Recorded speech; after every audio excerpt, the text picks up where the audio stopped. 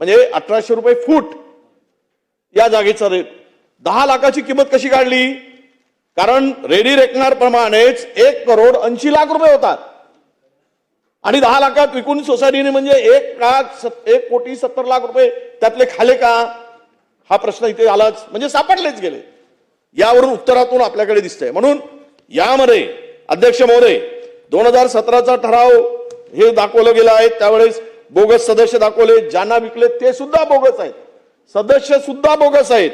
आणि याच्याही पलीकडे जाऊन अध्यक्ष महोदय की प्लॉट वापर करण्यात आलेले व्यक्ती संस्थेचे सदस्य नव्हते, पीयू जागेवर प्लॉट टाकून विकण्यात आले. 17ला ठराव झाला, मग 5 वर्षे हे कागदपत्री दाखवण्यात आले. 17च्या ठरावामध्ये सुद्धा मृत व्यक्तीचे नाव आहे, तो नव्हताच तिथे सदस्य, त्यांचं सुद्धा नाव घालून टाकलंय. आणि हे सर्व सदस्य नव्हते संस्थेचे, तरी कारवाई केली. यामध्ये अध्यक्ष महोदय आमची मागणी स्पष्ट आहे की मंत्री महोदयांनी आता मान्य केलेला आहे, तो अहवाल चुकीचा दिला, पहिले त्याला सस्पेंड करा, तो उपनिबंधक. दुसरा, हे मुख्याधिकारी आहे भारत नंदनवार, यांनी चुकीची नोंद घेतली रेकॉर्डवर, हा सुद्धा तेवढा दोषी आहे. या नगर परिषदचा सीओ यांनी पैसे खाले तिथे, त्यांनी तोंड काढे केले, ह्यांनी केलं. या दोघांनाही सस्पेंड करा. पुराव्यासह आहे तुमच्याकडे आले, आमच्याकडे आले, आता तुम्ही घोषित करा की हे चौकशी पहिले त्यांना सस्पेंड केल्याशिवाय ही चौकशी पारदर्शी होईल कशी? तुम्ही म्हणताय की आम्ही चौकशी करू अहवाल वगैरे. आता तुमच्याही लक्षात आलं, मंत्री महोदयांनी मान्यच केलं. त्यामुळे या दोघांनाही, तो उपनिबंधक चुकीचा अहवाल देणारा आणि चुकीची नोंद ग्रामपंचायत नकाशामध्ये घेणारा हा जो महाभाग आहे नंदनवार भरत, या दोघांनाही आपण निलंबित करणार का? हा माझा प्रश्न अध्यक्ष महोदय. अध्यक्ष महोदय, आता सांगितल्याप्रमाणे जे काही व्यवहार झालेला आहे हे सगळे चुकीचे झालेले आहेत, अलिगली झालेले आहेत. मग त्याच्यासाठी जे काही आपल्याला काही कारवाई करायची आहे तर आपल्याला अगोदर त्यांच्यावर ठपका ठेवावा लागेल. चाचणी लेखापरीक्षेला आपल्याला अहवाल हां तर आल्यानंतर आपण त्याच्यावर फौजदारी गुन्हा दाखल करूत आणि निलंबित बी करूत.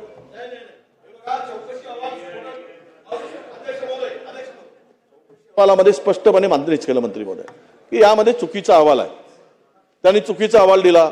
संपूर्ण रेकॉर्ड म्हणजे तपासल्यानंतर तुमच्याही लक्षात आलं मंत्री महोदय, आणि ग्रामपंचायत आपल्या महानगरपंचायतच्या बेसाच्या सीओनी, चीफ ऑफिसरनी चुकीची नोंद केली, गुंठेवारी नाही, जे विकलं म्हणतायत ज्या सदस्य आहेत ते सदस्य सुद्धा नाहीत, हे सर्व चुकीचंच दिलंय त्यांनी. म्हणजे सदस्य नसताना जागा विकली.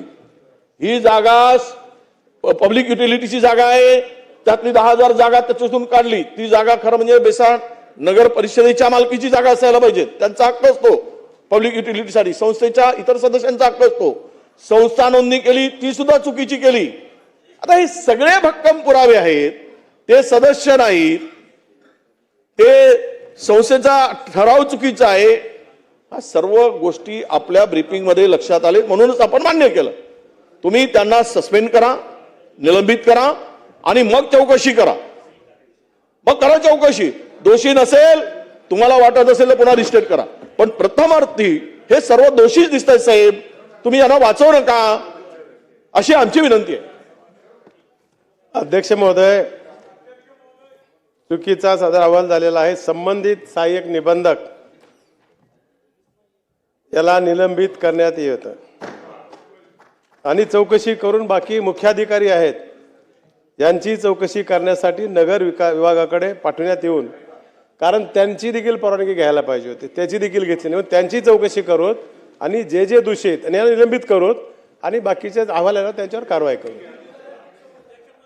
चला पुढचा प्रश्न. काय झालं? किती दिवसाच्या आतमध्ये? ठीक आहे मंत्री महोदय, किती दिवसात आत करणार? किती दिवसात करणार? 1 महिन्यात. चला प्रश्न क्रमांक 2. अध्यक्ष महोदय धन्यवाद. माननीय अध्यक्ष महोदय, तुम्हाला दिल्याशिवाय प्रश्न पुढे नेणार नाही. माननीय अध्यक्ष महोदय, माननीय सहकार मंत्र्याचा धन्यवाद देतो मी. माननीय धर्मबाबा अत्रा, माननीय वडेट्टीवार साहेबांनी हा प्रश्न उचलून धरला. त्याच पद्धतीने साईची एक जागा आहे स्पोर्ट्स ऑथॉरिटी इंडिया, तिथे पण नगर परिषद झाली आहे. म्हणजे ती पहिले ग्रामीण होतं, आता ते नगरपंचायत झाला आहे. नंतर डम्पिंग यार्डच्या जागा आहेत, या अशा सर्व ठिकाणी अशा सोसायट्या फॉर्म करून चुकीच्या पद्धतीने प्लॉट विकले, चुकीच्या पद्धतीने नोंदी घेतल्या त्या नगरपंचायतनी. कारण माननीय अध्यक्ष महोदय, तिथे पहिले ग्रामीण जिल्हा परिषदचं राज्य होतं, मग त्या नगरपंचायती झाल्या. तिथे एकेका सीओला 2-2, 3-3 नगरपंचायतीचा चार्ज आहे आणि तिथे सपशेल असे घोटाळे होत आहेत. आपल्या माध्यमातून माझी सहकार मंत्र्यांना माझा एक स्पेसिफिक प्रश्न आहे. अशा सगळ्या गोष्टींच्या, अशा सगळ्या लेआउटच्या, अशा सगळ्या गृहनिर्माण संस्थांच्या चौकशी करता आपण एखादी SIT नेमणार आहोत का? आणि ती त्याची कालमर्यादा ठरवून त्यात ही पूर्ण चौकशी करणार आहोत का? स्कोपच्या बाहेरचा प्रश्न आहे. मी त्यांचे उत्तर आता विचारलं बाबाने आणि वडेट्टीवार साहेबांनी, त्याचं उत्तर दिलंय आणि हा प्रश्न स्कोपच्या बाहेर आहे म्हणून मला काही त्याचं उत्तर द्यावं वाटत नाही. झालं का? मंत्री महोदय, हे सगळे घोटाळे, हा स्कोपचा बाहेर प्रश्न जाणार नाही, हे सगळे घोटाळे कारण एडीआर आणि डीडीआर कायम ते 5-5 वर्ष 7-7 वर्ष त्याच ठिकाणी अध्यक्ष महोदय काम करतात. काल माननीय सर्वोच्च न्यायालयाच्या मुख्य न्यायाधीशांनी सुद्धा हा विषयाला हात घातलाय की रजिस्ट्रार ज्या ठिकाणी आहेत ते कित्येक वर्ष त्या ठिकाणी बसल्या असल्या कारणाने अशा प्रकारचे गैरव्यवहार होतात.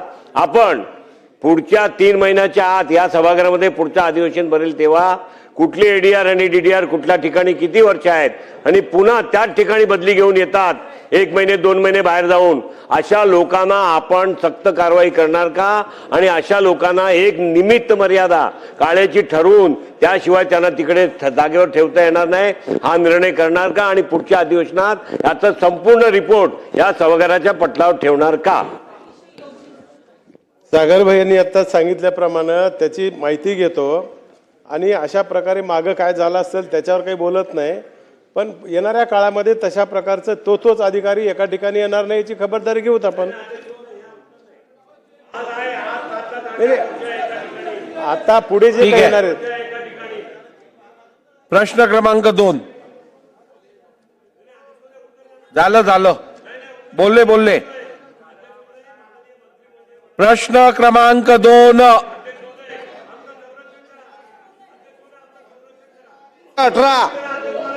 25,118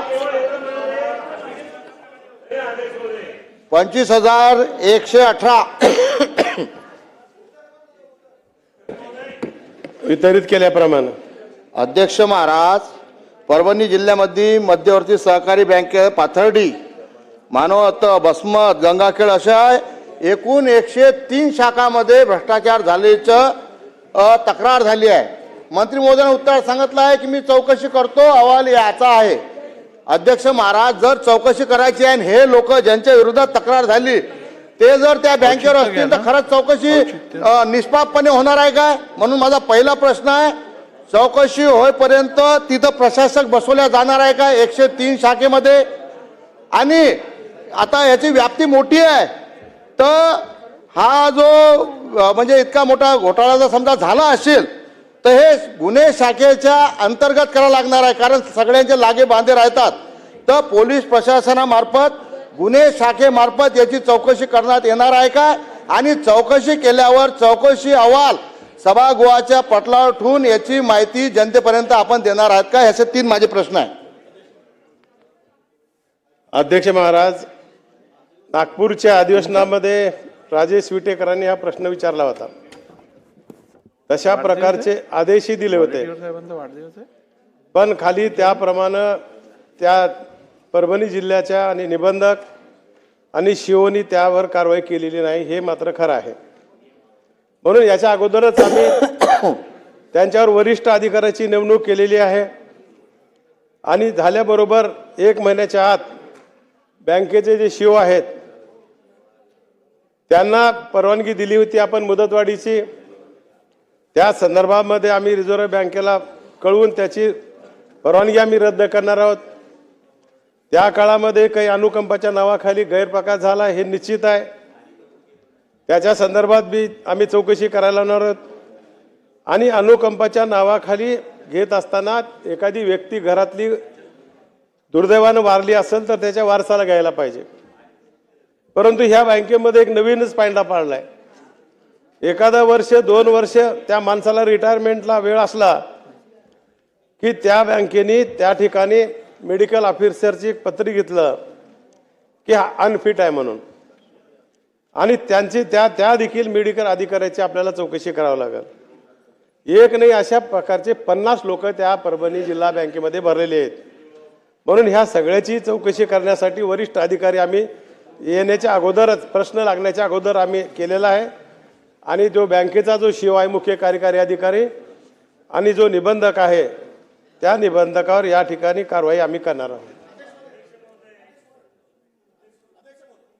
महोदय, मंत्री महोदयांनी उत्तर दिलंय, बरोबर आहे. सोळंके साहेब देतो तुम्हाला. याची व्याप्ती जर मंत्री महोदय आपण बघितली, म्हणजे जाऊ बघा, दे ना. जो माणूस आता रिटायरमेंटवर आलेला आहे, 2 वर्ष 3 वर्ष 4 वर्ष राहिले की त्यांच्याकडनं सरळ सरळ अनफिटचं सर्टिफिकेट घ्यायचं. देणारा दोषी, घेणारा दोषी, त्याच्यावर अनुकंपावर लागणारा दोषी, इतकंच नाही, अनुकंपावर आपले दूरचे नातेवाईक किंवा दूरचा माणूस असताना सुद्धा जवळचा दाखवून लावायचा, हा एक सर्राचा प्रकार. तुम्ही हे सगळे गंभीर प्रकार जर अध्यक्ष महोदय बघितले बँकेचे सगळे, तर याचं दरवर्षी ऑडिटही होत नाही. माझी स्पेसिफिक प्रश्न मंत्री महोदयांना असा आहे, इतका मोठा गैरप्रकार होतोय. एक IAS अधिकारी, एक IPS अधिकारी आणि आपल्या खालच्या 3 सुपर क्लास 1 अधिकारी, यांची समिती नेमून 3 महिन्याच्या आत सर्व प्रकार आपण उघडकीस आणून पुढच्या अधिवेशनाला पटलावर ठेवणार आहे. त्या अगोदर या संबंधितांवर सर्व FIR टाकून जे काही कायदेशीर प्रक्रिया असतील त्या पूर्ण करणार का? आताच आमचे बंद खाव्याने या ठिकाणी सांगितल्याप्रमाणे मी सांगितलं की 50 लोक त्यांनी चुकीचे भरलेले आहेत. त्यांना IAS अधिकारी गैराज किंवा दुसऱ्या अधिकाऱ्याची आवश्यकता नाही. आपल्या डिपार्टमेंटचाच वरिष्ठ अधिकारी या ठिकाणी नेमून मुख्य कार्यकारी अधिकारी VR कुरुंदकर आणि मागील 5 वर्षापासून कोणत्याही पत्राचे उत्तर दिले नाही. आमदार महोदयांनी त्या ठिकाणी त्यांच्याबद्दल पत्राचा खुलासा केला नाही. ह्या अनेक गंभीर स्वरूपाचे गुन्हे त्यांनी केलेले आहेत. 9/2/26 रोजी सहकार आयुक्त यांना कळवले आहे. बँकेचे मुख्य कार्यकारी अधिकारी यांना दिलेली मुदतवाढ रद्द करण्याबाबत आणि विटेकर मुख्यमंत्री महोदयाला देखील हे पत्र त्यांनी दिलेलं आहे. म्हणून दुसऱ्या अधिकाऱ्याची, IAS अधिकाऱ्याची तिथं आवश्यकता नाही. म्हणून वरिष्ठ अधिकारी नेमून आपण 3 महिन्यामध्ये याच्यावर कारवाई करू.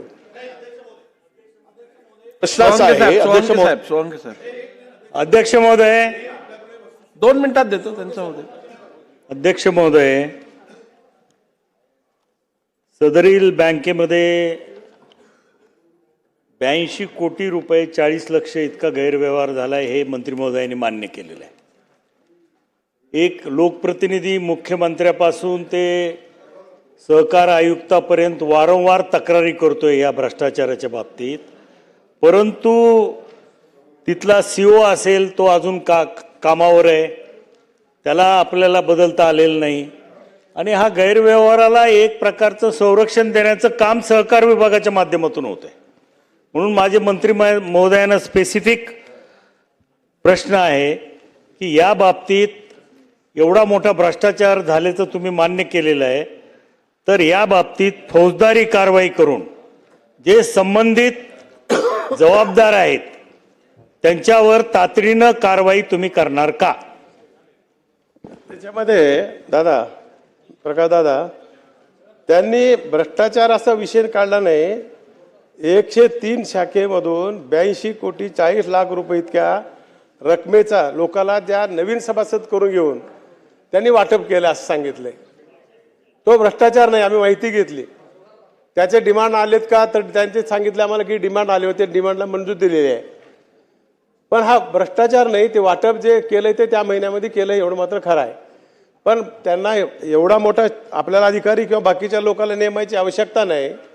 आपण वरिष्ठ लेवलचा अधिकारी नेमून याच्यात जे जे काही चुका आहेत आणि आपण सांगून त्याचं जे शिओला आपण एक्सपांडचे दिलं होतं त्या ठिकाणी रिझर्व्ह बँकेला सांगून त्याला जी मुदत वाढ दिली आहे ती रद्द करण्यात येईल. आणि शिओ हा जबाबदार आहे, कारण गेल्या 5 वर्षापासून तोच आहे मुख्य कार्यकारी अधिकारी, तो जबाबदार राहणार आहे. आणि ते आर्थिक नुकसान जे काही झालं असेल तर त्या मुख्य अधिकारी करून ती पैसे वसूल करून घेण्यात येतील. महोदय, ज्या वेळेस या प्रकरणाची तक्रार झाली त्यावेळेस सहकार मंत्री महोदयांनी 25 डिसेंबर 2025 मध्ये सदर अप्पर निबंधकामार्फत 30 दिवसात चौकशी पूर्ण करण्याचे आश्वासन दिले होते.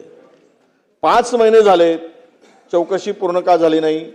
पहिला प्रश्न. यामागे ही चौकशी पूर्ण न होण्यामागे कोण याच्या मागे आहे, त्याच्यावर आपण कारवाई करणार का? पहिला प्रश्न. दोषी अधिकाऱ्यावर निलंबनाची कारवाई ज्यांनी हे 70-80 कर्मचारी 62 अपूर्ण अनुकंपा नियुक्त्या या पूर्णतः संशयास्पद आहेत.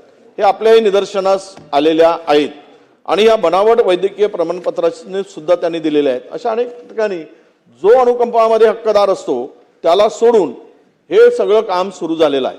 आणि म्हणून या निवृत्त झालेल्या किंवा निवृत्तीच्या उंबरट्यावर असलेल्या जे कर्मचारी अनफिट ठरवून त्यांच्या वारसांना नोकरीत घेण्यासाठी जिल्हा शल्य चिकित्सकांनी जे काही आपले सर्जन आहेत, सिव्हिल सर्जन आहेत, हे दिलेले प्रमाणपत्र संशयास्पद आहेत. या संपूर्ण घोटाळ्याची विशेष पथकामार्फत चौकशी करावी ही जी काही मागणी आहे. आणि डॉक्टर सुद्धा याला दोषी आहे. ज्या डॉक्टरावर सुद्धा हा गुन्हा होऊ शकतो, त्यांनी ते अनफिट चुकीचं प्रमाणपत्र दिलं आहे. अपात्र संचालकावर कारवाई का रखडली हा मना प्रश्न येतोच. आणि म्हणून आरबीआयच्या नियमाचं उल्लंघन करून 75 लाखाचे कर्ज घेणारे संचालक जे कोणी आहेत त्यांना या संचालक देणारे, कर्ज देणारे आणि घेणारे हे सर्व दोषी आहेत. त्याच्या पलीकडे जाऊन नोकर भरती स्थगिती आणि फेर तपासणी मागे 3-4 वर्षात झालेल्या सर्व संशयास्पद रोजंदारी आणि अनुकंपा नियुक्त्या आहेत या पूर्णतः बोगस आहेत. हे सुद्धा आता निदर्शनास आलंय. तात्काळ त्याची चौकशी होऊन उच्चस्तरीय चौकशी होण्याची आवश्यकता होती. पण आपण या सगळ्यामध्ये इतका विलंब झालेला आहे की आज तो 80 कोटीचा वेगळाच घोटाळा आहे, 70-80 रोजगार आणि 62 अनुकंपा नियुक्त्या या वेगळाच झालेला प्रकार आहे.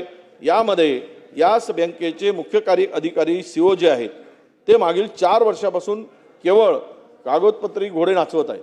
यांना आजच्या आज तिथून तुम्ही हलवलं पाहिजे. आजच्या आज त्यांना तिथून काढून टाकलं पाहिजे.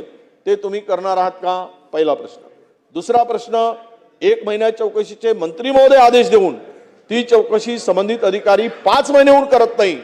त्या अधिकाऱ्यावर जो अप्पर उपनिबंधक आहे, अप्पर निबंधक आहे, त्याच्यावर आपण निलंबनाची कारवाई करणार का? हा दुसरा प्रश्न. तिसरा प्रश्न, डॉक्टरांनी बोगस प्रमाणपत्र दिल्यामुळे आपला विभाग या संपूर्ण प्रकरणाची चौकशी करण्यासाठी त्या विभागाकडे शिफारस करणार का? हा तिसरा प्रश्न. अध्यक्ष महोदय, आत्ताच वडेट्टीवार साहेबांनी 1-2 प्रश्न आपल्याला विचारले आहेत. मागल्या अधिवेशनामध्ये नागपूरमध्ये आपण आदेश दिले होते, त्याप्रमाणे अधिकाऱ्याची नेमणूक केली होती. पण तिथला DDR निबंधक आणि बँकेचा CEO या दोघांनी त्याच्यामध्ये सहकार्य केलेलं नाही, हे खरं आहे.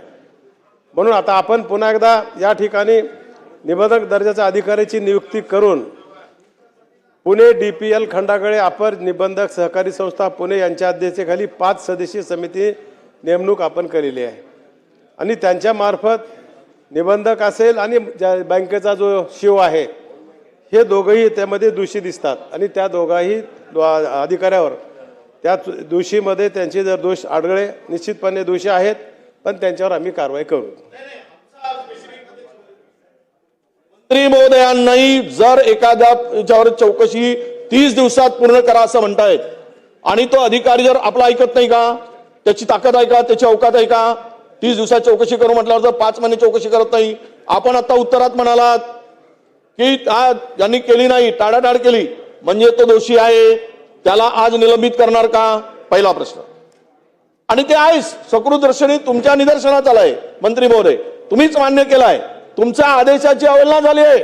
मंत्र्यांनी आदेश देऊन एखादा अधिकारी जर एवढं धाडस दाखवत असेल, आपल्याला सांगतो सहकार क्षेत्रामध्ये हे सगळी कीड जी लागली आहे ती प्रचंड आहे. आणि यासाठी आपण त्या अधिकाऱ्यावर पहिल्यांदा कारवाई केली पाहिजे. दुसरा, सकृतदर्शनी तुमचा तो महाबँकेचा CEO हा दोषी आहे हे तुम्ही मान्य केलं. आज संध्याकाळपर्यंत त्या अधिकाऱ्याला आपण तिथून किमान हलवा, चौकशी सुरू ठेवा, पण तिथून तरी काढलं पाहिजे ना, हे तरी आपण करणार का? आणि तिसरा, मी डॉक्टरांचा प्रश्न विचारला, बोगस प्रमाणपत्र दिलेत सिव्हिल सर्जननी, तो सुद्धा दोषी आहे ना याच्यात, त्याला सुद्धा कारवाईसाठी आपण शिफारस करा, चौकशीसाठी, विषय संपला.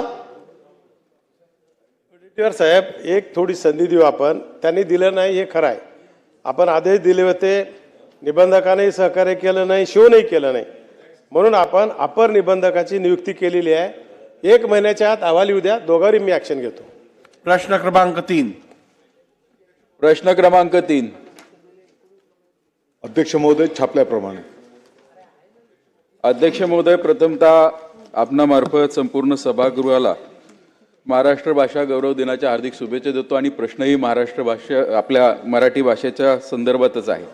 मराठी भाषा ही अभिजात भाषा आहे आणि मराठी भाषेवरती आपण आज कार्यक्रम घेतला. दुर्दैवाने माझा प्रश्नही आणि त्या प्रश्नाला मिळालं उत्तरही थोडंसं आपल्या सर्वांना विचार करायला लावणारं आहे.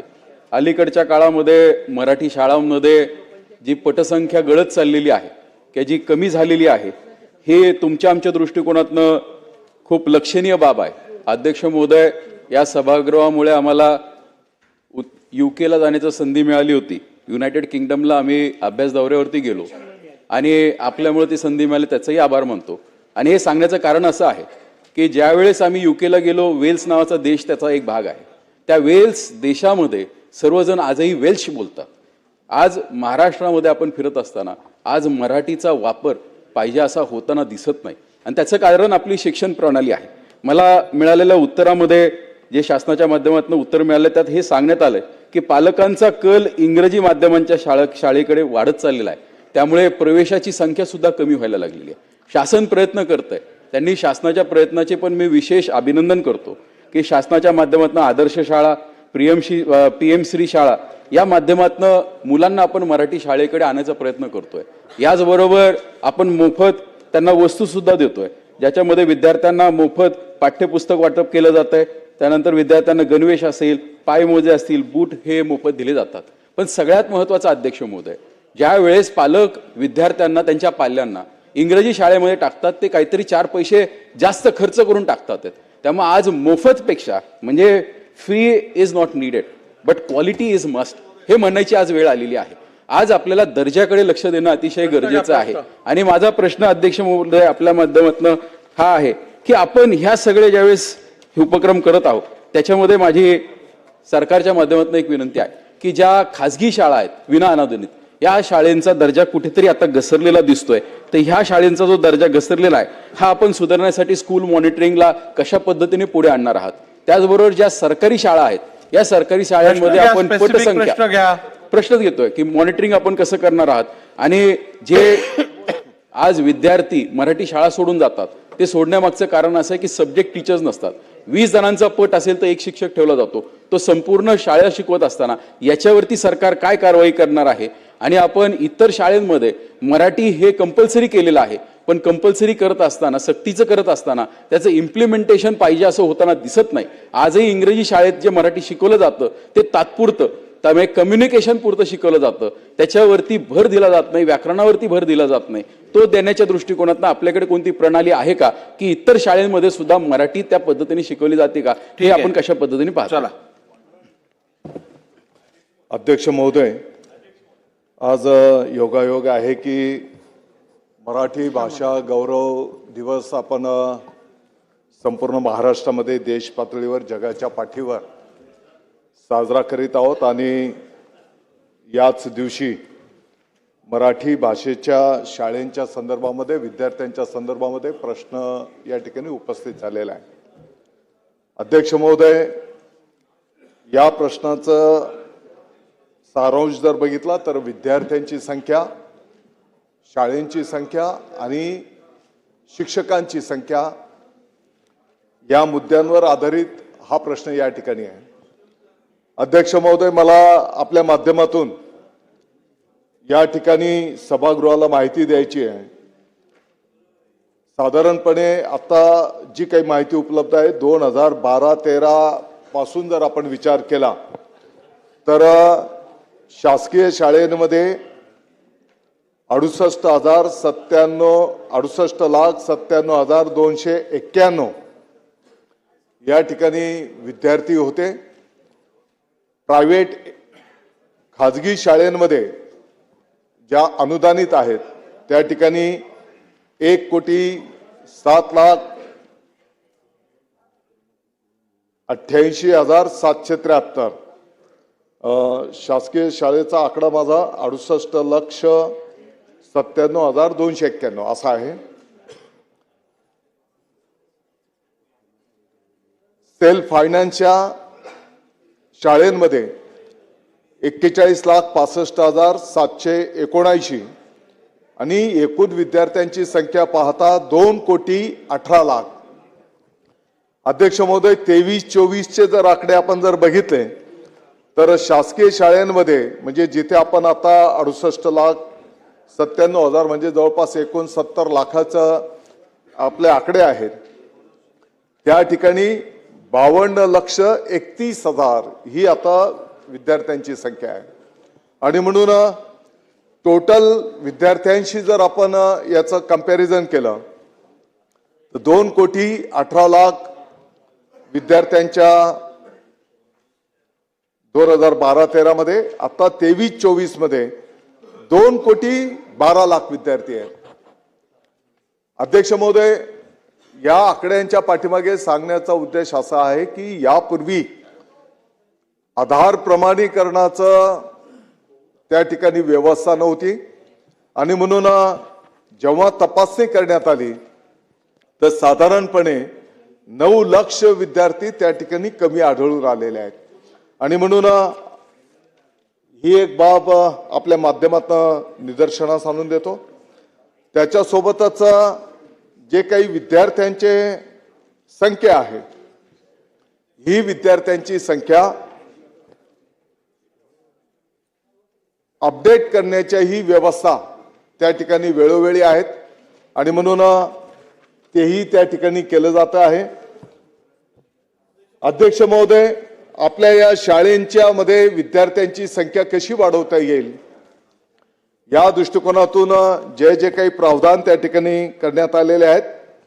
आणि मला आपल्याला या ठिकाणी सांगायचं आहे की 1ली ते 8वीच्या पर्यंतच्या ज्या काही स्थानिक स्वराज्य आपल्या शासकीय शाळा आहेत, या शाळांमध्ये गुणवत्तापूर्ण आनंददायी शिक्षण देणं की जेणेकरून विद्यार्थ्यांची संख्या कशी आपल्याला वाढवता येईल हा विषय प्रामुख्याने नमूद करत असताना वेळेवर त्या ठिकाणी गणवेश पोचले पाहिजेत, बूट पायमोजे वेळेवर पोचले पाहिजेत, पाठ्यपुस्तकं वेळेवर पोचले पाहिजेत.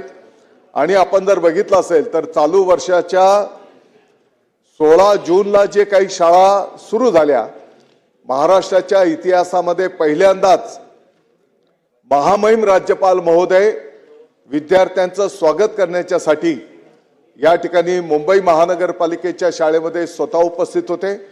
माननीय मुख्यमंत्री महोदय देवेंद्रजी फडणवीस साहेब पालघर जिल्ह्याच्या एका जिल्हा परिषदच्या शाळेमध्ये स्वतः उपस्थित होते. माननीय उपमुख्यमंत्री महोदय एकनाथजी शिंदे साहेब सातारा जिल्ह्याच्या जिल्हा परिषदच्या शाळेमध्ये स्वतः उपस्थित होते. तत्कालीन उपमुख्यमंत्री महोदय माननीय अजितदादा पवार साहेब पुणे जिल्ह्याच्या महानगरपालिकेच्या शाळेमध्ये स्वतः उपस्थित होते. मला वाटतं की सभागृहातले अनेक लोकप्रतिनिधी अधिकारीगण त्या ठिकाणी शाळा प्रवेशाच्या पहिल्याच दिवशी विद्यार्थ्यांचं स्वागत आणि शुभेच्छा करण्याच्यासाठी त्या ठिकाणी उपस्थित होते.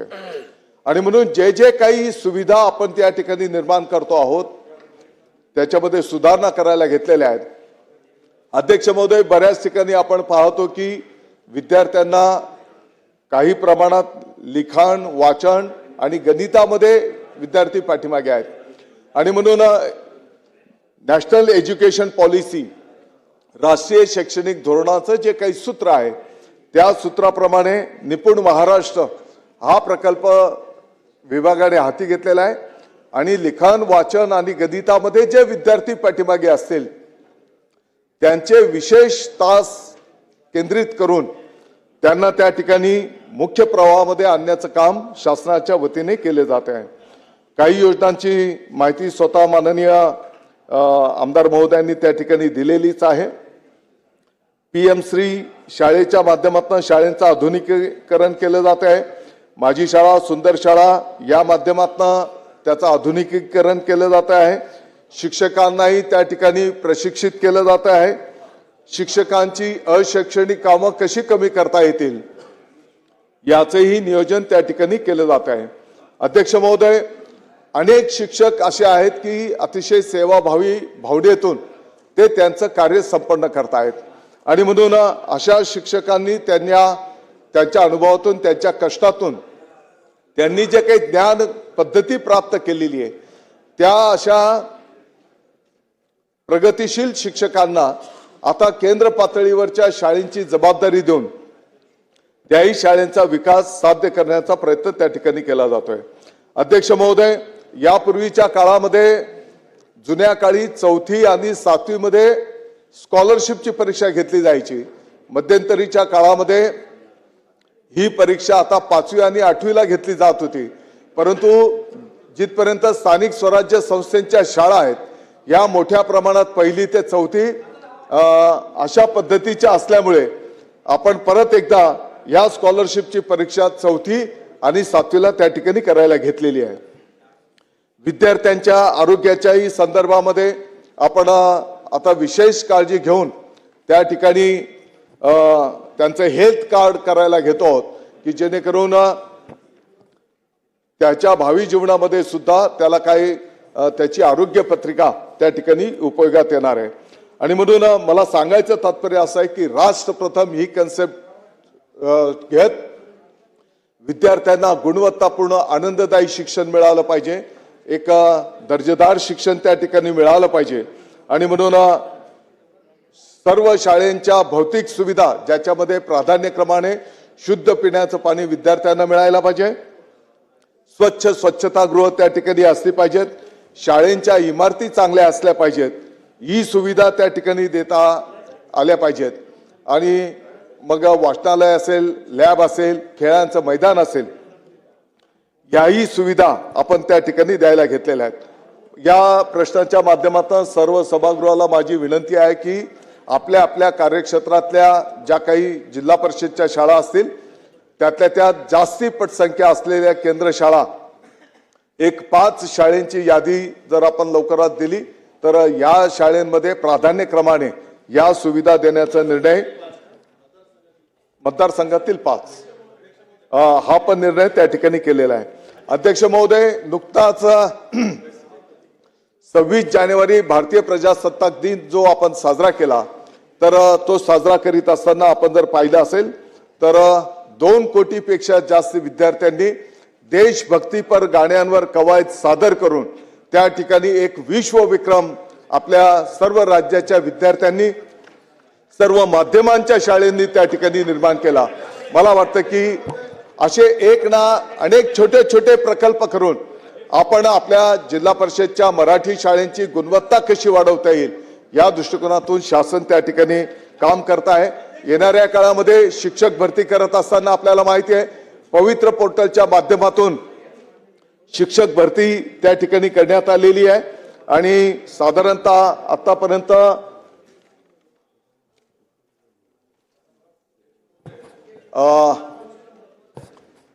15,000 पेक्षा जास्ती शिक्षक भरती त्या ठिकाणी करण्यात आलेली आहे आणि येणाऱ्या काळामध्येही शिक्षक भरती त्या ठिकाणी प्रस्तावित केलेली आहे. आणि ही सर्व शिक्षक भरती अतिशय पारदर्शक पद्धतीने पवित्र पोर्टलद्वारे त्या ठिकाणी करण्यात येते आहे आणि येणाऱ्या काळामध्ये कला क्रीडा याच्याही शिक्षकांची भरती करून त्या ठिकाणी त्याही विद्यार्थ्यांना त्या पद्धतीचं शिक्षण मिळालं पाहिजे याची काळजी शासन त्या ठिकाणी घेत आहे. आता एवढं विस्तृत उत्तर आल्यानंतर प्रश्न राहिले आहेत का?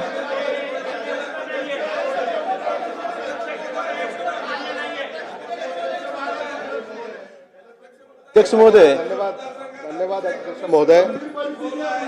अध्यक्ष महोदय, अतिशय महत्त्वाचा प्रश्न सभागृहामध्ये चर्चेला आलेला आहे. शासनाच्या अथक परिश्रमातून आणि शिक्षण विभागाच्या आणि मंत्री महोदयाच्याही अथक प्रयत्नातून असं दिसून येतं आहे की पटसंख्या ही दिवसेंदिवस कमी होत चाललेली आहे. पालकांचा सुद्धा कल आता राज्यामध्ये शासनानंच उत्तरामध्ये म्हटलंय की इंग्रजी माध्यमाकडं हा अधिक पाहायला मिळतोय. आणि म्हणून हे सगळं करूनही जर हे असं होत असेल तर मला असं वाटतं की शासनानं गांभीर्यानं याच्याकडे पाहायला हवं. माझा स्पेसिफिक हा प्रश्न आहे की महाराष्ट्रामध्ये मराठी आणि मुंबईमध्ये विशेषतः मराठीची चर्चा दरवेळेला होते. अध्यक्ष महोदय, महाराष्ट्रामध्ये मुंबईमध्ये देशातल्या इतर ज्या भाषा आहेत प्रांतिक भाषा त्या माध्यमांच्या सुद्धा शाळा महाराष्ट्रात आणि मुंबईमध्ये आहेत. त्याच्यामध्ये मग हिंदी माध्यमांच्या आहेत, गुजराती माध्यमाच्या आहेत, उर्दू माध्यमाच्या आहेत, पंजाबी माध्यमाच्या आहेत, कानडी माध्यमाच्या आहेत, तामिळ बंगाली असू शकतात. मला मंत्री महोदयांना हा प्रश्न करायचा आहे की या माध्यमांच्या शाळांमध्ये मराठी ही सक्तीची आहे का? हा माझा स्पेसिफिक प्रश्न आहे. असेल तर मी शासनाचं अभिनंदन करू इच्छितो, नसेल तर ती सक्ती तुम्ही कधी लागू करणार? हा माझा स्पेसिफिक प्रश्न आहे. आणि अध्यक्ष महोदय, दुसरा माझा स्पेसिफिक प्रश्न असा आहे की राज्यामध्ये जे शैक्षणिक बोर्ड आहेत SSC, HSC, CBSE, IGCSE, IB, काही बोर्डामध्ये मराठी ही पहिलीपासनं अनिवार्य आहे, पण काही बोर्डामध्ये अजूनही मराठी ही पहिलीपासनं अनिवार्य नाही आहे. आणि म्हणून शासनाला आणि आमचे सन्माननीय मंत्री भुसेजी यांना माझा हा प्रश्न आहे की ज्या बोर्डांमध्ये मराठी सक्तीची नाही त्या बोर्डांमध्ये तुम्ही मराठी सक्तीची कधी करणार? हे दोन प्रश्न अध्यक्ष महोदय आपल्या माध्यमातून मंत्री महोदयांना आहेत, त्यांनी त्याची उत्तरं द्यावीत. धन्यवाद. अध्यक्ष महोदय, सर्व माध्यमांच्या आणि सर्व व्यवस्थापनांच्या शाळेमध्ये मराठी भाषा शिकवणं हे बंधनकारक आहे आणि त्याची प्रभावी अंमलबजावणी झाली पाहिजे. या दृष्टिकोनातून शासन त्या ठिकाणी प्रयत्नशील आहे. कोणतं माध्यम किंवा कोणती शाळा जर याची अंमलबजावणी करत नसेल तर पर्टिक्युलर त्या शाळेची जर माहिती दिली तर त्या शाळेवर त्या प्रशासनावर त्या ठिकाणी कारवाई केली मंत्री जाईल. महोदय, त्यांचा स्पेसिफिक प्रश्न असा आहे की इतर भाषेच्या ज्या शाळा मुंबईत किंवा राज्यात चालू आहेत, सुरू आहेत, त्यात मराठी भाषा अनिवार्य आहे किंवा नाही?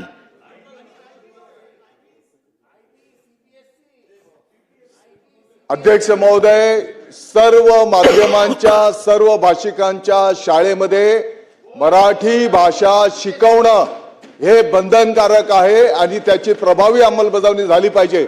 यासाठी आपली सर्वांची जबाबदारी आहे. जर पर्टिक्युलर कुठल्या शाळेमध्ये मराठी भाषा शिकवली जात नसेल त्याची जर माहिती दिली तर तात्काळ त्याची चौकशी केली जाईल आणि असं होत नसेल तर त्या शाळेवर कारवाई केली जाईल. देतो या उत्तरमध्ये शासनाने हे मान्य केलं आहे की शाळेमध्ये जे स्टुडंट आहेत कमी होत चाललेले आहेत आणि शाळा जे आहेत काही ठिकाणी बंद होण्याच्या कागारमध्ये, कारण ते इंग्लिशकडे ते जास्त तरी त्यांचं अटेन्शन होत आहे. माझा स्पेसिफिक प्रश्न आहे, ही जे ग्रामीणमध्ये शाळा आहे आणि जिथे जिथे शाळामध्ये अशी परिस्थिती आहे तिथे तुम्ही सेमी अंग्रेजी किंवा अंग्रेजी त्यामध्ये ऍड करा, म्हणजे ऑटोमॅटिकली ते मुलं तिथे जातील. हे तुम्ही करणार का? एक. आणि RTचे जे कायदा आल्यानंतर त्याच्या आधी अटी अशी होती की 3 किलोमीटर पर्यंत जे होती, आता ते 1 किलोमीटर केलंय. कमीत कमीत या शाळांमध्ये गोरगरिबांची मुलं जाऊन जर शिकत असत आणि त्यांना ते प्रोव्हिजन भेटत असेल तर कमी करून, कारण हे जेवढी शाळा आहेत ते सगळं स्लमचे बाहेर आहेत, इंटरनॅशनल स्कूल, आणि इंटरनॅशनल स्कूलमध्ये जर त्यांना बेनिफिटच होत नसेल तर कायदा हा केंद्राचा त्याचा फायदा होणार नाही. म्हणून आपण आधी जे शर्त होती तशीच तुम्ही 3 किलोमीटरची ठेवणार का? अध्यक्ष महोदय, राष्ट्रीय शैक्षणिक धोरण याचा अवलंब करत त्या ठिकाणी आपण जो काही मुद्दा या ठिकाणी उपस्थित केलेला आहे RTच्या संदर्भातला, तर अध्यक्ष महोदय, ज्या ठिकाणी पहिला मुद्दा आपला इंग्रजीचा होता, इंग्रजी सेमी इंग्रजी, तर अध्यक्ष महोदय आपल्याला सर्वांना ज्ञातच आहे की साधारणतः 2000 पासून इंग्रजीच्या संदर्भातलं धोरण आपल्या सगळ्या राज्यांनी स्वीकारलेलं आहे आणि मराठीच्या संदर्भामध्ये तर 2020चा आपल्या राज्याचाच कायदा आहे की मराठी भाषा शिकवणं बंधनकारक आणि म्हणून निश्चितपणे आता ज्या ज्या काही राष्ट्रीय शैक्षणिक धोरणामध्ये ज्या काही बाबी विशद केलेल्या आहेत त्यातल्या त्यात इतर माध्यमांच्या शाळेंमध्ये पण ज्या काही चांगल्या गोष्टी असतील की जेणेकरून ज्या बाबी विद्यार्थ्यांच्या हिताच्या आहेत आणि राष्ट्रीय शैक्षणिक धोरणामध्ये जे काही विशद केलेले आहे त्याप्रमाणे आपण त्याचा स्वीकार करत आपण त्या ठिकाणी पुढे जातो आहोत. मला वाटतं की आरटीईच्या संदर्भामध्ये त्या ठिकाणी यापूर्वी मूळ नियमामध्ये 1 किलोमीटरची तरतूद आहे. मध्यंतरीच्या काळामध्ये त्या ठिकाणी 3 किलोमीटर पर्यंतचे प्रावधान करण्यात आलेलं होतं. परंतु ज्या ठिकाणी 1 किलोमीटरच्या आत जर शाळा उपलब्ध नसेल, एकीकडे अध्यक्ष महोदय आम्ही मराठी शाळा बंद पडतो आहोत याच्यावर चर्चा करतो आहोत आणि दुसरीकडे मराठी शाळा जवळ उपलब्ध असताना त्या शाळेत प्रवेश घेणार नाही आणि 25 किलोमीटर 10 किलोमीटरवरच्या इतर माध्यमांच्या शाळेमध्ये प्रवेशासाठी आरटीईच्या माध्यमातून आग्रह करणार. तर यालाही कुठेतरी आपण सर्वांनी गंभीरपणे विचार केला पाहिजे. बरं, ती लहान बालक आहेत त्याला 2-2, 5-5 किलोमीटर त्या ठिकाणी तुम्ही प्रवासामध्ये आण याच्यामध्ये आम्ही हे करणार. पहिलीचे लहान मुलं आहेत तरी पण चला जिथे शाळा उपलब्ध नाही त्या ठिकाणी आपण सहानुभूतीने विचार करू आणि शाळेच्या पासून कोणी वंचित राहणार नाही. कोणीही विद्यार्थी शाळेपासून वंचित राहणार नाही याची शासन अध्यक्ष महोदय आपण संधी दिल्याबद्दल धन्यवाद. मी दादांचं अभिनंदन करतो त्यांनी जे काही सांगितलं. पण माझ्याकडे एक सरकारचा अहवाल आहे त्यात जवळपास 10,000 शाळांमध्ये पिण्याच्या पाण्याची व्यवस्था नाही, 11,181 शाळांमध्ये संरक्षक भिंत नाही, 4,388 शाळांमध्ये मुलींकरता वॉशरूम नाहीत, 21,050 मध्ये प्राथमिक व उच्च प्राथमिक शाळांमध्ये संगणक व्यवस्था पोहोचली नाही, 6,165 शाळांमध्ये दिव्यांगांकरता जायला यायला रस्त्याची सुविधा नाही, 11,584 शाळांमध्ये ठीक आहे. खेळण्याचे मैदान नाही. एक मिनिट. वाचून दाखवा. माझी विनंती आहे आपल्या माध्यमातून माननीय मंत्री महोदयांना की या सगळ्या व्यवस्था करण्याच्या मागे आपल्या खात्याला बजेट निर्माण करून हे आपण करणार आहोत का, नंबर 1. नंबर 2, जिथे मराठी शिकवणं अनिवार्य अशा अल्पसंख्याक गटातल्या शाळांमध्ये मराठी शिक्षकच नाही. त्यामुळे ज्यांना आपण अल्पसंख्याक शाळांचा दर्जा दिला आहे तिथे आपण मराठी शिक्षक देऊन मराठी शिकवणार आहोत का? अध्यक्ष महोदय, ज्या इतर भाषिक शाळेंमध्ये मराठी शिकवण्याच्यासाठी शिक्षक नसतील तर मराठी भाषा शिकवण्याच्यासाठी मराठी शिक्षण घेतलेलाच शिक्षक अनिवार्य त्या ठिकाणी करण्यात आलेले, तो त्या नियमामध्ये त्या पद्धतीची तरतूदच आहे. दुसरा विषय, ज्या पद्धतीच्या सूचना आपण या ठिकाणी केलेल्या आहेत, निश्चितपणे मी आपल्याला अतिशय नम्रतेने सांगू इच्छितो, येणाऱ्या आपल्या सर्वांच्या ज्या काही अपेक्षा आहेत येणाऱ्या काळामध्ये अध्यक्ष महोदय आम्ही विभागाने याचं अतिशय सूक्ष्म नियोजन माननीय मुख्यमंत्री महोदय, माननीय उपमुख्यमंत्री महोदयांच्या नेतृत्वाखाली त्या ठिकाणी केलेलं आहे. मी आपल्याला आश्वस्त करू इच्छितो, येणाऱ्या 26-27 मध्ये आपल्या मराठी शाळेमध्ये किमान 25% पटसंख्या वाढलेली आपल्याला त्या ठिकाणी दिसून येईल. अध्यक्ष महोदय, आजही अनेक आपले शिक्षक बंधू भगिनी अतिशय समर्पित पद्धतीने काम करतायत. परभणीमध्ये आमची जिल्हा परिषदची एक शाळा आहे अध्यक्ष महोदय, त्या शाळेमध्ये आजूबाजूच्या गावातले लोक आपल्या पाल्यांना याच जिल्हा परिषदच्या शाळेमध्ये शिक्षण मिळालं पाहिजे म्हणून भाड्याने घर घेऊन त्या ठिकाणी पालक राहायला येतात. आमची कोल्हापूरची नगरपालिकेची शाळा आहे, त्या शाळेमध्ये प्रवेश मिळायला पाहिजे म्हणून रात्रभर मुक्कामाला पालक येऊन तिथं लाईन लावतात. असे हजारोने शाळा आहेत. अध्यक्ष महोदय, माझी सभागृहाला विनंती आहे, आपण म्हणतात ती पण वस्तुस्थिती आहे. परंतु हे जे काही आव्हान आपल्या समोर आहे, मला वाटतं की आज मराठी भाषा गौरव दिनाच्या निमित्ताने आपण सर्वांनी जर जाणीवपूर्वक या शाळांकडे लक्ष दिलं, आमच्या भिवंडीच्या महानगरपालिकेच्या शाळा अध्यक्ष महोदय आपण सर्वांनी पाहिल्या पाहिजेत. आणि म्हणून ठीक आहे, मुद्दा समजला. मंत्री महोदयांना, अध्यक्ष महोदय, मंत्री महोदयांना मला एवढं स्पेसिफिक विचारायचं आहे, मराठी शाळा बंद पडण्यामागं सगळ्यात महत्वाचं कारण असेल तर तिथे शिक्षकाची कमतरता आहे. आणि 15 मार्च 2024चा जो शासन निर्णय आहे, यामध्ये एक जर विद्यार्थी संख्या कमी झाली तर एक शिक्षक कमी होतो.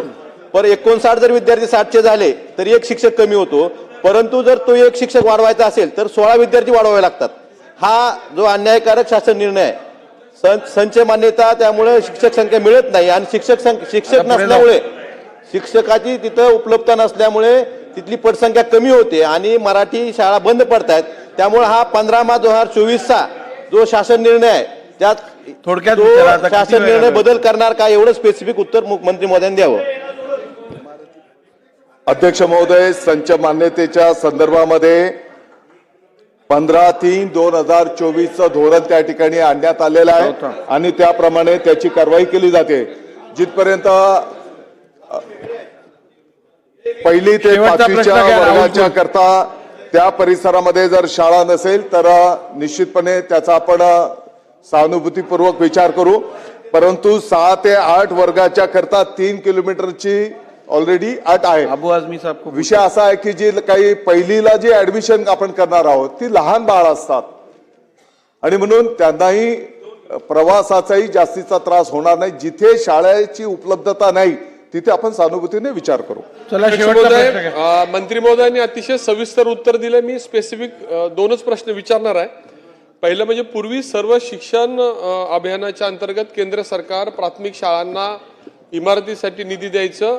इमारतींची परिस्थिती अतिशय खराब आहे. त्या धर्तीवर राज्य सरकार ज्या शाळांची दुरावस्था झालेली आहे त्यांना निधी देणार का, हा माझा स्पेसिफिक प्रश्न आहे. दुसरा माझा प्रश्न आहे की कमाल मर्यादा जी फीची आहे ती माध्यमिक आणि प्राथमिक शाळांमध्ये आपण निश्चित करणार का, आणि ती जर कोण क्रॉस करत असेल तर त्याच्या विरोधात कारवाई करणार का. आणि शेवटचा माझा प्रश्न आहे, काही आदर्श शाळा आपण जाहीर केलेल्या आहेत आणि त्या भागातल्या ग्रामस्थांची मागणी राहते की आहे ते शिक्षक कायम ठेवावे, परंतु आपला बदलीचा नियम वेगळा आहे त्यामुळे त्याची बदली करावीच लागते. अपवादात्मक परिस्थितीमध्ये अशा शिक्षकांच्या बदल्या जर थांबवायच्या असतील तर तसे अपवादात्मक अधिकार मान्य मंत्री किंवा संबंधित शिक्षणाधिकारी वापरणार का. अध्यक्ष महोदय, जिल्हा परिषदच्या शाळेच्या शिक्षकांच्या बदलीच्या संदर्भातले विषय हे सन्माननीय ग्रामविकास विभागाशी संबंधित आहेत. निश्चितपणे आपण त्यांना त्या पद्धतीची विनंती करूया. दुसरा मुद्दा,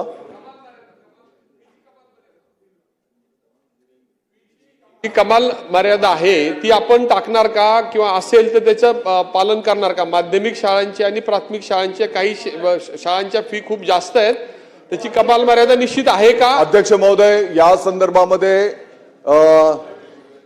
खाजगी शाळेच्या फीच्या संदर्भामध्ये, क्लासेसच्या फीच्या संदर्भामध्ये एक अभ्यासपूर्ण धोरण त्या ठिकाणी प्रस्तावित केलं जात आहे. मला वाटतं की येणाऱ्या काळामध्ये त्या संदर्भातला कायदा करून निश्चितपणे एक त्या ठिकाणी मर्यादा असली पाहिजे, या प्रकारचं धोरण आणलं जात आहे. ठीक आहे, मला वाटतं सगळे प्रश्नांची उत्तरं मिळाली आहेत.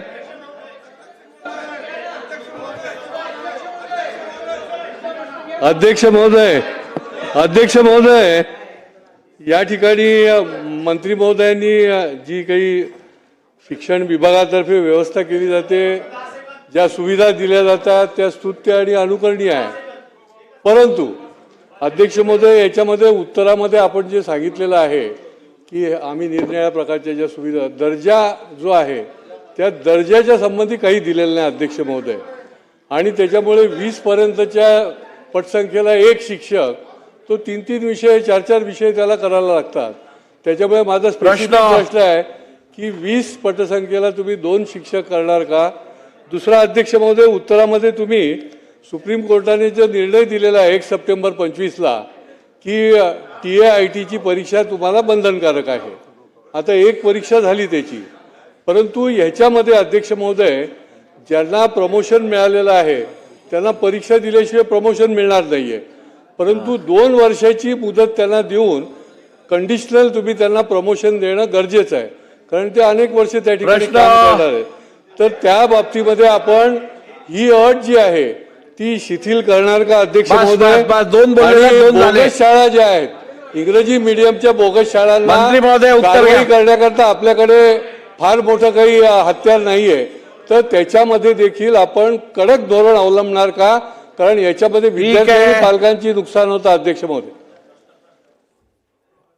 अध्यक्ष महोदय, मी यापूर्वीच सांगितलं की फीच्या संदर्भामधलं एक रेग्युलेशन त्या ठिकाणी आणण्याचं प्रस्तावित करण्यात आलेलं आहे आणि येणाऱ्या काळामध्ये एक मर्यादा त्या ठिकाणी असली पाहिजे. आणि दुसरा जो काही आपला मुद्दा होता की एक गुणवत्तापूर्ण शिक्षण आपल्याला कसं देता येईल याचा एक आराखडा त्या ठिकाणी तयार करण्यात आलेला आहे. प्रत्येक स्थानिक स्वराज्य संस्थेच्या ज्या काही शाळा आहेत यांना एक कार्यक्रम निश्चिती करून येणाऱ्या काळामध्ये उदाहरणार्थ आता ग्रामीण भागाचं जर आपण बोलायला गेलो तर केंद्रामधली एक शाळा एक आदर्श शाळा आपण करायला घेतलेली आहे आणि त्या दृष्टिकोनातून ते मॉडेल शाळा केल्याच्या नंतर त्याचं अनुकरण इतरही शाळा त्या ठिकाणी करतील. आणि सर्व गोष्टींचा अध्यक्ष महोदय मी सारांश सांगितला. पालकांच्या जसं मी आता कोण म्हटलं की पालकांना वाटतं की इंग्रजी माध्यमाच्या शाळेमध्ये चांगलं शिक्षण मिळतंय, परंतु अध्यक्ष महोदय आजही अनेक जिल्हा परिषदच्या शाळेमध्ये पालक आपले इंग्रजी माध्यमांच्या शाळेमधले पाल्य काढून त्या ठिकाणी प्रवेश देताना आपण पाहतो आहोत. आणि म्हणून एकंदरीत काय तर याची गुणवत्ता आपण अशा पद्धतीने निर्माण करू की येणाऱ्या काळामध्ये मग आमचे शिक्षक पण तेवढ्या पातळीचे असले पाहिजेत, त्यांना प्रशिक्षण देणं, या सर्व सुविधा देऊन आपण मराठी शाळेचं त्या ठिकाणी प्रश्न क्रमांक 4.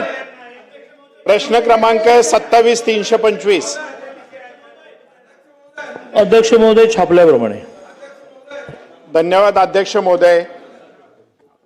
सर्वप्रथम मी उच्च आणि तंत्र डायरेक्ट शिक्षण प्रश्नावर मंत्री या. प्रश्न डायरेक्ट एकदम स्पेसिफिक 10 सेकंद. मी सुरुवातीला अभिनंदन करतो आणि नको अभिनंदन नको, प्रश्नावर या. प्रश्नावरच येतो साहेब. ज्या काही मी मंत्री महोदयांना प्रश्न करतो, शासनाच्या मान्यता व अनुदानावर चालणाऱ्या विद्यापीठातील प्राध्यापक व प्राचार्य भरती प्रक्रिया ही शालेय शिक्षण विभागाच्या पवित्र पोर्टलच्या धर्तीवर नवीन पोर्टल तयार करणार का? आणि दुसरा माझा मान्य मंत्री महोदयांना स्पेसिफिक प्रश्न आहे की ज्या काही उमेदवारांवर म्हणजे प्राध्यापकांवर जे अन्याय झालाय या अन्याय दूर करण्यासाठी त्या संचालकांनी जो अन्याय केलाय त्या संचालकांवर विशेष तपास पथक म्हणजे SIT मार्फत त्यांची चौकशी करणार का? अध्यक्ष महोदय, सगळ्यात महत्त्वाचं म्हणजे की नवीन कोणतीही निवड प्रक्रिया मागणी करताना आधीपासूनची निवड प्रक्रिया ही किती ज्याला म्हणता पारदर्शी आहे हे कळलं पाहिजे. म्हणून अर्ध्या मिनिटामध्ये सांगतो की एकूण 8 सदस्यांची एक इंटरव्ह्यू पॅनल असतं की ज्याच्यामध्ये विद्यापीठाचे 5 जण असतात, संस्थेचे 3 जण असतात आणि जो आरोप काही प्रमाणामध्ये ह्या प्रश्नातून व्यक्त होतो आहे की याच्यामध्ये जॉईंट डायरेक्टर म्हणजे आमचे संचालक किंवा सहसंचालक यांचा काही रोल आहे का? तर त्यांचा रोल याच्यामध्ये NOC देण्याव्यतिरिक्त कोणताही नसतो. या 8 जणांच्या इंटरव्ह्यू पॅनलने प्रत्येकाने वेगळे मार्क्स द्यायचे असतात, त्याची टोटल होते आणि त्या टोटलमधून जो निष्कर्ष निघेल तो विद्यापीठाला कळवायचा असतो आणि शेवटी विद्यापीठाने त्याला मान्यता द्यायची. तरीही जर शालेय म्हणजे शाळांमध्ये शिकवणाऱ्या शिक्षकांसारखीच काही वेगळी भरती प्रक्रिया आपल्याला राबवता येईल का अशी जी सूचना आहे त्यावर खातं नक्की विचार करेल. प्रश्न क्रमांक 5. अध्यक्ष महोदय, वाडिया स्कूलच्या बाबतीतला प्रश्न आहे. या विनाअनुदानित शाळेला विशेष बालकांचे टीचर पाठवणार का हा माझा पहिला प्रश्न आहे. आणि शिक्षण हक्क कायद्यामध्ये ही जी तरतूद आहे नॉर्मल शाळेमध्ये विशेष प्रश्न बालकांकरता उत्तराचा तास संपलेला आहे. महत्व कागदपत्र सभागृहाच्या पटलावर ठेवणे. माननीय वस्त्रोद्योग मंत्री. अध्यक्ष महोदय, मी आपल्या अनुमतीने महाराष्ट्र राज्य यंत्रमाग महामंडळ मर्यादित नवी मुंबई यांचा सन 2023-2024 या वर्षाचा 52वा वार्षिक अहवाल सभागृहासमोर ठेवतो. अहवाल सभागृहासमोर ठेवण्यात आला. सदर अहवाल विधिमंडळाच्या संकेतस्थळावर उपलब्ध करून देण्यात येईल. विधी सूचना. एक मिनिट हे काय पद्धत आहे? या पायऱ्या नाहीये ना, सभागृह आहे. तुम्ही जरा सभागृहाचं डेकोरम मेंटेन करा. सभागृहातलं डेकोरम मेंटेन करा. अध्यक्ष महोदय, काय जे शिक्षा होईल ते चालेल. मला माझ्या मतदारसंघातला महत्वाचा विषय आहे. मग बाकी लोक इकडे काय करतायत? मी इथं उपोषणाला बसणार आहे सभागृहामध्ये. जागेवर बसा. मी इथं उपोषणाला बसणार आहे. काय जे मला शिक्षा होईल ते चालेल.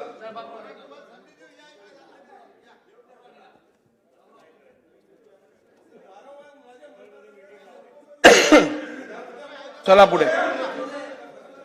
पुढे. पुकारले ना.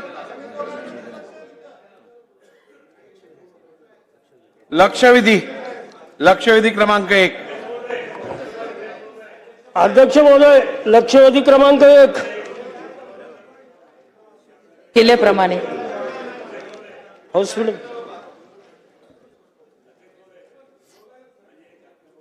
आपल्याकडे दिली होती. जर आपण परवानगी दिली तर या सभागृहामध्ये अध्यक्ष महोदय मी मांडतो. नाही, आपण कशावर बोलताय आता? हक्कभंग मला एक मांडायचा आहे अध्यक्ष महाराज. आपल्याला विनंती आहे की आपण मला हक्कभंग मांडायची. बोला. अध्यक्ष महोदय, दिनांक 25 फेब्रुवारी 2026 रोजी या सभागृहामध्ये अध्यक्ष महोदय, या सभागृहाचे सन्माननीय सदस्य श्री अतुल भातखळकर व इतर सदस्यांनी अध्यक्ष महोदय चंद्रपूर जिल्ह्यातील नागभीड तालुक्यातील निथूर येथील एका अल्पभूधारक शेतकऱ्यांच्या खाजगी सावकाराने कर्जाच्या विळख्यात ओढून कंबोडियात जाऊन त्याची किडनी विकण्यास भाग पाडल्याबाबत अध्यक्ष महोदय या सभागृहामध्ये लक्षवेधी उपस्थित केली होती. अध्यक्ष महोदय, या सभागृहामध्ये लक्षवेधी उपस्थित केली. त्या लक्षवेधीवर बऱ्याच सदस्यांनी अध्यक्ष महोदय प्रश्न विचारले.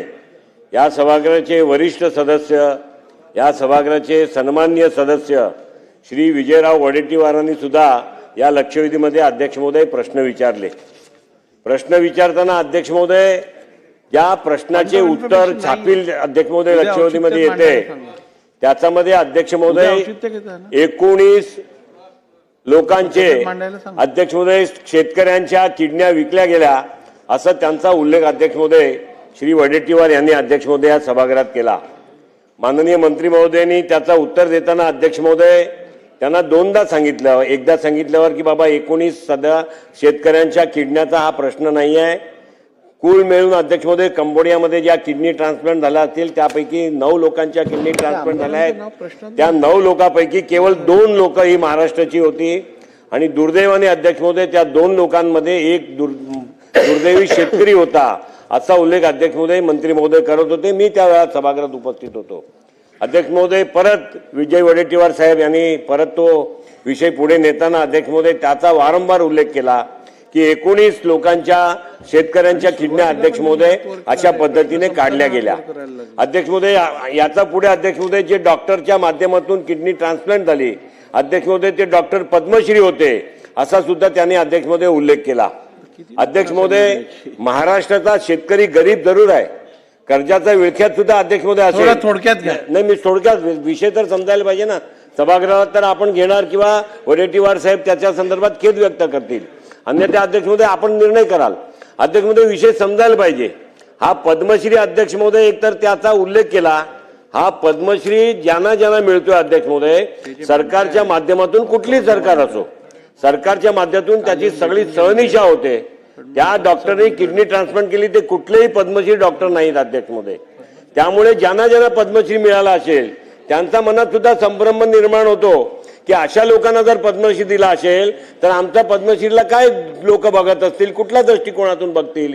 आणि म्हणून अध्यक्ष महोदय एकतर हा पद्मश्री अवॉर्ड ज्यांना मिळालाय त्यांचाही अध्यक्ष महोदय अपमान आहे.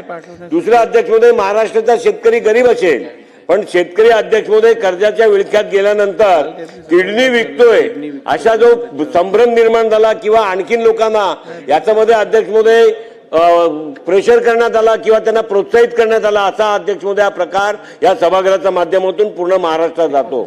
सन्मान्य जे वडेट्टीवार साहेब अध्यक्ष महोदय फार सन्मान्य सदस्य आहे, वरिष्ठ सदस्य आहेत, माझे मित्र सुद्धा आहेत.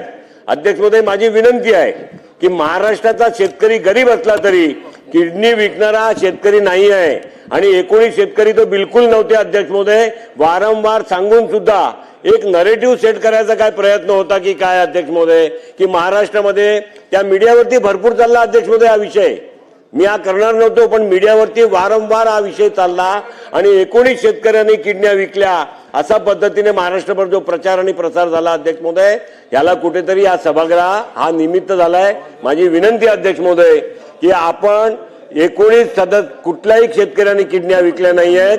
9 लोकांच्या किडन्याचा प्रश्न होता. महाराष्ट्राचे केवळ 2 लोक होती आणि दुर्दैवाने एक शेतकरी होता त्या 2 पैकी. त्यामुळे अध्यक्ष महोदय या सभागृहाची दिशाभूल झाली आहे. वारंवार सांगून सुद्धा अध्यक्ष महोदय वडेट्टीवार साहेबांनी त्याला सुधार दिला नाही उत्तरामध्ये आणि ते रिपिटेशन केला. म्हणून माझी विनंती अध्यक्ष महोदय, आपण या संदर्भामध्ये योग्य तो विचार करून या सभागृहाची दिशाभूल केल्यानंतर महाराष्ट्राच्या आणि शेतकऱ्यांच्या आपण मांडलेल्या या हक्कभंग प्रस्तावासंदर्भात मी विचार करून उचित निर्णय घेईन. लक्षवेधी क्रमांक 1. अध्यक्ष महोदय, लक्षवेधी क्रमांक 1 वितरित केल्याप्रमाणे. माननीय अध्यक्ष महोदय, पुणे शहरात गेल्या काही दिवसांमध्ये हॉस्पिटलमध्ये पेशंट ॲडमिट करत असताना आयसीयूची कमतरता असणे, पुणे शहराची प्रचंड असणारी लोकसंख्या आणि त्याचबरोबर पुणे शहराच्या बाहेरून येणारे सातारा असतील, कोल्हापूर असेल, सांगली, सोलापूर, अहिल्यानगर या भागातून पुण्यात रुग्ण मोठ्या प्रमाणात पुणे शहरात मोठे हॉस्पिटल आणि उपचारासाठी येत असतात. परंतु या ठिकाणी येणाऱ्या या रुग्णांना आयसीयू उपलब्ध होत नाहीत. बऱ्याच वेळा येणाऱ्या नातेवाईकांची बरीच तारांबळ होती. या ठिकाणी फिर, या हॉस्पिटलला फिर, वेगवेगळ्या ठिकाणी हे करत असताना आयसीयू मिळत नाहीत. तर माझं आपल्या या ठिकाणी आपल्या माध्यमातून शासनाला माझा एक प्रश्न आहे की या ठिकाणी ज्या रुग्णांची जे हालापेष्टा होती, लोकांना जे आयसीयू उपलब्ध होत नाहीत किंवा त्याची जी कमतरता आहे ती हे आपण पुढच्या काळात येणाऱ्या रुग्णाला हे आयसीयूची अडचण येणार नाही अशी आपण काय व्यवस्था करणार आहोत का? अध्यक्ष महोदय, सन्माननीय सदस्य सुनील कांबळेजींनी जो लक्षवेधी या ठिकाणी उपस्थित केलेली आहे. अध्यक्ष महोदय, पुणे शहर हे झपाट्याने वाढत आहे आणि आजूबाजूच्या जिल्ह्यांमधून सुद्धा मोठ्या संख्येने लोक पुण्यामध्ये ट्रीटमेंटसाठी येत असतात. परंतु इंडियन पब्लिक हेल्थ स्टँडर्डच्या गाईडलाईन्सनुसार 1200 रुग्णांच्या मागे 1 बेड, नॉर्मल जनरल बेड आणि 2800 रुग्णांना 1 आयसीयू बेड ही आपली एक जी स्टँडर्ड आपल्या इंडियन पब्लिक हेल्थचं स्टँडर्ड आहे त्यानुसार आहे. आणि पुण्याच्या शहराच्या आपण 45 लाखाची लोकसंख्या आहे. आता स्टँडर्ड बेड आपले जनरल बेड 25,635 उपलब्ध आहेत गव्हर्नमेंट आणि प्रायव्हेट मिळून आणि आयसीयू बेड 2453 आहेत. आणि ह्या स्टँडर्डनुसार 1607च आयसीयू बेड पर रुग्ण पाहिजे, त्यापेक्षा जास्तीचे आहेत. तरी देखील सन्माननीय सदस्यांनी जी खंत व्यक्त केली आहे की काही रुग्णांना आयसीयू बेड मिळण्यासाठी अडचण होते,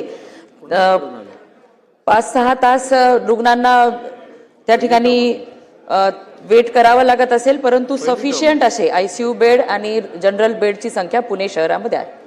तरी देखील आणखीन येणाऱ्या दिवसांमध्ये पिंपरी चिंचवडमध्ये नवीन आपण 700 बेडेड हॉस्पिटल बनवत आहोत आणि जास्तीत जास्त रुग्णसंख्या वाढल्यानंतरही रुग्णांची तारांबळ होणार नाही अशा पद्धतीच्या बेड संख्या आपण वाढवत आहोत.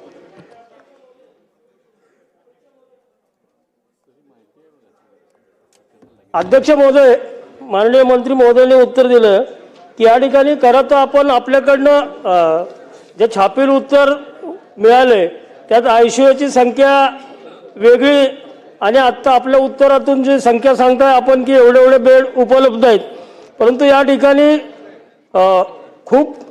या ठिकाणी जे रुग्ण येतात आणि जो रुग्णांना आपली जी आपण संख्या सांगतो ती तफावत की बऱ्याच ठिकाणी पुणे शहरात एक चांगल्या उपचार मिळावे म्हणून शहरातल्या रुग्णांबरोबर बाहेरचे रुग्ण उपचारासाठी येतात. यांना मग का धावपळ करावी लागते? आपल्याकडे याची कमतरता आहे.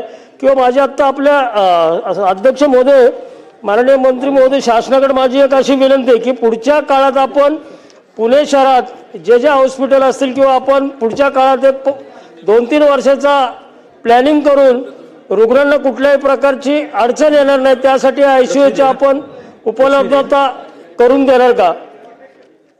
अध्यक्ष महोदय, सध्या आयसीयू बेड आपल्याकडे सफिशियंट आहेत, तरी देखील सन्मान्य सदस्यांनी सांगितल्याप्रमाणे पुढच्या 10 वर्षाचा पुणे शहराच्या की आजूबाजूच्या जिल्ह्यांमधून सुद्धा पुणे शहरातून चांगली ट्रीटमेंट मिळते म्हणून रुग्ण येतात, त्यांची दखल घेता पुढच्या 10 वर्षाचा पुणेचा रोडमॅप आपला तयार होत आहे. त्या दृष्टीने आपलं काम चालू आहे. सिद्धार्थ शिरोळे साहेब.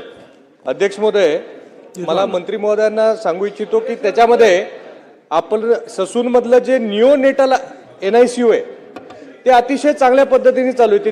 तिथील doctors, nursing staff, advance machines आहेत, मिनिमम इन्फेक्शन रेट आहे, हे चांगली गोष्ट आहे. पण त्याच धर्तीवरती जसं NICU निओनेटल NICU चांगलं चालू आहे, मेडिकल ICU, ट्रॉमा ICU आणि सर्जिकल ICU ह्याची अवस्था NICUच्या तुलनेत खूप चिंताजनक आहे. तर या बाबतीत आपण समजा योग्य निर्देश दिले तर ह्या ICUचा दर्जा वाढेल आणि त्याच्यासाठी गरजेचं आहे की वैद्यकीय अधिकारी, एक्सपर्ट डॉक्टर्स आणि वर्ग 4चे कर्मचारी यांची जी पदे रिक्त आहेत ती समजा आपण लवकरात लवकर भरली तर ह्याच्यामध्ये ह्या 4ही ICUs अजून चांगल्या पद्धतीने, उत्तम पद्धतीने चालतील. तर या बाबतीत आपण योग्य निर्देश देणार का? अध्यक्ष महोदय, सन्मान्य सदस्य सिद्धार्थ शितोळेजींनी जो या ठिकाणी आयसीयूच्या बाबतीमध्ये तर सूचना केलेली, निश्चितच सगळ्या ट्रॉमा केअरचे आणि सगळ्या आयसीयूच्या दर्जा सुधारण्यासाठी आपण वेगवेगळ्या यंत्रणेद्वारे त्याची तपासणी करत असतो, वेळोवेळी इन्स्पेक्शन करत असतो. दर्जेदार आयसीयू होण्यासाठी आपण प्रयत्न करू आणि रिक्त पदांच्या बाबतीमध्ये सुद्धा परमनंट मेडिकल ऑफिसरच्या पोस्टची आपण जाहिरात 1400 जागांसाठी पुढच्या आठवड्यामध्ये काढणार आहोत. त्यामुळे रिक्त पदं सुद्धा लवकरात लवकर भरण्यात येतील. सन्मान्य सदस्य बाबासाहेब देशमुख. महाराज, खूप महत्वाच्या प्रश्नावरती आपण चर्चा करत असताना मला मंत्री महोदयांना एवढंच विचारायचं आहे की आता लोकसंख्या वाढत आहे आणि राज्यातल्या प्रत्येक सिव्हिल हॉस्पिटलला, उपजिल्हा रुग्णालयाच्या ठिकाणी आणि ग्रामीण रुग्णालयाच्या ठिकाणी आपण या ICU बेडची सुविधा उपलब्ध करणार का? कारण ग्रामीण रुग्णालयाला ती सुविधा उपलब्ध नसल्या कारणाने पेशंट रेफर होतो उपजिल्हा रुग्णालयाला, उपजिल्हा रुग्णालयात ती सुविधा उपलब्ध नसल्याने तो पेशंट रेफर होतो सिव्हिल हॉस्पिटलला आणि 100 किलोमीटरवरचा पेशंट ज्यावेळेस ग्रामीण रुग्णालयातून उपजिल्हा रुग्णालयात जातो तोपर्यंत पेशंटची परिस्थिती नाजूक झालेली असते आणि त्या पेशंटला खासगी रुग्णालयामध्ये ऍडमिट करावं लागतं. तर शासनाने लवकरात लवकर ग्रामीण आणि उपजिल्हा रुग्णालयामध्ये ही सुविधा उपलब्ध करून द्यावी आणि ती देणार का? अध्यक्ष महोदय, आपण ग्रामीण आणि उपजिल्हा रुग्णालयाचा सुद्धा दर्जा सुधारण्यासाठी सन्मान्य मुख्यमंत्री यांच्या मार्गदर्शनाखाली आपण आपलं काम चालू आहे आणि आपण नवीन 14 क्रिटिकल केअर ब्लॉक्स बनवत आहोत, जेणेकरून 14 जिल्ह्यांमध्ये 100 बेडेड नवीन चांगले ट्रीटमेंट मिळण्यासाठी आपण हॉस्पिटल निर्मिती करत आहोत. त्याचबरोबर आपण प्रत्येक जिल्ह्यामध्ये जे मल्टीस्पेशालिटी हॉस्पिटल्स आहेत ते सुद्धा एम्पॅनल्ड करून घेतलेले, जेणेकरून ICU किंवा चांगल्या दर्जेदार सुविधा देण्यासाठी आपल्याला बेडची कमतरता येणार नाही आणि आपले सरकारी दवाखाने सुद्धा चांगल्या पद्धतीने कार्यान्वित होतील अशा दर्जा सुधारण्याचं पण काम आपलं चालू आहे. सन्माननीय सदस्य भीमराव अण्णा. अध्यक्ष महोदय, पुणे शहरामध्ये महाराष्ट्रातील कानाकोपऱ्यातील नागरिक या ठिकाणी उपचाराला येतात, उपचार घेण्यासाठी त्या ठिकाणी येत असतात. खरं तर पुणे शहरामध्ये शासकीय या ठिकाणी किती हॉस्पिटल आहेत, त्याचप्रमाणे खाजगी हॉस्पिटल किती आहेत व अशा सर्व हॉस्पिटलमध्ये ICU बेड त्याचप्रमाणे SDU बेड उपलब्ध असतानाही ज्यावेळेस सर्वसामान्य रुग्णांना व नातेवाईकांना बेड मिळत नसतात, तर ICU बेड उपलब्धतेसाठी जिल्हास्तरीय टोल फ्री क्रमांक सुरू करणे अत्यावश्यक आहे. तर आपण तसा त्या टोल फ्री क्रमांक करणार आहात का? त्याचप्रमाणे दुसरा प्रश्न माझा असा आहे की धर्मदाय रुग्णालयातील नियुक्त आरोग्य सेवक जो आरोग्य प्रमुख असतो किंवा आरोग्य सेवक असतो त्याच्याकडून रुग्ण व त्याच्या नातेवाईकांना सन्मानपूर्वक त्या ठिकाणी वागणूक दिली जात नसते. लोकप्रतिनिधीचा सुद्धा त्या ठिकाणी फोन त्या ठिकाणी उचलला जात नाही. अशा वेळेस संबंधित असणाऱ्या सेवकावर आपण त्या ठिकाणी कारवाई करणार आहात का? अध्यक्ष महोदय, आपण बेड किती अवेलेबल आहेत यासाठी आपण एक वेबसाईटवर दररोजच्या दररोज संख्या अपलोड केली जाते. त्यामुळे बेड अवेलेबिलिटीची संख्या ही आपल्याला charity.maharashtra.government.in वरती मिळत असते. आणि ज्या चॅरिटेबल हॉस्पिटलच्या स्टाफकडून रुग्णांना किंवा लोकप्रतिनिधींना चांगल्या पद्धतीने उत्तरं मिळत नाहीत त्यांना सुद्धा समज देण्यात येईल. दिलीप मामा लांडे. अध्यक्ष महोदय धन्यवाद. अध्यक्ष महोदय, हा पुणे जिल्ह्याचा प्रश्न आहे आणि आमचे सन्माननीय सदस्य सुनील कांबळे असतील, या आपले भीमराव अण्णा आहेत, यांनी पुणे जिल्ह्याचा प्रश्न या ऐरणीवरती आणलेला आहे. अध्यक्ष महोदय, या ठिकाणी मंत्री महोदयांनी सांगितलं की पुणे जिल्ह्याच्या लोकसंख्येप्रमाणे ICU बेडची व्यवस्था आहे. परंतु अध्यक्ष महोदय, तुमच्या माध्यमातून मी मंत्री महोदयांना सांगू इच्छितो, फक्त पुणे जिल्ह्यातील किंवा पुणे शहराच्या लोकसंख्येचा विचार करू नका. अध्यक्ष महोदय, आम्हाला मुंबई शहराची जशी माहिती आहे, मुंबई शहरामध्ये 25 वर्ष नगरसेवक म्हणून काम करत असताना या मुंबई शहरामध्ये संपूर्ण देशातील रुग्ण हे उपचार घेण्यासाठी येत असतात. त्यामुळे लोकसंख्येवरती न जाता त्या रुग्णालयामध्ये कोणत्या कोणत्या जिल्ह्यातून, कर्नाटक राज्यातून हे त्या ठिकाणी रुग्ण येत असतात याचा मंत्री महोदयांनी शासनाने विचार करणं हे गरजेचं आहे.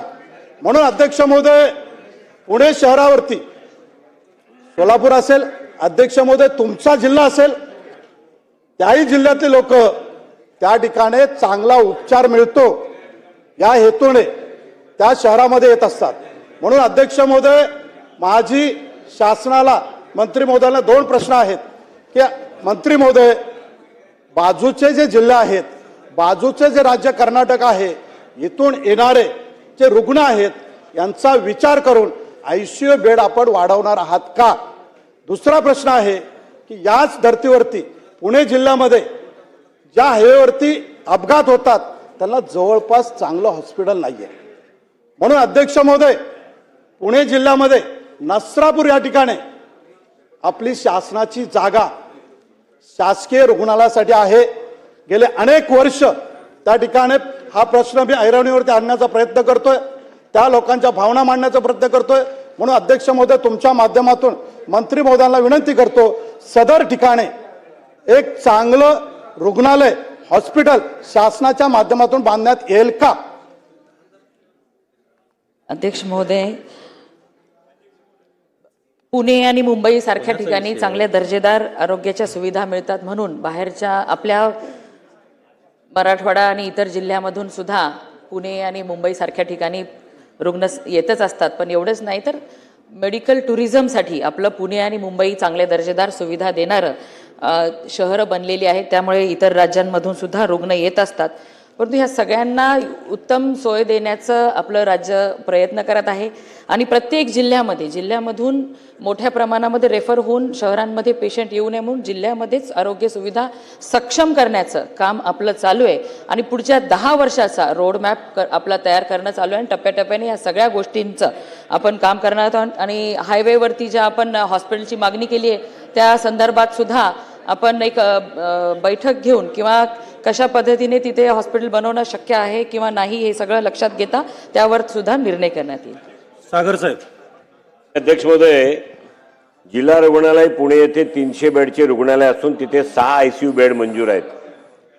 अध्यक्ष महोदय, मी 2 सार्वजनिक charitable without any profit making 114 बेडची एक हॉस्पिटल आणि 102 बेडची दुसरी हॉस्पिटल अशी 2 इन्स्टिट्यूशन अध्यक्ष महोदय चालवतो, लॉसमध्ये चालवतो. अध्यक्ष महोदय, नियमानुसार 12 ते 15 बेडच्या नंतर एक ICU पाहिजे. 114 बेडच्या हॉस्पिटलमध्ये माझ्याकडे 22 ICUचे बेड आहेत आणि 102 मध्ये 16 ICUचे बेड आहेत. आता 2 वाढतील, 18 ICUचे बेड होतील. 6 ऑपरेशन थिएटर आहेत एकेका रुग्णालयामध्ये. अध्यक्ष महोदय, सरकार आहे इथे. अध्यक्ष महोदय, महिन्याला जवळजवळ एका रुग्णालयाचा 30 लाख रुपये लॉस होतो. मी CSR कडे 12 महिना फिरत राहतो गुलाबराव, पैसे पैसे पैसे पैसे. आता एकही दिवस जायची गरज नाही, लोकांना कळलं चांगलं काम करताय, CSRचे पैसे मिळतात. पुणा जसा ठिकाणी अध्यक्ष महोदय सर्वात जास्त इंडस्ट्रियल डेव्हलपमेंट एरिया आहे पुणा जिल्हा. एवढ्या कंपन्या आहेत अध्यक्ष महोदय, त्यांच्याकडनं एकेका रुग्णालयामध्ये आपण ज्या काही वस्तू लागणार आहेत ICU साठी ते CSRच्या फंडातून सरकार आणायचा प्रयत्न करणार का? आणि सरकारने आणलेच पाहिजे. सरकारने CSRचे पैसे त्या त्या विभागात ज्या जिल्ह्यामध्ये त्या इंडस्ट्री चालतात, पैसे कमवतात, प्रदूषण करतात, ट्रान्सपोर्टेशन करतात, त्यांच्यासाठी आपण रस्ते तयार करतो, वीज सप्लाय करतो, पाणी देतो, सगळं काय देतो. जर ते अशा पद्धतीने सरकारी रुग्णालयामध्ये CSRचे पैसे देऊन बॅड दिले तर आपल्याला काही कमी होत नाही. माजी मंत्री महोदयांना माझा स्पेसिफिक प्रश्न आहे की अशा ठिकाणी आपण CSRचा पैसा आणून सरकारच्या माध्यमातून, कलेक्टरच्या माध्यमातून, जनप्रतिनिधीची मदत घेऊन CSRच्या पैशातून ज्या नियमानुसार जेवढे बॅड पाहिजे त्या पद्धतीने पुढच्या 6 महिन्याच्या आत, आता मार्च संपणार आहे, CSRचे सगळ्या जे ओव्हरफ्लो आहेत आपण CSRच्या फंडातून असे बॅड हॉस्पिटलसाठी घेणार आहात का? आणि घेणार आहात तर 3 महिन्याच्या आत आपण ही संख्या जे आपल्याला आवश्यक आहे त्या पद्धतीने घेणार आहात का? अध्यक्ष महोदय, सन्मान्य सदस्यांनी जी सूचना केलेली आहे निश्चितच CSRच्या माध्यमातून आपण टाटा आणि रिलायन्स मोठ्या प्रमाणामध्ये आपल्या गव्हर्नमेंट हॉस्पिटल्सला मदत करत असतात. निश्चित त्यांची मदत घेऊन आपण दर्जा सुधारण्याचा प्रयत्न करू. परंतु पुणे औंध रुग्णालय पुणेमध्ये 200 बेडेडचं सुपर स्पेशलिटी हॉस्पिटल आपलं प्रस्तावित आहे आणि 200 बेडेड विमेन हॉस्पिटल सुद्धा प्रस्तावित आहे. त्यामुळे पुणे शहर आणि वाढत्या रुग्णांची संख्या बघता हे सगळं आपण करत आहोत आणि ICU बेड सुद्धा 22 मिनिटं झाले आपण त्या ठिकाणी गरजेनुसार वाढवत आहोत आणि दर्जेदार सुविधा मग आपले ऑपरेशन थिएटर्स असतील ह्या सगळ्या चांगल्या दर्जाचे टप्प्याटप्प्याने तयार होताना आपल्या सगळ्यांनाच बघायला मिळते. कारण की सगळ्याच महाराष्ट्रामध्ये तालुक्याच्या ठिकाणी सुद्धा चांगल्या पद्धतीने आपण OT बनवत आहोत. ह्या सगळ्या आरोग्याच्या सुविधा दर्जेदार आपण करत आहोत. तरी देखील सन्मान्य सदस्यांच्या सूचनेनुसार आपण CSRच्या निधीच्या माध्यमातून ICU बेडची संख्या आणखी वाढवू. रासने साहेब, शेवट आता 23 मिनिट झालं लक्षवेधी चालू आहे. माननीय अध्यक्ष महोदय, ससून हॉस्पिटलची निर्मिती ही 1867 मध्ये झाली. त्यानंतर औंध हे 2000 साली पुण्यामध्ये 2 शासकीय हॉस्पिटल झाली. परंतु पुणे शहरामध्ये, मुंबईमध्ये संपूर्ण महाराष्ट्रातनं नाही तर संपूर्ण देशातनं येतात. त्यामुळे जी ICU बेडची आत्ता उपलब्धता आहे ती शहराच्या संख्येवर मर्यादित न राहता ती राज्याचा विचार करून ती आपल्याला करावी लागेल. त्याबरोबर सगळ्यात दुसरा महत्त्वाचा विषय असा आहे, अनेक खाजगी हॉस्पिटल असून सुद्धा त्या खाजगी हॉस्पिटलमध्ये जेव्हा पेशंट ॲडमिट होतो त्या पेशंटचे इन्शुरन्सचे पैसे आणि त्याच्याजवळचे पैसे संपल्यानंतर त्यांना त्वरित शासकीय हॉस्पिटलमध्ये हलवलं जातं. त्या हॉस्पिटलला अटकाव करणार का? त्याचा उपचार त्याच खाजगी हॉस्पिटलमध्ये करणार का? हा सगळ्यात महत्त्वाचा प्रश्न आहे. आणि पुणे शहरामध्ये आत्ता 2 महापालिकेच्या माध्यमातून 2 हॉस्पिटल ही आता उभी राहत आहेत. त्यांचं काम खूप शीघ्र संत गतीने चालू आहे. ते शीघ्र गतीने चालू करून ती लवकरात लवकर सर्वसामान्य रुग्णांकरता कधीपर्यंत उपलब्ध होणार? अध्यक्ष महोदय, पुणे येथील जे प्रायव्हेट हॉस्पिटल्स आहेत त्यांच्यावरती नियंत्रण आणण्यासाठी धर्मादाय आयुक्तांच्या माध्यमातून वेळोवेळी तपासण्या होत असतात. तरी देखील कुठे काही हलगर्जीपणा किंवा रुग्णांवरती काही कशा प्रकारचे अन्याय झाले असेल तर त्यावरती सुद्धा आपण तशा पद्धतीच्या कारवाई करू. आणि मी आधीच सांगितलं की पुण्याच्या पुढच्या 10 वर्षाचा रोडमॅप करणं चालू आहे. ससूनमध्ये सुद्धा, ससून खरं वैद्यकीय शिक्षण च्या अंतर्गत येतं, परंतु प्रत्येक ठिकाणी ICU बेड संख्या वाढवून रुग्णांना लोकाभिमुख अशा पद्धतीचं आपलं आरोग्य विभाग काम करत आहे. रुग्णांना कशाही प्रकारच्या हलगर्जीपणा होणार नाही, दर्जेदार सुविधा देण्यासाठी आपण सर्व काम करत आहोत. तरी सन्माननीय सदस्यांनी दिलेल्या सूचना सगळ्या पुणे शहराच्या बाबतीत पुढच्या 10 वर्षामधल्या रोडमॅप सुद्धा आपल्याला लवकरच सांगण्यात येईल आणि तशा पद्धतीने त्याच्यावर काम सुद्धा झालेलं आपल्याला दिसणार. शंकरशेठ फक्त प्रश्न विचारा आता शेवट घ्या. धन्यवाद अध्यक्ष महोदय. मंत्री महोदय, पुणे जिल्ह्यामधील पुणे उर रुग्णालय हे जिल्हा रुग्णालय आहे आणि तिथेही अशीच बेकार अवस्था आहे आणि अशा अवस्थेमध्ये तिथल्या बेडची म्हणजे ICUच्या बेडची संख्या वाढणार का? आणि त्याचबरोबर NICU म्हणजे लहान मुलांच्यासाठीचे जे काही ICU असतं तर ते आपण तिथे करणार आहात का? आणि दुसरा एक प्रश्न आहे की युनिक वेलनेस म्हणून एक संस्था आहे, या संस्थेला मागच्या वर्षभरापासून आपण पेशंटवर ज्या काही उपचार करायचे आहेत किंवा त्यांच्या काही चाचण्या करायच्या आहेत त्याच्या संदर्भाचं कॉन्ट्रॅक्ट हे 1 वर्षापासून त्याला मिळालेलं होतं आणि त्याच्यामध्ये असं नियम आहे की त्यांनी तिथेच ह्या चाचण्या करायच्यात हॉस्पिटलमध्ये, परंतु ही संस्था बाहेर पेशंटला बोलवतात आणि बाहेर पेशंटला बोलवण्यामध्ये प्रश्न तोच आहे अध्यक्ष महोदय की त्या संस्थेने तिथेच या चाचण्या केल्या पाहिजे होत्या, त्या करत नाहीये, तर त्याच्यावर आपण कारवाई करणार का? आणि ICU बेड बरोबर NICU बेडची निर्मिती आपण करणार का? अध्यक्ष महोदय, पुणे जिल्हा रुग्णालयामध्ये ICU बेड आपण 6 वरून आता 14 केलेले आहेत. NICU बेड सुद्धा आपण त्या ठिकाणी निर्माण करू आणि लवकरच 200 बेडेड सुपर स्पेशालिटी हॉस्पिटलचा सुद्धा प्रस्ताव आपण तयार केलेला आहे. त्यानुसार त्या पुणे जिल्हा रुग्णालयाची सुद्धा क्षमता वाढवण्यात येईल आणि आपण ज्या क्लिनिक वेलनेसच्या बद्दल सांगितलेलं आहे त्याच्यावरती सुद्धा कारवाई चौकशी करू आणि जर दोषी आढळले तर कडक कारवाई त्यांच्यावरती करू. देशमुख साहेब. महोदय, मंत्री महोदयांनी पुण्याच्या वैद्यकीय व्यवस्थेच्या विस्ताराबाबत आपण या ठिकाणी सविस्तरपणे माहिती दिलेली आहे. मंत्री महोदयांना याची कल्पना आहे की पुण्यामध्ये जो हा काही विस्तार आहे आणि तिथं ज्या काही आवश्यकता वाढत चाललेल्या आहेत, पुण्यामध्ये सुद्धा इतर भागातून येणारे जे लोंढे आहेत, विशेषतः मराठवाड्यातून सुद्धा आरोग्य व्यवस्थेसाठी सुविधांसाठी अनेक मोठ्या संख्येने लोक तिथं जातात आणि म्हणून लातूरमधून सुद्धा रुग्णांची पुण्याकडं जाण्याचा ओढा खूप अधिक आहे. लातूरमध्ये जिल्हा रुग्णालय हे उभं करण्याच्या संदर्भामध्ये आरोग्य विभाग पावलं उचलत आहे. ते अजूनही काही फार त्याला गती मिळालेली नाही आहे आणि म्हणून मला असं वाटतं की अध्यक्ष महोदय, आपल्या माध्यमातून मंत्री महोदयांना माझी अशी विनंती आहे की लातूर जिल्ह्यामध्ये जिल्हा रुग्णालयाचं जे काम आहे याला आपण गती देणार का आणि किती दिवसामध्ये ते काम सुरू होईल याची माहिती आपण जर आम्हाला दिली तर मला असं वाटतं की म्हणजे ते फार लातूर जिल्ह्यासाठी महत्त्वाचं ठरेल. मंत्री महोदय, त्यांचे अभिजित पाटील आपण बोला, दोन्हीचे एकदमच द्या. धन्यवाद अध्यक्ष महोदय. प्रश्न विचारा फक्त. अध्यक्ष महोदय, मंत्री महोदय, अध्यक्षांच्याच विषय आहे. पंढरपूरमध्ये 1000 बेडचा हॉस्पिटल त्या ठिकाणी झालंय, त्यांनीच मला विचारायला सांगितलंय, त्यामुळे मंजूर करावं आपण लगेच. 1000 बेडचा GR निघालाय, 100 बेड त्याच्यामध्ये कॅन्सरसाठी पण रुग्ण आहेत आणि ती जर व्यवस्था झाली तर ही पुण्यावर येणारा जो ताण आहे तो त्या ठिकाणी मिटेल. आज आमच्या टेंभुर्णी, माढा, मोडली, मंगळवेढा, पंढरपूर या भागातले सगळे पेशंट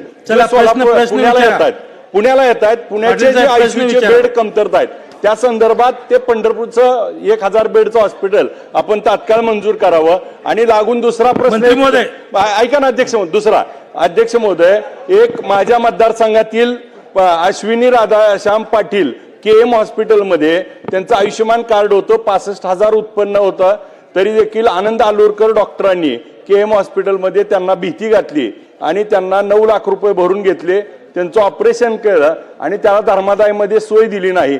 त्या माणसानं स्वतःची जमीन 15 लाख रुपयाला विकली आणि याचा उपचार केलाय, तर यांच्यावर कारवाई होणार का? अभिजित आबा, पुण्याचा प्रश्न आहे हा. पुण्यातच की अध्यक्ष महोदय, अमित भैयांनी जो लातूरच्या हॉस्पिटलबद्दलचा विषय या ठिकाणी सांगितलेला आहे आणि आपल्याला माहितीच आहे की प्रत्येक जिल्ह्यामध्ये आपण गव्हर्नमेंट मेडिकल कॉलेजेससुद्धा बनवतो आहे आणि अशा पद्धतीने मुख्यमंत्री महोदयांचं इच्छा आहे की त्याच ठिकाणी लोकांना दर्जेदार आरोग्य सुविधा मिळायला पाहिजे, जेणेकरून त्यांना बाहेर जिल्ह्यांमध्ये किंवा पुणे मुंबईसारख्या ठिकाणी उपचारासाठी येण्याची गरज पडू नये. म्हणून आपण प्रत्येक जिल्ह्यामध्ये PSC पासून सर्व स्ट्रेंथनिंग करण्याचं काम करत आहोत. लातूर येथील हॉस्पिटलचं सुद्धा ज्या बांधकामाचं टेंडर प्रोसेस चालू आहे ते एकदा टेंडर झाल्यानंतर तेही काम गतीने पूर्ण करण्यात येईल. आणि पंढरपूरच्या हॉस्पिटलच्या बद्दल आपण जी मागणी केलेली आहे त्यावरती सुद्धा आता कुठल्या स्तराला आहे ते बघून त्यावरती सुद्धा अध्यक्ष महोदय आपल्याला कळवण्यात येईल. आणि अश्विनी पाटील ह्या ज्या पेशंटच्या बाबतीमध्ये जो गैरप्रकार झालेला आपण सांगितला, निश्चित KEM हॉस्पिटल यामध्ये काही दोषी जे कोणी दोषी असतील त्यांच्यावर कारवाई करण्यात येईल. लक्षवेधी क्रमांक 2. अध्यक्ष महोदय, लक्षवेधी क्रमांक 2 वितरित केल्याप्रमाणे. अध्यक्ष महोदय, पहिलं लक्षवेधीला जेवढं वेळ दिली तेवढी आम्हाला द्यावी अशी विनंती आहे अध्यक्ष महोदय. अध्यक्ष महोदय, हा लक्षवेधी हा सभागृहात तिसऱ्यांदा लावलेली आहे अध्यक्ष महोदय. माझी आपणास विनंती आहे अध्यक्ष महोदय, हा अंधेरी पूर्व आणि पश्चिमला जोडणारा एक सबवे आहे अध्यक्ष महोदय. गेल्या 50 वर्षापासून इथे पाणी साठते अध्यक्ष महोदय. मी पाठपुरावा 15 महिन्यापासून करतोय अध्यक्ष महोदय. एक साधा उत्तर मला भेटलं नाही अध्यक्ष महोदय. लक्षवेधीचे उत्तर भेटलेले नाही. मंत्री महोदयांना माझी विनंती आहे, गेले अधिवेशनात आपणच उत्तर दिलं होतं अध्यक्ष महोदय. अध्यक्ष महोदय, हा सबवेमुळे मुंबई एवढी ट्रॅफिक जाम ईस्ट वेस्ट होणारा वाहतुकीला कोंडी होणार आहे अध्यक्ष महोदय. मला उत्तरात दिलंय त्यांनी की अंधेरी ईस्ट वेस्टला जोडणारा गोखले ब्रिज अध्यक्ष महोदय तिथून 3 किलोमीटर लांब हा गोखले ब्रिज आहे अध्यक्ष महोदय. अध्यक्ष महोदय, उत्तर देताना जे उत्तर माझ्या हाती आले अध्यक्ष महोदय त्याच्यात काही घडलेलं नाही आणि मंत्री महोदयांना विषय माहिती नाही. काका बोला, आपण माझ्याकडे बघून बोला.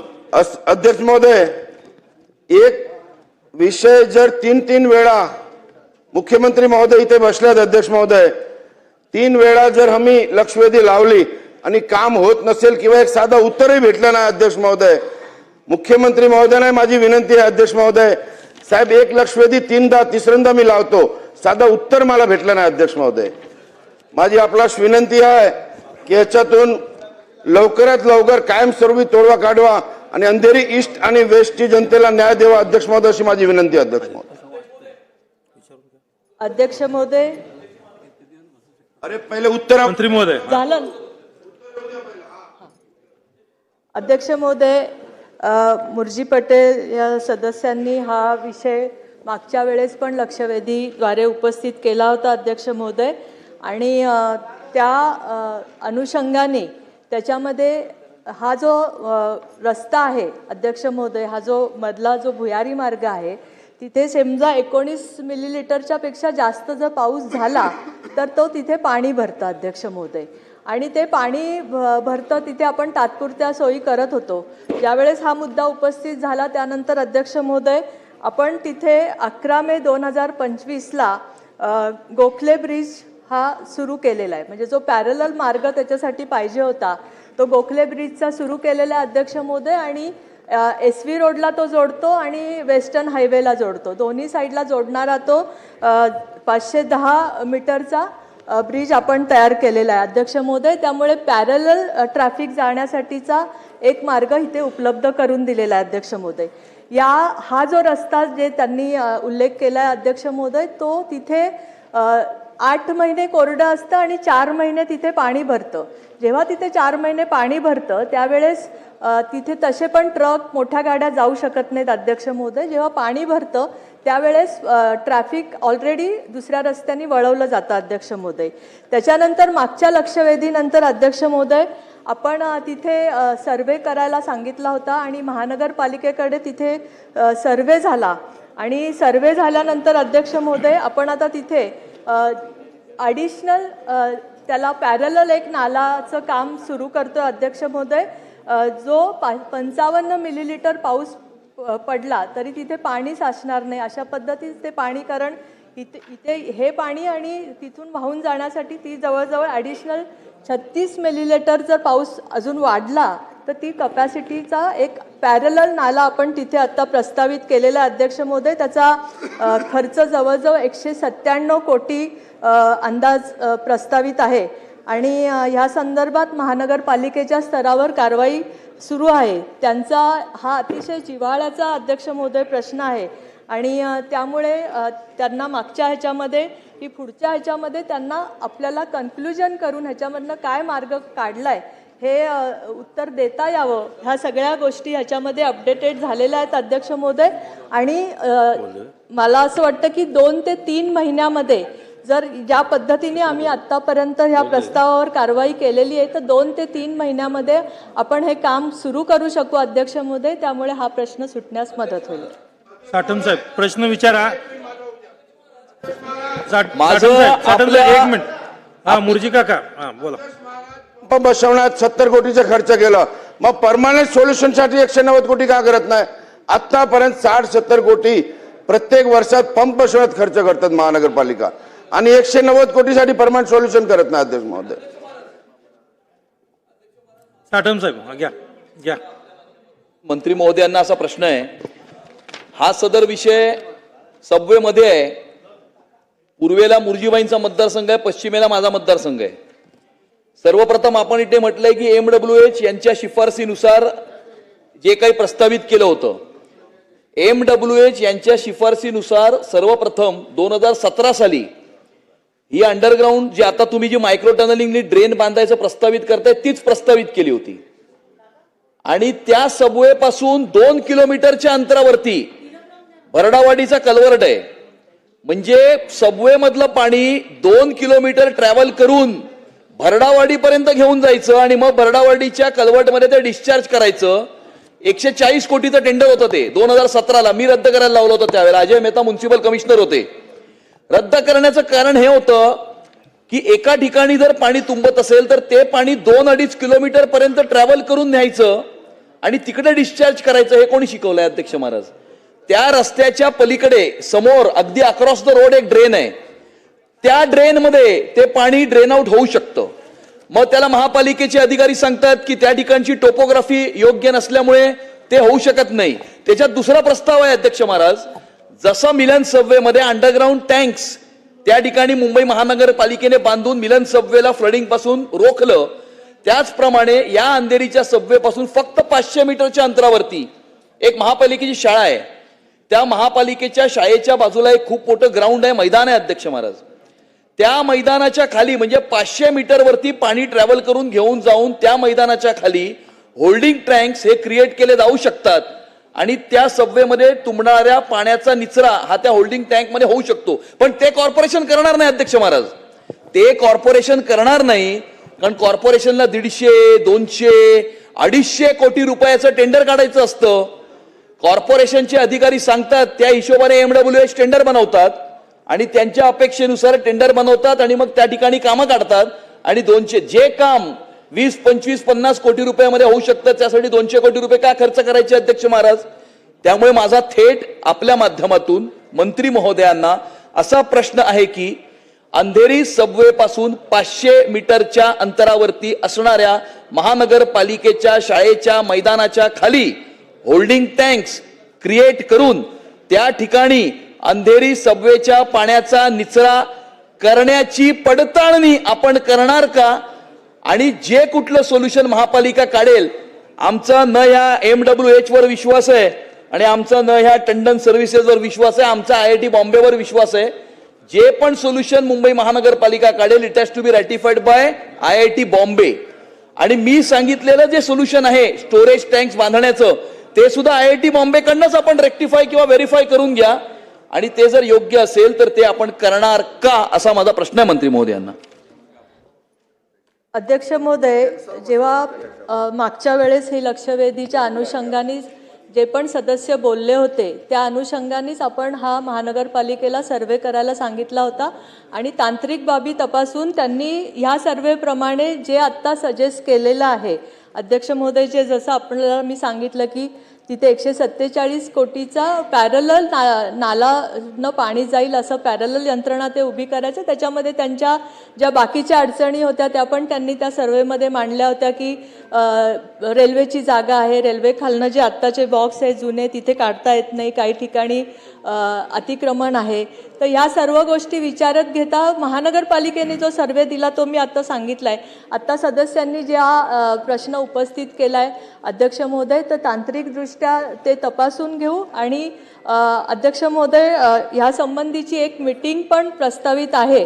ह्या सगळ्या कन्क्लुजनला येण्यासाठी एक मीटिंग लावू आणि सदस्यांना बोलू, त्यांना त्यांच्या पण दृष्टीने त्यांनी पण जर काही तांत्रिक सर्वे ह्याचा केला असेल तर त्या दृष्टीने त्यांनी त्या मीटिंगमध्ये पण तो घेऊन यावा आणि आपण ह्याच्यामधनं जर त्यांच्या पद्धतीने जर मार्ग निघत असेल तर आपण मार्ग काढू. दिलीप मामा शेवट दिलीप मामा. अरे काका थांब, माझा प्रश्न आहे अध्यक्ष महोदय, 1 मिनिट होऊ द्या. अध्यक्ष महोदय 3 वेळा लक्षवेधी लावली, आज वेळ निश्चित करा, कधी मीटिंग लावणार, काय सोल्युशन देणार आहे आम्हाला. 3 वेळा लक्षवेधी लावली अध्यक्ष महोदय एक विषयावर. 15 महिने झाले मी इथं पाठपुरावा करतो अध्यक्ष महोदय. मला वेळ निश्चित करा आणि कधीपर्यंत हा महानगरपालिकेचे अधिकारी जे उत्तर देत आहेत ते मंत्री महोदय वाचतात. मंत्री महोदयांना माझी विनंती आहे, आपला दालनात बैठक लावा आणि आम्हाला वेळ निश्चित करून द्या अध्यक्ष महोदय.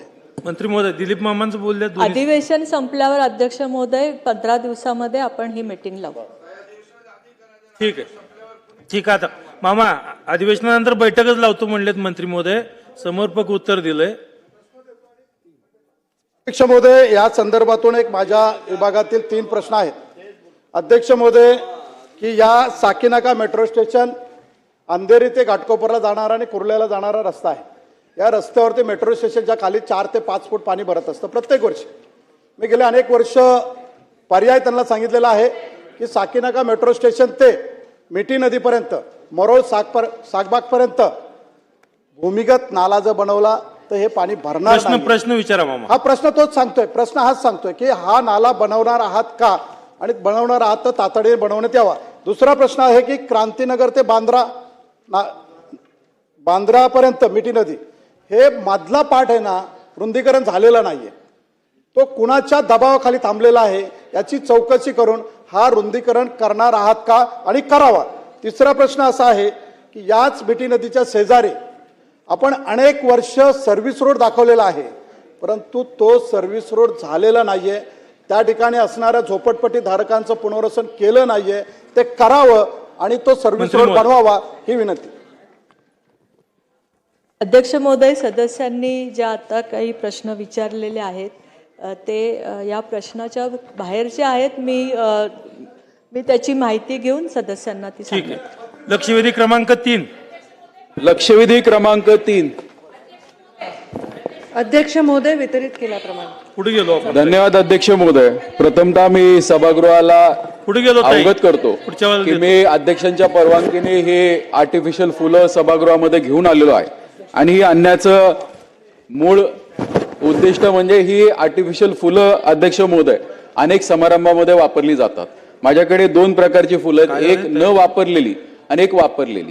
अध्यक्ष महोदय, सांगण्याचं तात्पर्य एकच आहे, ही जी न वापरलेली फुलं आहेत याच्यामध्ये तुम्ही पहा रंग एकदम भडक दिसतोय आणि ही फुलं ज्यावेळेस डेकोरेशनसाठी वापरली जातात अवघ्या 15-20 दिवसामध्ये या फुलांचा रंग फेड होतो. आपण कधीही एक प्रश्न विचारत नाही की हा फेड झालेला रंग नेमका जातो कुठे, तर हा नॅनो पार्टिकलच्या माध्यमातून वातावरणामध्ये हा मिसळून हा श्वासाच्या माध्यमातून आपल्या शरीरामध्ये जातो. अध्यक्ष महोदय, जे काही उत्तर मला प्राप्त झालेलं आहे या उत्तरानुसार एक स्पष्ट होतं की प्लास्टिकला या राज्यामध्ये बंदी आहे. राज्य सरकारच नव्हे तर केंद्र सरकार सुद्धा खूप गांभीर्याने या सगळ्या मुद्द्याकडे पाहतंय. दुर्दैव असं आहे की इतकं गांभीर्याने पाहत असताना सुद्धा हे प्लॅस्टिक मोठ्या प्रमाणावर वापरलं जातं, प्लॅस्टिकची फुलं वापरली जातात. माझा आक्षेप या फुलांना वापरण्याबद्दल नाहीये, तर या फुलांवरती वापरला जाणारा जो रंग आहे हा अतिशय टॉक्सिक असतो आणि हा नुसता फुलांमध्येच वापरला जात नाही, तर हा फुग्यांमध्ये वापरला जातो. पुढच्या 4 दिवसामध्ये होळी येणार आहे. होळीमध्ये जे पाण्याची फुगे आपण वापरतो, या फुग्यांमध्ये तो जो रंग आहे हा लहान मुलांना सुद्धा हानिकारक आहे. अध्यक्ष महोदय, ह्या रंगामुळे आपण जर पाहिलं तर मोठ्या प्रमाणावर लेड बेस्ड जर पिगमेंट्स असतील तर त्याचा ब्रेन डॅमेज सुद्धा अनेक ठिकाणी आपल्याला पाहण्यात आलेलं आहे. अनेक केस स्टडीज झालेले आहेत अध्यक्ष महोदय, आणि हा विषय अतिशय गंभीर आहे. जर याच्यावरती आपण काही कारवाई करू शकलो तर अतिशय बरं होईल. माझं मंत्री महोदयांना एक कळकळीची विनंती आहे की इतकं सगळं म्हणजे या फुलांना राज्यामध्ये बंदी असताना सुद्धा याची अंमलबजावणी का होत नाही, आणि करायची असेल तर कशा पद्धतीने केली पाहिजे. आणि ह्या फुलांवर जर बंदी आली तर अनेकदा प्रश्न निर्माण केला जातो की आमच्या डेकोरेटरचं काम जाईल. अध्यक्ष महोदय, ही फुलं मार्केटमध्ये यायच्या आधी सुद्धा डेकोरेशनची कामं होत होती, त्यावेळेस नॅचरल फुलांचा वापर केला गेला होता. जर नॅचरल फुलांचा वापर झाला तर आमच्या शेतकऱ्यांना न्याय मिळेल अध्यक्ष महोदय, हॉर्टिकल्चरच्या शेतकऱ्यांना न्याय मिळू शकेल. त्यामुळे माझी अध्यक्ष महोदय, मंत्री महोदयांना एक कळकळीची विनंती आहे की याची जनजागृतीसाठी आपण काय करतोय, आणि पुढच्या 4 दिवसामध्ये जो होळीचा सण येणार आहे, या होळीच्या सणामध्ये हे जे टॉक्सिक केमिकल आहेत याचा वापर आपण कसा रोखू शकतो. त्याचबरोबर ही फुलं वापरल्यानंतर, डेकोरेशन झाल्यानंतर याची विल्हेवाट कशा पद्धतीने लावली जाते, कारण दुर्दैव असं आहे की ही फुलं ज्यावेळेस विल्हेवाट योग्य पद्धतीने लावली जात नाही, ती जनावरांच्या खाण्यात आली तर जनावरांना त्या ठिकाणी इंटेस्टाईनचे रोग झाल्याशिवाय राहत नाही. ही फुलं जर पाण्यामध्ये मिसळली गेली तर ते आपल्या पिण्याच्या पाण्यामध्ये जर हे केमिकल्स आले तर त्याचे दूरगामी परिणाम हे झाल्याशिवाय राहणार नाही. अध्यक्ष महोदय, एकच गोष्ट या ठिकाणी ऍड करतो. आपण पाहतो आमच्या अनेक प्रश्न, 3 प्रश्न विचारले अध्यक्ष महोदय, आपलं जर लक्ष असेल तर. आणि 4था प्रश्न आहे की अनेकदा आपण पाहतो की सुपारी खायचं कोणालाच व्यसन नसतं, कोणतंही व्यसन नसणाऱ्या लोकांनाही कॅन्सर होतो. कॅन्सर होण्याचं कारण हे टॉक्सिक केमिकल्स आहेत. ह्या टॉक्सिक केमिकल्सला सर्वसामान्य जनतेपासून जाण्यापासून आपण कशा पद्धतीने आपण रोखणार आहोत. मंत्री महोदय. अध्यक्ष महोदय. सन्माननीय अध्यक्ष महोदय, सन्माननीय सदस्यांनी जो प्रश्न उपस्थित केलेला आहे त्यांनी मला ती फुलं दाखवली, तर त्यांना ती फुलं कापडाची आहेत, त्यामुळे कापडाच्या फुलांवर तर बंदी नाही, पण प्लास्टिकच्या फुलांवर आणि प्लास्टिकच्या कोणत्याही जे प्लास्टिक बायोडिग्रेडेबल नाही अशा सगळ्या गोष्टींवर आपल्या राज्यामध्ये बंदी आहे. म्हणजे आपल्या राज्यामध्ये ही बंदी देशामध्ये सगळ्यात आधी आपण सुरू केलेली आहे. ह्याच्यापूर्वी कोणत्याही राज्याने केली नाही, ही बंदी आपल्या राज्यामध्ये केलेली आहे. निश्चितच जेवढं नैसर्गिक गोष्टी वापरल्या जातील तेवढं चांगलं आहे. तर ही जी फुलं आहेत ह्या फुलांचं त्यांनी क्लेम केलं की त्याचं केमिकल हे हानिकारक आहे. तर ते हानिकारक, जसं आता प्रत्येक गोष्ट आपण आपल्या आजूबाजूला बघतोय, त्या कार्पेटपासून, त्या लेदरपासून, आपण घातलेल्या कपड्यापासून, त्या वूडच्या पॉलिशपासून, प्रत्येक ठिकाणी आपण वेगवेगळ्या केमिकल्सचा वापर करत असतो. आणि हे सर्व केमिकल अति प्रमाणात वापरले किंवा कोणत्या तरी वातावरणाशी रिॲक्ट झाले तर त्याचा नक्कीच चांगला वाईट असा सगळीकडे परिणाम असतो. या राज्यामध्ये प्लास्टिक जे डिग्रेडेबल नाही, बायोडिग्रेडेबल नाही, ज्याचा पूर्णपणे ऱ्हास होत नाही, हे वापरायला बंदी आहे. त्यांनी जी फुलं दाखवली ती कपड्याची फुलं आहेत. त्यांचं म्हणणं आहे की ते हानिकारक आहेत.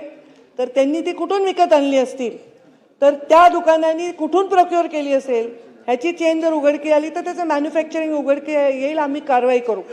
परंतु अशा रँडम एखाद्या गोष्टीची आपल्याला कारवाई करता येणार नाही. पण आमचे इन्स्ट्रक्शन्स ऑलरेडी आहेत.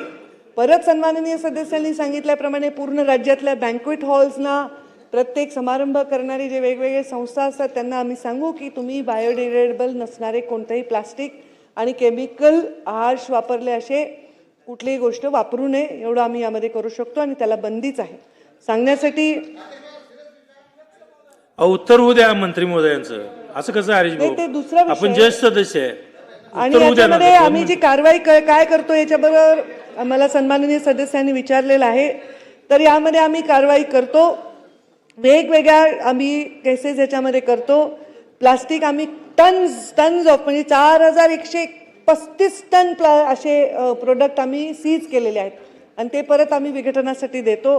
ह्याच्यामध्ये आम्ही जवळपास 25 कोटी रुपयाचा फंड आतापर्यंत विविध माध्यमातून, आम्ही फंड नाही त्याचं फाईन कलेक्ट केलेलं आहे. म्हणजे लोकांना आम्ही फाईन लावलेला आहे. अशा प्रकारचे जिथे ते जप्तही केलं आहे त्याला फाईनही लावलेला आहे.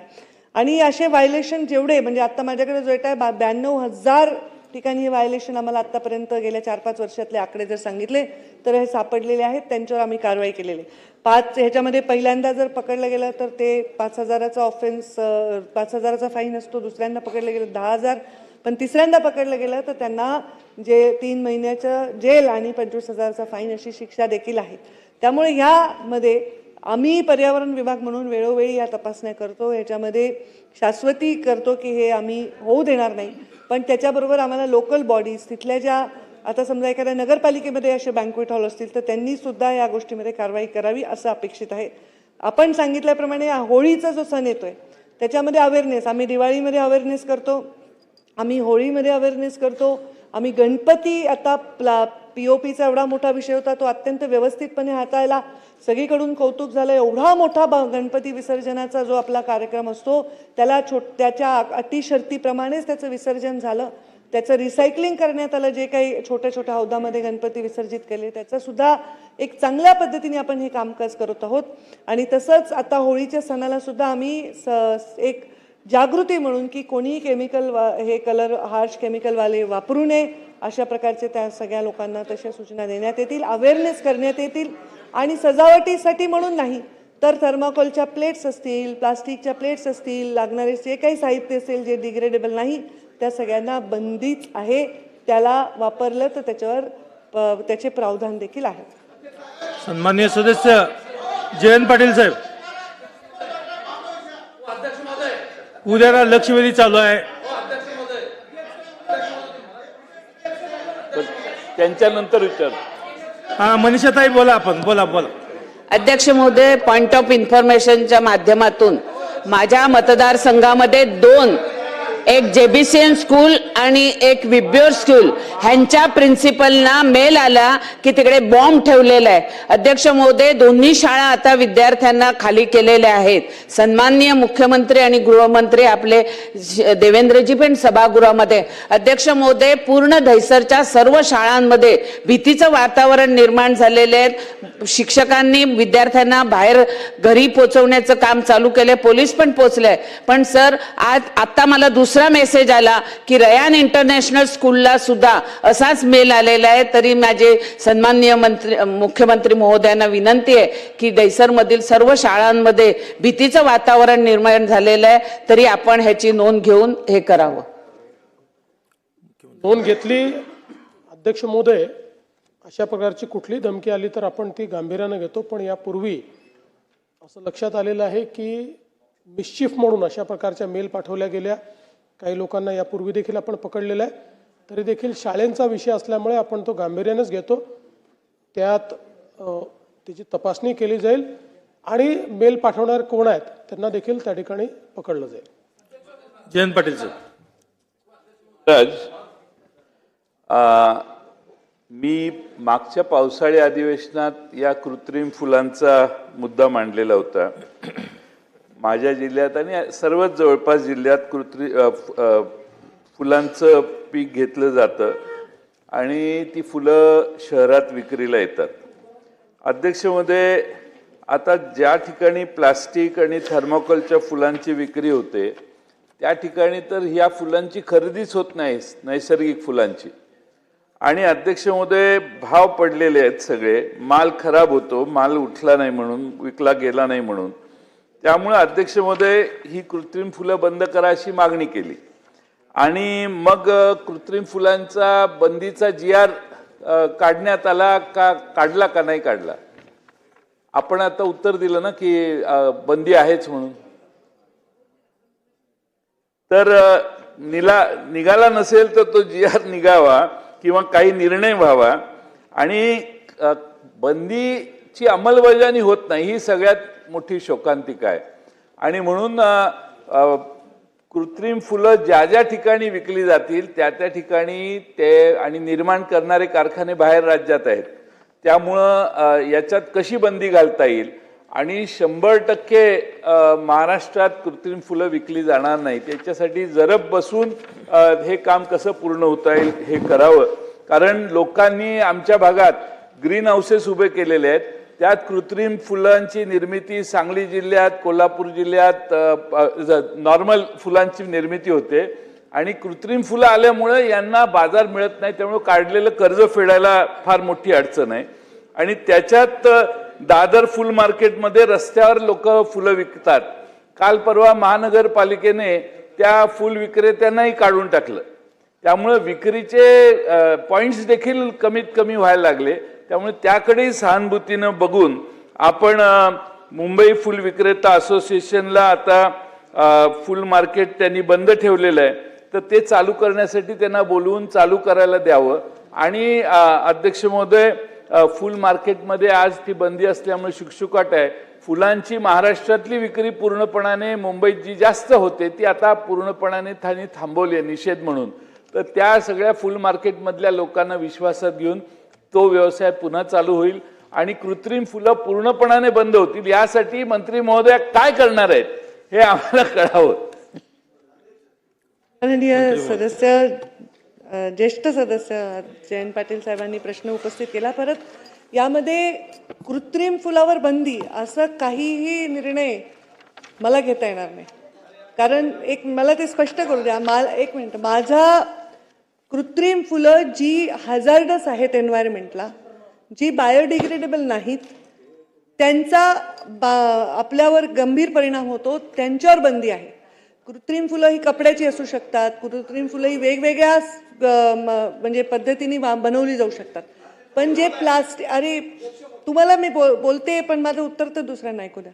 प्रश्न कृत्रिम फुलाचा जे प्लास्टिक वापरलं जातं ते जर प्लास्टिक बायोडिग्रेडेबल नसेल तर मग ते फूल असू, ग्लास असू, प्लेट असू, ह्याला बंदीच आहे. आणि त्याच्यावर मी कारवाईची आत्ता आपल्याला सांगितलं की जवळपास 92,000 कारवाया आम्ही केलेल्या आहेत.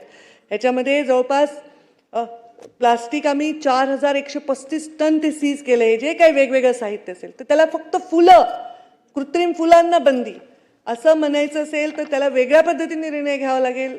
ते माझ्या पर्यावरण खात्याचा विषय येत नाही. दुसरा विषय आहे की मार्केटवर परिणाम होतोय की फुलं जे नॅचरली फुलं बनवत आहेत. आता आपण ग्रीन हाऊसचा उल्लेख केला तर ग्रीन हाऊसचा इफेक्ट पण गंभीरच आहे पर्यावरणाच्या दृष्टीने. पण जे फुलं नॅचरली उत्पादन करतायत त्या शेतकऱ्यांवर अन्याय होऊ नये, त्यांना फुलं विक्रेते, हा विषय टोटली वेगळ्या डायसवर हाताळायचा विषय आहे. त्याच्यात मी काही भाष्य करू शकत नाही. दुसरा, आपण एक विषय म्हणालात की फुल मार्केट मुंबईचं बंद झालेलं आहे, तर तेही मला वाटतं की मी त्याच्यावर काही बोलणं सन्माननीय मुख्यमंत्री महोदय बोलतो. माननीय अध्यक्ष महोदय, हा विषय अत्यंत महत्त्वाचा आहे. सन्माननीय मंत्री महोदयांनी जे सांगितलं ते मी पुन्हा रिपीट करतो की बायोडिग्रेडेबल नाही अशा कुठल्याही मटेरियलची फुलं जर असतील तर त्याच्यावर बॅन आहे. तो अधिक स्पष्ट व्हावा या संदर्भात GR काढण्यात येईल. आणि अशा प्रकारच्या फुलांचा वापर करणारे डेकोरेटर देखील शिक्षेस पात्र असतील. या संदर्भात जे मोठे मोठे मॅरेज हॉल्स आहेत त्यांनी जर अशा प्रकारचं डेकोरेशन अलाव केलं तर त्यांच्यावरही काय कारवाई करायची या संदर्भातही GR मध्ये आपण घालू, जेणेकरून अशा पद्धतीनं हे जे काही कृत्रिम फुलांचं एक पेव फुटलेलं आहे. आणि खरं आहे म्हणजे अनेक वेळा तर ओळखताच येत नाहीत, इतके बेमालूमपणे ही बनवत आहेत आणि त्यातनं पर्यावरणाचे नुकसान होत आहे आणि शेतकऱ्यांचे नुकसान होत आहे. त्यामुळे निश्चितपणे त्या संदर्भातला जो काही पुढची कारवाई आहे ती आपला जो पर्यावरण विभाग आहे तो अधिक चांगल्या पद्धतीनं घेईल. आणि याच्यामध्ये मग इतरही विभागांना जर त्याच्यात समाविष्ट करून घ्यायचं असेल तर ते समाविष्ट करून घेतलं जाईल. दुसरं, आपण फुलांच्या मार्केटच्या संदर्भात सांगितलं, मी आजच माहिती घेतो. मला वाटत नाही की अशा प्रकारे कुठलं मार्केट वगैरे बंद केलं असेल, पण एखाद वेळेस सध्या अतिक्रमणाची कारवाई चाललेली आहे, त्याच्यामध्ये जर काही डिस्प्लेस झाले असतील तर आपण त्यांना जागा देऊ. फुल मार्केट हे चाललंच पाहिजे. आणि मी तर असं म्हणतो की आपण सगळे लोक जे आहोत हे सनातनला मानणारे लोक आहोत आणि आपल्याकडे फुलांचं महत्त्व खूप मोठं आहे. त्यामुळे अशा प्रकारचं जे फुल मार्केट आहे हे योग्य पद्धतीनं त्या ठिकाणी चाललं पाहिजे. या संदर्भात महानगरपालिकेला आदेश आजच्या आज देण्यात येतील. आता एवढं समर्पक उत्तर दिलंय, चला पुढे जाऊ आता. लक्षवेधी क्रमांक 4. एक मेश्राम साहेब. अध्यक्ष शेवट झटके साहेब, शेवट घ्या. मुख्यमंत्र्यांचं धन्यवाद देतो, आभार मानतो. माझी एकच विनंती आहे आपल्या माध्यमातून माननीय अध्यक्ष महोदय, माननीय मुख्यमंत्र्यांना आणि माननीय पंकजाताईंना, आपण नीट GR काढतो, सगळं करतो. प्रश्न घ्या. एकच मिनिट, एकच प्रश्न. आपण सगळं करतो. आपण प्लॅस्टिक बंदीचा GR काढला. ज्या नगर परिषद आहेत, ज्या महानगरपालिका आहेत, तिथले अधिकारी ते GR नीट राबवत नाहीत, ते नीट कारवाई करत नाहीत. आपण GR इथून लाख काढतो. माझी माननीय मुख्यमंत्र्यांना विनंती आहे की आपण इतकं चांगलं समर्पक उत्तर दिलं, मी आभारी आहे महाराष्ट्राच्या जनतेच्या वतीने. पण माझी विनंती आहे की स्थानिक स्वराज्य संस्थेतले अधिकारी याच्यावर कारवाई जे करत नसतील त्यांच्यावरही आपण जर कारवाई ते करणार नसतील तर त्यांच्यावर आपण काय कारवाई करणार आहोत याचाही उल्लेख या GR मध्ये आपण करावा, अशी आपल्या माध्यमातून त्यांना विनंती करतो. चला पुढे जाऊ आता. मंत्री महोदय. हो सन्माननीय अध्यक्ष महोदय, या सगळ्या बाबींचा उल्लेख ऑलरेडी आहे, पण जे बँक्वेट वगैरे हॉल्स आहेत त्यांच्यासाठी स्पेसिफिक नोटिफिकेशन काढून स्थानिक स्वराज्य संस्थेनी यामध्ये हस्तक्षेप करून अशा कुठल्याही केमिकल युक्त वस्तू तिथे नाही वापरल्या गेल्या पाहिजे याबद्दल दक्षता घ्यावी असं त्यांना नोटिफिकेशन काढण्यात येईल. नमिता मुंदडा ताई बोला. सन्मान्य सदस्यांनी विक्रम पासुदेजींनी एकदम चांगली लक्षवेधी मांडली आहे. आदरणीय पंकजाताईंनी सुद्धा एकदम छान त्याच्यावरती आणि CM सरांनी सुद्धा उत्तर दिलेलं आहे. माझे फक्त 1-2 कन्स्ट्रक्टिव्ह क्रिटिसिझम होते. एक तर ताई जसं बोललात की ताई लोकल बॉडीजवरती ह्याचं करायला पाहिजे, पण आय अंडरस्टँड की आपल्या डिपार्टमेंटकडे जी मॅन पॉवर कमी असल्यामुळे आपण जर लोकल बॉडीजकडे नेलं तर नक्कीच आपण चांगल्या पद्धतीने ह्याच्यामध्ये करू शकतो. दुसरी गोष्ट होती की आपल्याला ग्रीन वेडिंग हे सर्टिफिकेट जर आपल्याला देता आलं, आपले जे गावामध्ये खूप लग्न होतात, या लग्न करणाऱ्या सगळे जी फॅमिली आहे त्यांना जर सांगितले तुम्ही प्रॉपर चॅनल्स मधून जर चांगलं प्रोडक्ट्स वापरले, नॉन प्लास्टिक वापरले, तर तुम्हाला कुठली तरी इन्सेंटिव्ह मिळेल, तुम्हाला 50,000 रुपये तर असं काहीतरी रिवॉर्ड देता येईल, तर नक्कीच त्याच्यासाठी सुद्धा एक चांगल्या पद्धतीने लोक पुढे येतील आणि आपल्याला एक चेंज बनवता येईल. मग दुसरं सुद्धा होतं की आपले बचत गटच्या महिला असतील त्यांना सुद्धा जर आपण कुठली तरी इन्सेंटिव्ह दिली आणि चांगल्या गोष्टी आपल्याला environmental friendly flowers etcetera use केलं तर नक्कीच ते सुद्धा आपण करू शकाल का, हा एक विचार होता. आणि मला एक लास्ट प्रश्न सांगायचा होता, जर आपण स्कूल लेवलवरती आपण सर्वजण इकडे आहोत, सगळे MLAs असतील, नगरसेवक, सरपंच, आपण जर जाऊन स्कूल्समध्ये जर ह्याचा टॉक घेतला, मुलांशी संवाद साधला, तर नक्कीच आपण एक सिव्हिक सेन्स बदलून आपण नक्कीच चांगल्या पद्धतीने ह्याच्यामध्ये एक चेंज आणून चांगल्या गोष्टींकडे लोकांना वळायला, म्हणजे आपल्या नॉन हार्मफुल केमिकल्स नाही वापरणं, प्लास्टिक नाही वापरणं, त्याचा चांगला यूज कसा हो ह्याच्यासाठी जर आपल्याला करता आलं तर नक्कीच एक चांगल्या पद्धतीने ह्याच्यामध्ये आपल्याला एक युजफुल हे होईल. तर स्कूल लेवल ट्रेनिंग सुद्धा आपण सुरू करणार का, हा विषय होता. धन्यवाद. माननीय नमिता मुंदडा यांनी खूप चांगले सजेशन केले, तर सजेशन फॉर ऍक्शन आम्ही नक्कीच हे सगळे छान ग्रीन वेडिंग म्हणण्यापेक्षा ग्रीन इव्हेंट जर आपण करू शकलो, खास करून महानगरपालिका नगरपालिकांमध्ये, तर बऱ्याच अंशी याच्यामध्ये चांगला मेसेज जाईल आणि it's a very good suggestion आणि आम्ही नक्की त्याचा अवलंब करू. बोला. मागच्या वेळेला आपण या संदर्भात सभागृहामध्ये बोलल्यानंतर भरत गोगावलेंनी त्याच्यावरती उत्तर दिलं होतं. मंत्री महोदयांनी आणि गोगावले मंत्र्यांनी दोघांनी त्या ठिकाणी आमदारांची बैठक घेतली होती. 25 आमदार त्या ठिकाणी उपस्थित होते. त्यानंतर आम्हाला सांगितलं होतं की याच्यावरती कारवाई करणार, याच्यावरती सुस्पष्ट धोरण ठरवणार.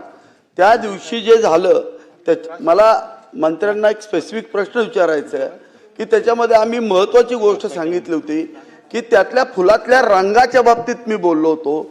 त्याच्यामधले जे रंग आहेत ते जे रंग त्या क्वालिटीचे, खराब क्वालिटीचे आहेत, ते चेक करण्याची लॅब आपल्याकडे उपलब्ध आहे का, किंवा आपण असे काही नमुने घेतले का, स्पेसिफिक अशा कुठल्या केसेसमध्ये तुम्हाला हे चुकीचे रंग सापडले आणि अशा कुठल्या कारवाई झाल्या आणि त्याच्यामध्ये किती शिक्षा आपण सतत उत्पादक कंपन्यांना केल्या, ह्याचं एक सभागृहाला आपण उत्तर द्यावं.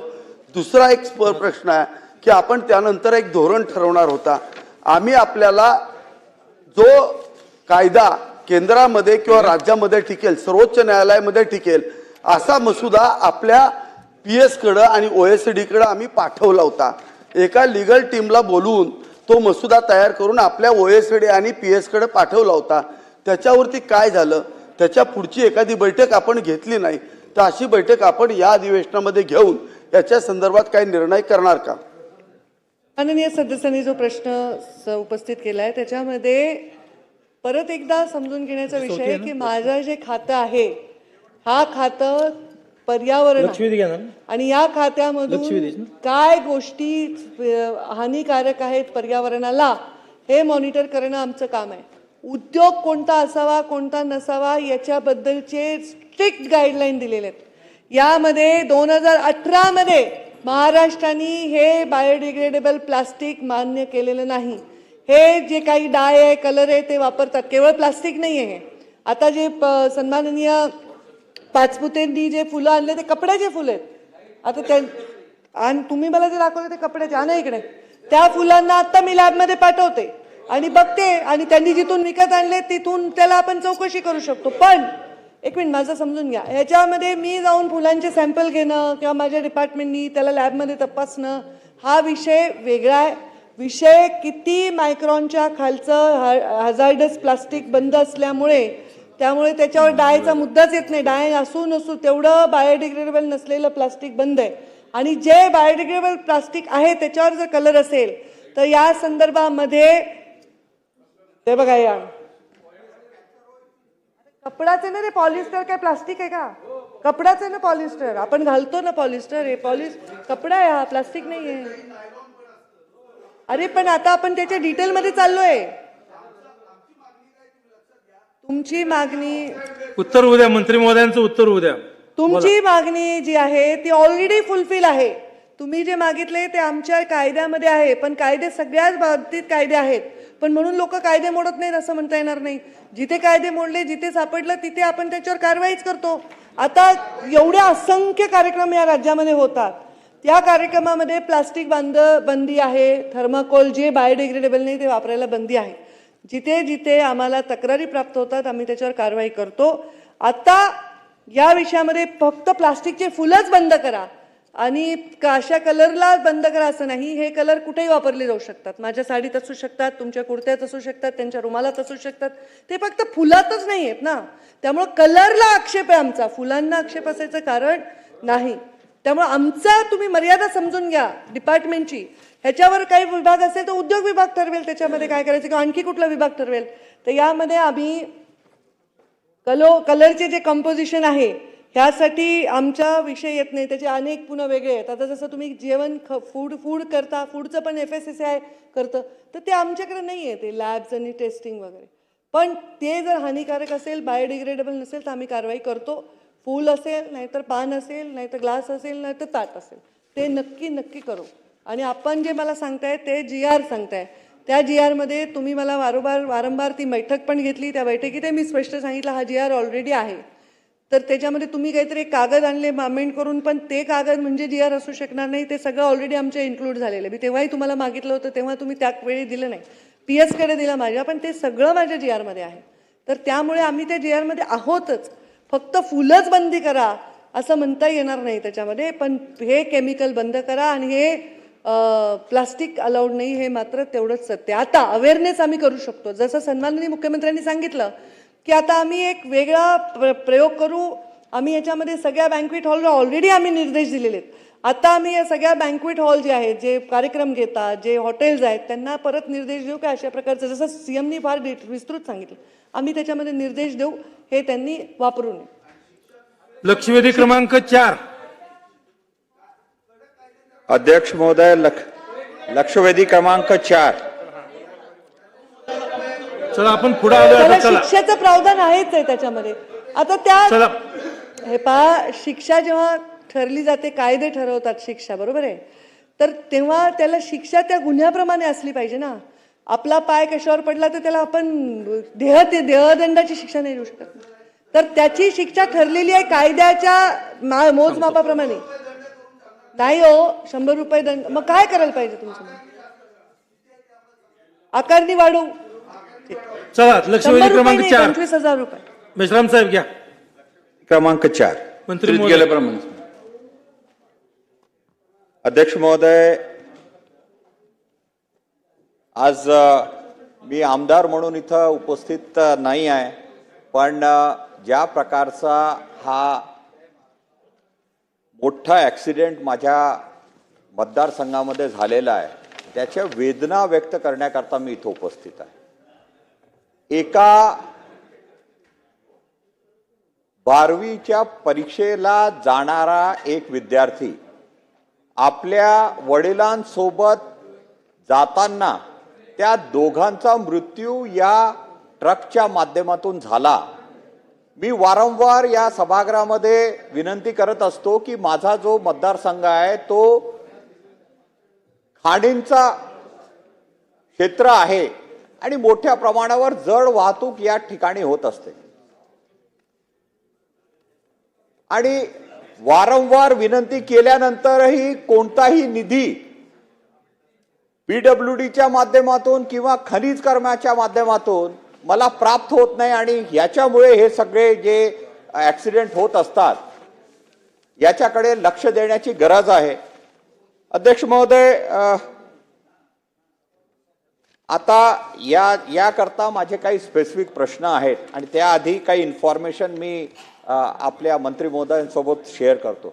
सर, हा रस्ता नुकताच या रस्त्याची टेंडर झाला होता. 4.5 कोटीचा हा टेंडर झाला. त्यापैकी 1 किलोमीटर आपण कंप्लीट केला आणि तुमच्या उत्तरामध्ये दिलेलं आहे की 1 किलोमीटर आपल्या याच्यामध्ये वन विभागाच्या अंतर्गत येतात म्हणून आपण करू शकत नाही.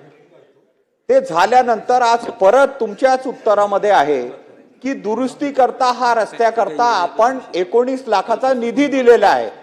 आपण काय करतोय मंत्री महोदय? एक तर 4.5 कोटीचा आपण देतो आहे, त्यानंतर प्रत्येक एकाच वर्षामध्ये आपण परत 19 लाखाचा तिथं निधी देतो आहे. काय सुरू आहे? एक तर निधी रस्त्यांकरता मिळत नाही आणि मग या प्रकारचा आपण आपले अधिकारी आपोआप जाऊन कोणतेही प्रश्न न विचारता सरळ देऊन टाकतात आणि त्याच्यामध्ये त्या कॉन्ट्रॅक्टरने 25% बिलो जाऊन काम केलेलं आहे. म्हणजे हे काय सुरू आहे? तो करू शकतो का काम? 19 लाखाचं काम 12 लाखामध्ये घेण्यात आलेलं आहे आणि 1 वर्षाचा कालावधी त्याच्यामध्ये आहे.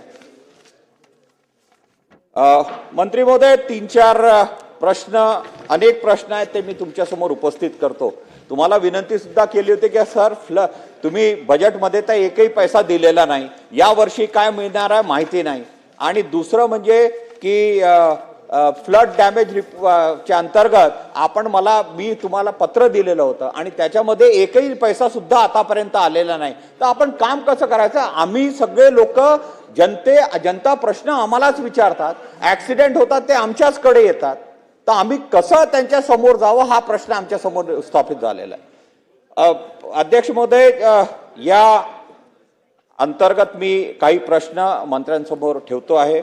उमरेड मोहपा मार्गाच्या दुरुस्तीकरता मागील 5 वर्षात किती निधी मंजूर करण्यात आला? त्यापैकी प्रत्यक्ष खर्च किती झाला? काम पूर्ण झाले की नाही? नंबर 2, कुंभारी मोपा परिसरातली दगड खाणींना देण्यात आलेल्या परवानग्याची संख्या किती आहे आणि त्या खाणी पर्यावरण व वाहतूक नियमांचा पालन करतात का? मार्गावर धावणाऱ्या अवजड वाहनाची दररोजची सरासरी संख्या किती आहे? ओव्हरलोड वाहनांवरती मागच्या 3 वर्षामध्ये काही कारवाई करण्यात आली का? अपघाताची अधिकृत आकडेवारी काय आहे? काय त्या प्रश्नाचं तर उत्तर घेऊया ना मंत्री महोदयांचे. सर, 3 प्रश्नाचं तरी उत्तर माझे घेऊया. प्रश्न होऊ द्या. जे प्रश्न त्यांच्या खात्याच्या अंतर्गत नसतील ते दुसऱ्या खात्यावरती त्यांच्याकडून माहिती देतील ना अध्यक्ष महोदय. ठीक आहे, ठीक. खाणींसाठी स्वतंत्र बायपास मार्ग उभारण्याचा प्रस्ताव शासनाच्या विचाराधीन आहे का? असल्यास त्यासाठी कालमर्यादा काय? अवैध वाहतूक रोखण्यासाठी कायम स्वरूपी तपासणी नाके, चेकपोस्ट व वजन काटे बसण्याचा निर्णय शासन घेणार का? 12 फेब्रुवारी 2026 रोजी झालेल्या दुर्दैवी अपघातातील मृतांना कुटुंबाला शासनाकडून किती आर्थिक मदत देण्यात आली? कुटुंबातील एका सदस्यास शासकीय नोकरी देण्याचा निर्णय आहे का? या मार्गाचे कॉन्क्रिटीकरण, कारण हा मार्ग टिकत नाही. आता सर 2 कोटी आपण खर्च केले एका महिन्यामध्ये तो रस्ता दुरुस्त म्हणजे कंप्लीट झालेला आहे. प्रश्न मग घ्या, आपण- प्रश्न घ्या, दो- प्रश्न सर घ्या. सर परत त्यांना सांगतो. प्रश्न घ्या. सर करतोय तुम्ही सर किती मिनिटं दिले प्रत्येकाला तीन प्रश्नांना घ्या, तुम्ही प्रश्न, 1 तास दिला. तुम्ही आता मला प्रश्न विचारायला सांगतोय आणि हा जीवनाचा घ्या, आणि घ्या, मृत्यूचा प्रश्न विषय घ्या. आहे. मेश्राम साहेब, प्रश्न घ्या. अध्यक्ष महोदय तुम्ही थोडे सेन्सिटिव्ह व्हायला पाहिजे या गोष्टी करता आणि मला फक्त 2 विचारा विचारा विचारा. हो प्रश्नच विचारतोय ना. घ्या मेश्राम साहेब. मंत्री महोदय उत्तर द्या या प्रश्नाचं. या मार्गाचे सिमेंट काँक्रिटीकरण दर्जेदार पुनर्बांधणी करता विशेष निधी आपण देणार का? आणि सर्वात महत्वाचे या सभागृहात शासन स्पष्ट कालबद्ध कार्यक्रम जाहीर करणार का की पुन्हा एकदा आश्वासन देऊन हा विषय पुढे जाईल? चला ठीक आहे. अध्यक्ष महोदय, या रस्त्याच्या बाबतीत या रस्त्यावर अध्यक्ष महोदय आपण याआधी 4 किलोमीटरचं रस्त्याचं काम 7 मीटरच्या ह्यानं पूर्ण केलं. ते सुस्थितीत आहे, ज्याचा उल्लेख आता आमदार महोदयांनी केला. अध्यक्ष महोदय, त्यामध्ये जे काम आपलं मंजूर आहे 2023च्या अर्थसंकल्पात मंजूर होतं 3.75 मीटरचं. यामध्ये अध्यक्ष महोदय वन विभागाची परवानगी लागते आणि ही परवानगी घेतल्यानंतर आपण हे काम पूर्ण करू शकतो. तर त्याचा आपला प्रस्ताव पण आपण सार्वजनिक बांधकाम विभागानं या परवानगीचा वन विभागाकडे दिलाय.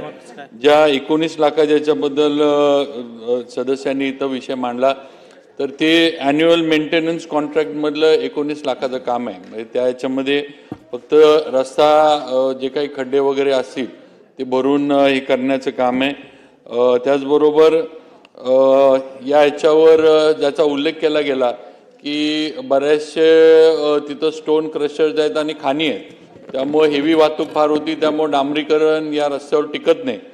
तर त्यासाठी आम्ही प्रस्ताव जो आहे तो सार्वजनिक बांधकाम विभागानं साधारण कॉन्क्रीट रोड करायचा म्हटला तर साधारण ह्याला 24 कोटीच्या आसपास खर्च येतोय. तर तो प्रस्ताव निधी आणि निकषाच्या ज्याप्रमाणे आपण पुढची त्याच्यावर जी काही कार्यवाही ती आपण प्रस्तावित केली आहे. राहिला विषय रिंग रोडचा, तर त्याचा पण सर्वे इथं सदस्यांनी सूचना केल्या आहेत. आपण सर्वे रिंग रोडचा पण करून घेऊ आणि रिंग रोड कसा म्हणजे सगळ्यांच्या या ह्याच्यात उपयोगी होईल हा प्रयत्न केला जाईल. बाकीचे जे अध्यक्ष महोदय आपल्याला पण माहिती आहे की खाणींना परवानग्या वगैरे, त्याचबरोबर रस्त्यावरची ट्रॅफिक ह्याचा जो विषय आहे ह्याचे म्हणजे सार्वजनिक बांधकाम विभाग ह्याच्याकडं ही माहिती नाही. हे महसूल किंवा जे परिवहन विभाग आहे किंवा पोलीस, पण आम्ही तरी हे जो अपघात झाला आणि त्या अपघातामध्ये विद्यार्थीला म्हणजे मुलीला, मला वाटतं मुलीला सोडायला वडील चालले होते आणि ट्रकनं समोरासमोर धडक देऊन त्यामध्ये त्यांचा अंत झाला. खरं म्हणजे या अपघाताची माहिती अशी आहे, जी FIR माझ्याकडे आले त्या FIR मध्ये नोंद आहे की ट्रक ड्रायव्हर जो आहे हा दारू पिलेला होता आणि त्या दारूच्या नशेमध्ये त्याच्याकडनं गाडीवरचा ताबा खरं म्हणजे सुटला आणि हा अपघात झाला. पण काही जो रस्त्याचा खाणींमुळे रस्ता जो खराब झालाय त्याचं डांबरीकरणाचं काम करायचं, ह्याचं पण 4.5 कोटीचा आपला प्रस्ताव तयार आहे. त्याचं पण आम्ही जे काही ते करतोय, वन विभागाला आम्ही परत परवानगीसाठी हे करू की लवकरात लवकर ती परवानगी जे यापूर्वी मंजूर काम आहे त्याच्यासाठी लागणारी जी परवानगी आहे ती लवकरात लवकर त्यांनी द्यावी, म्हणजे ते पण पूर्ण करता येईल आणि उरलेलं काम पण आम्हाला पूर्ण करून देता येईल. चला पुढे जाऊ. सावरकर साहेब. महोदय, आपल्या सर्वांना माहीत आहे त्या 27 फेब्रुवारीला CCIची कापूस खरेदी बंद झालेली आहे. याविषयी आपण मुख्यमंत्र्यांना पत्र दिलं, मुख्यमंत्र्यांनी केंद्रीय वस्त्रोद्योग मंत्र्यांना पत्र दिलं. अध्यक्ष महोदय, याच्यात माहिती अशी द्यायची की मागच्या वर्षी 24 मार्चपर्यंत CCIची खरेदी सुरू होती. CCI हमी भावात खरेदी करते. मागच्या वर्षी एवढा कापसाचा कोटाही पूर्ण झाला नाही, मागच्या वर्षी डेटही पूर्ण झाली नाही आणि हे सर्व असताना आज बाजार जो आहे तो 7300-7400 रुपयावर बाजार आहे. खेळा खरेदी तर 7200 सुरू आहे. CCIचा हमी दर 8,070 रुपये आहे. 800 रुपये प्रति क्विंटलनं शेतकऱ्याला कापसामध्ये घाटा सहन करावा लागेल. आणि म्हणून या पॉईंट ऑफ इन्फॉर्मेशनच्या माध्यमातून आपले कृषी मंत्री तर बसलेले आहेत, आपले सिनियर मंत्री आहेत, मुख्यमंत्र्यांनीही पत्र लिहिलं आहे. याविषयी थोडंसं केंद्र सरकारकडे फॉलोअप करून ही खरेदी किमान एप्रिल महिन्यापर्यंत सुरू करण्यात यावी अशी मी या पॉईंट ऑफ इन्फॉर्मेशनच्या माध्यमातून विनंती करतो. आणि याविषयी थोडंसं संबंधित अधिकारी जे आहेत यांनी थोडीशी सेन्सिटिव्हिटी दाखवून याचा थोडासा मिशन मोडवर फॉलोअप करणं खूप आवश्यक आहे. अध्यक्ष महोदय. ठीक आहे. उपाध्यक्ष साहेब. खोतकर साहेब. हा.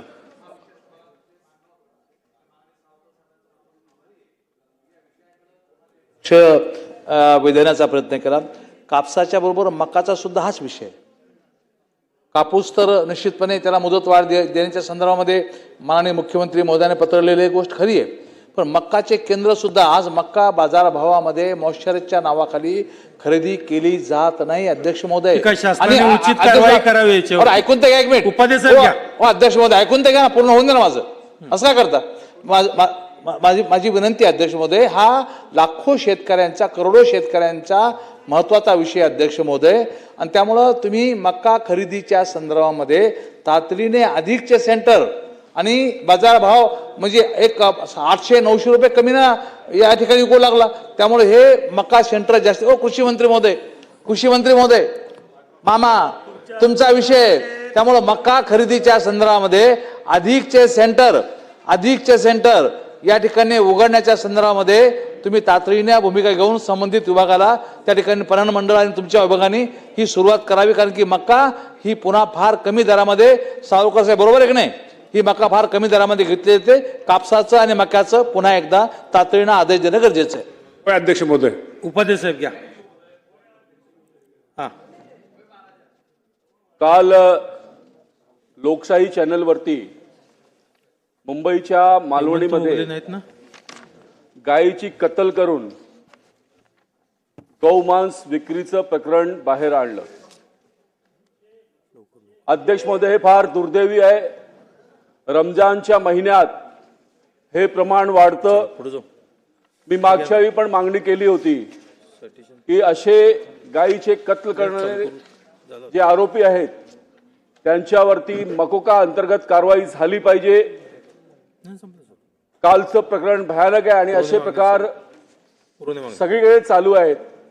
तर मला विनंती करायची आहे की मालवणीच्या प्रकरणावरची गंभीर दखल घेतली पाहिजे. आरोपींवर मकोका अंतर्गत कारवाई केली पाहिजे आणि असे प्रकार होऊ नये म्हणून पोलिसांना सूचना दिली पाहिजे की गौरक्षक जर माहिती देत आहेत तर त्यांच्या माहितीवरती त्वरित कारवाई झाली पाहिजे. कारण आपल्या महाराष्ट्रात आपण गायीला राज्यमातेचा दर्जा दिला आहे. संपूर्ण गौवंश हत्या बंदी आहे. तर गायीचं प्रोटेक्शन आवश्यक आहे. चला पुरवणी मागण्या सन 2025-2026 या वर्षाच्या पुरवणी मागण्यावर चर्चा व मतदान. दुसरा व शेवटचा दिवस. बर बोला 1 मिनिटात संपवा. अध्यक्ष महोदय या पॉइंट ऑफ इन्फॉर्मेशनच्या माध्यमातून मी आपल्याला या ठिकाणी सांगू इच्छितो. माझ्या शहरामध्ये, पिंपरी चिंचवड शहरामध्ये, विशेषतः माझ्या भोसरी मतदारसंघामध्ये, विशेषतः मागच्या महिन्याभरापासून म्हणजे इरिगेशनच्या मध्ये म्हणजे आंध्र धरणातून आम्ही जे पाणी घेतो, ज्या ठिकाणी आमचा जॅक्वेल आहे, ज्या केटीवेर पैसे आमचा जॅक्वेल आहे, त्या ठिकाणी आम्हाला पूर्ण शहराला दुर्गंधीचं पाणी आणि एकदम अस्वच्छ पाणी येतंय. तर अध्यक्ष महोदय, मी इरिगेशन डिपार्टमेंटच्या लोकांना, आमच्या पिंपरी चिंचवड शहराच्या आयुक्तांनी सांगितलं होतं की आम्हाला तो जो बंधारा आहे तो साफ करून परत एकदा पाणी सोडावं. अध्यक्ष महोदय, शहरात फार भीकर म्हणजे लोकांमध्ये फार भीतीचं वातावरण आहे. इतकं स्वच्छ पाणी येतंय, खराब पाणी येतंय अध्यक्ष महोदय. त्या ठिकाणी आपल्याला तात्काळ इरिगेशन डिपार्टमेंटला आपण सूचना द्याव्यात, एवढीच माझी विनंती. शासनाने उचित कारवाई करावी. चला पुढे घ्या, पुरवणी मागणी घ्या. आता शालेय शिक्षण व क्रीडा विभाग, पाणी पुरवठा व स्वच्छता विभाग आणि दिव्यांग कल्याण विभाग या विभागाच्या पुरवणी मागणीला चर्चेला घेण्यात येतील. विभागाच्या मागण्यांच्या तपशील व स्वीकृत कपात सूचनांची यादी सदस्याने टपाल खानाद्वारे वितरित करण्यात आली आहे. कपात सूचना न मांडता मान्य करण्यात आलेल्या कपात सूचनांची उत्तरे माननीय मंत्री महोदयांच्या स्वाक्षरीने 30 दिवसाच्या कालावधीत सदस्यांना पाठवण्याची प्रथा माहे जुलै 2010 पासून मान्य झाली असल्यामुळे आता कोणीही कपात सूचना मांडणार नाही असे मी गृहीत धरतो. या चर्चेसाठी चर्चा वेळ उपलब्ध आहे. सदस्य वेळेचे बंधन पाळून मला सहकार्य करतील अशी मी अपेक्षा व्यक्त करतो. प्रत्येक सदस्याने भाषण सुरू करण्याच्या वेळी विभाग, त्याचबरोबर बाब क्रमांक व पूरक विवरणपत्रातील पृष्ठ क्रमांक याचा उल्लेख करावा. पुरवणी मागण्यावरील चर्चा संबंधित बाबीपुरतीच मर्यादित असल्यामुळे सदस्यांना मूळ अनुदान अथवा मूळ मागणी यावर चर्चा करता येणार नाही. आता चर्चेला सुरुवात करण्यात येईल. सुनील प्रभू साहेब. अध्यक्ष महोदय, शालेय शिक्षण, क्रीडा विभाग, पाणी पुरवठा, स्वच्छता विभाग आणि दिव्यांग कल्याण विभाग या पुरवणी मागण्यांवरती मी या ठिकाणी चर्चा करण्यासाठी उभा आहे. अध्यक्ष महोदय, शालेय शिक्षण विभागामध्ये आपण जर पाहिलं असेल तर शासनाने मराठी शाळा ज्या जतन करण्याच्या दृष्टीने, त्या वाढवण्याच्या दृष्टीने आम्ही काळजी घेत आहोत. आणि सुदैवाने आज यावरती चर्चा होत असताना आज मराठी भाषा दिवस आहे, कुसुमाग्रजांचा वाढदिवस आहे. संपूर्ण देशामध्ये, राज्यामध्ये मराठीचा जयगार होतोय आणि अशा वेळेला पुरवणी मागण्यावरती मराठी शाळांवरती आम्ही चर्चा करतोय. अध्यक्ष महोदय, काय परिस्थिती आहे आज?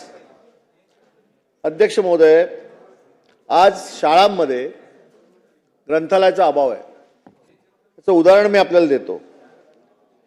वाचाल तर वाचाल ही घोषणा सरकारने केली मागच्या बजेटमध्ये, त्याच्या पूर्वीच्या बजेटमध्ये, पण घोषणा हवेतच राहिली.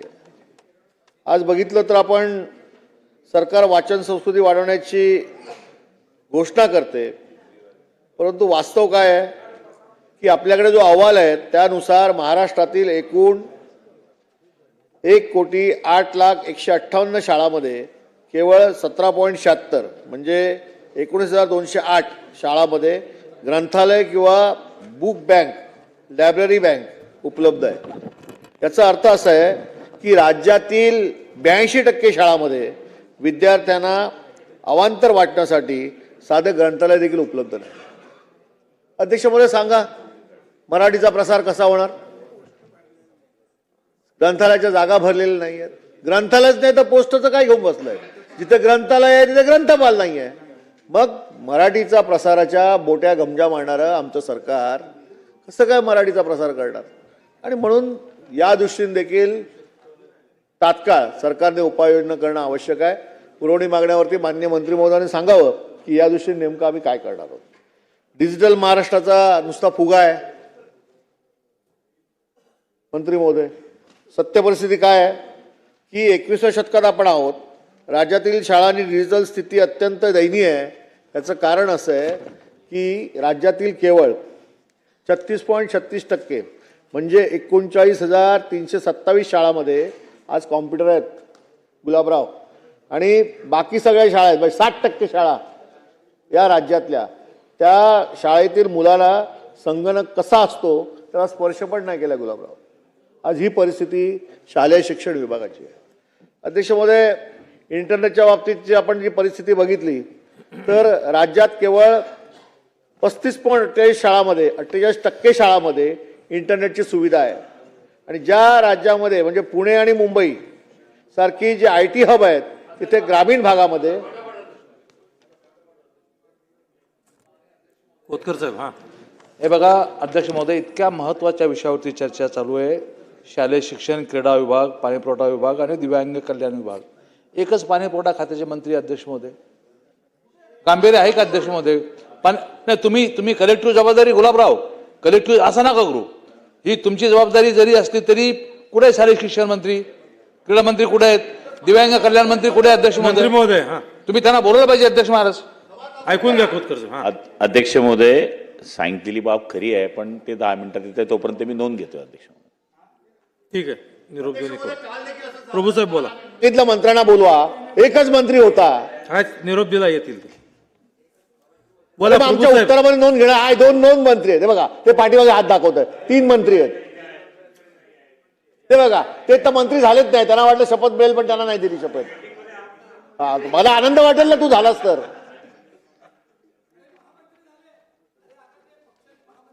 तुम्ही त्यांना अशी बाजू घेऊन मानसिकता त्यांची तयार करू नका की आता काहीच नाही मिळणार, तुला मिळायला पाहिजे.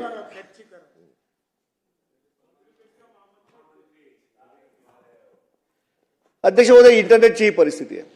अध्यक्ष महोदय, आधुनिक शैक्षणिक साधनाची कमतरता तर या संपूर्ण शाळांमध्ये आहेच. आपण बघाल तर डिजिटल शिक्षणाचे ढोल वाजवणाऱ्या सरकारने या ठिकाणी स्मार्ट क्लासरूम नावाखाली फार मोठं उद्दिष्ट आम्ही गाठू असं सांगितलं.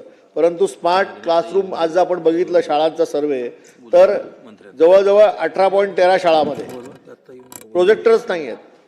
स्मार्ट TV 62.4 शाळांमध्ये नाहीत. उर्वरित शाळांमध्ये गरीब आणि बहुजन समाजाच्या मुलांनी काय करून फक्त खडू आणि फळा याच्याशिवाय व्यतिरिक्त त्यांना काही शिक्षणाचं साधन नाही आहे. जिल्हा परिषद शाळांमध्ये तर उपेक्षाच आहे. अध्यक्ष महोदय, राज्यात 60.71 जिल्हा परिषद शाळा आहेत.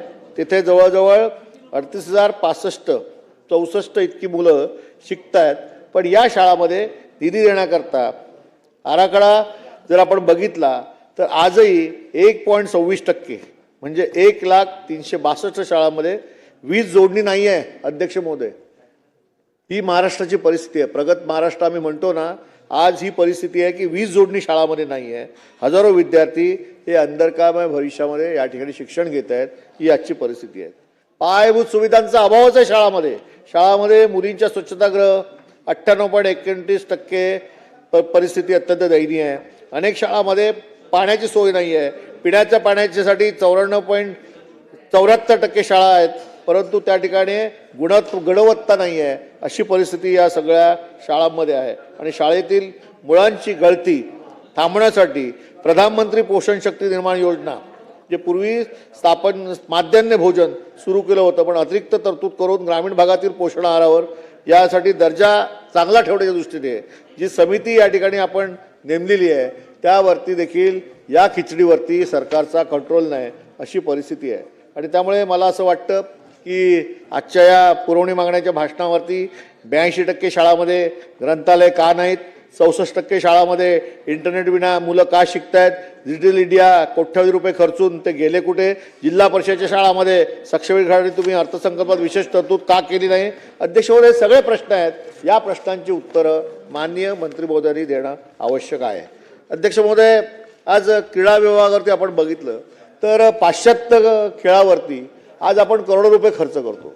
शालेय शिक्षणापासून जे आपले देशी खेळ आहेत, बघ काटापाट्या असेल, कबड्डी असेल, लंगडी आहे, खो खो आहे, या खेळाकडे पूर्णपणे दुर्लक्ष केलं जाते. हा, खो खो नको, खो खो हे बाजूला बसून मला डिस्टर्ब करतात. मला वाटतं यांनीच त्यांना काम दिलेलं दिसते.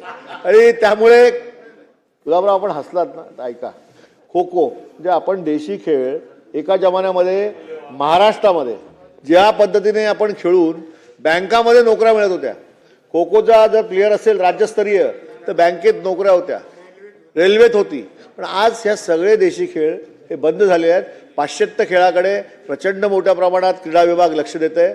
माझी आपल्याला विनंती आहे की देशी खेळावरती विशेष अशा पद्धतीने सरकारने एक समिती स्थापन करावी, अभ्यासगट तयार करावा आणि याच्याकडे खेळाडू कसे वळतील आणि त्यांना प्रोत्साहन देण्यासाठी नेमकं आपण काय करू शकू, यासाठी खऱ्या अर्थाने आपण काम करणं आवश्यक आहे. आणि माननीय क्रीडा मंत्र्यांनी उत्तर देत असताना या गोष्टीवर देखील सरकार कोणतं धोरण या ठिकाणी निर्माण करणार आहे, कशामध्ये ते कारवाई करणार आहे, हे युवक आणि खेळाडू या खेळाकडे कसे जास्त वळतील आणि या खेळाला जास्त प्राधान्य कसं दिलं जाईल आणि हे देशी खेळ जिवंत कसे राहतील, हे आता कालांतराने याची काळजी घेणं आवश्यक आहे. नाही तर एक काळ असा येईल की हे जे आमचे देशी खेळ आहेत, येणारी पिढी ही विसरून जाईल आणि हे खेळ होते याची माहिती देखील पुस्तकापुरती उरेल, अशी परिस्थिती आहे. म्हणून या दृष्टीने प्रयत्न करणं मला असं वाटतं की ते महत्त्वाचं आहे.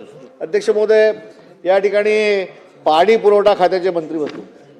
अध्यक्ष महोदय, काय परिस्थिती आहे पाणी पुरवठा खात्याची की जलजीवन मिशन करता अधिसूचना जमातीच्या लाभार्थीसाठी केंद्र हिस्सा म्हणून 200 कोटी तरतूद करण्यात आली.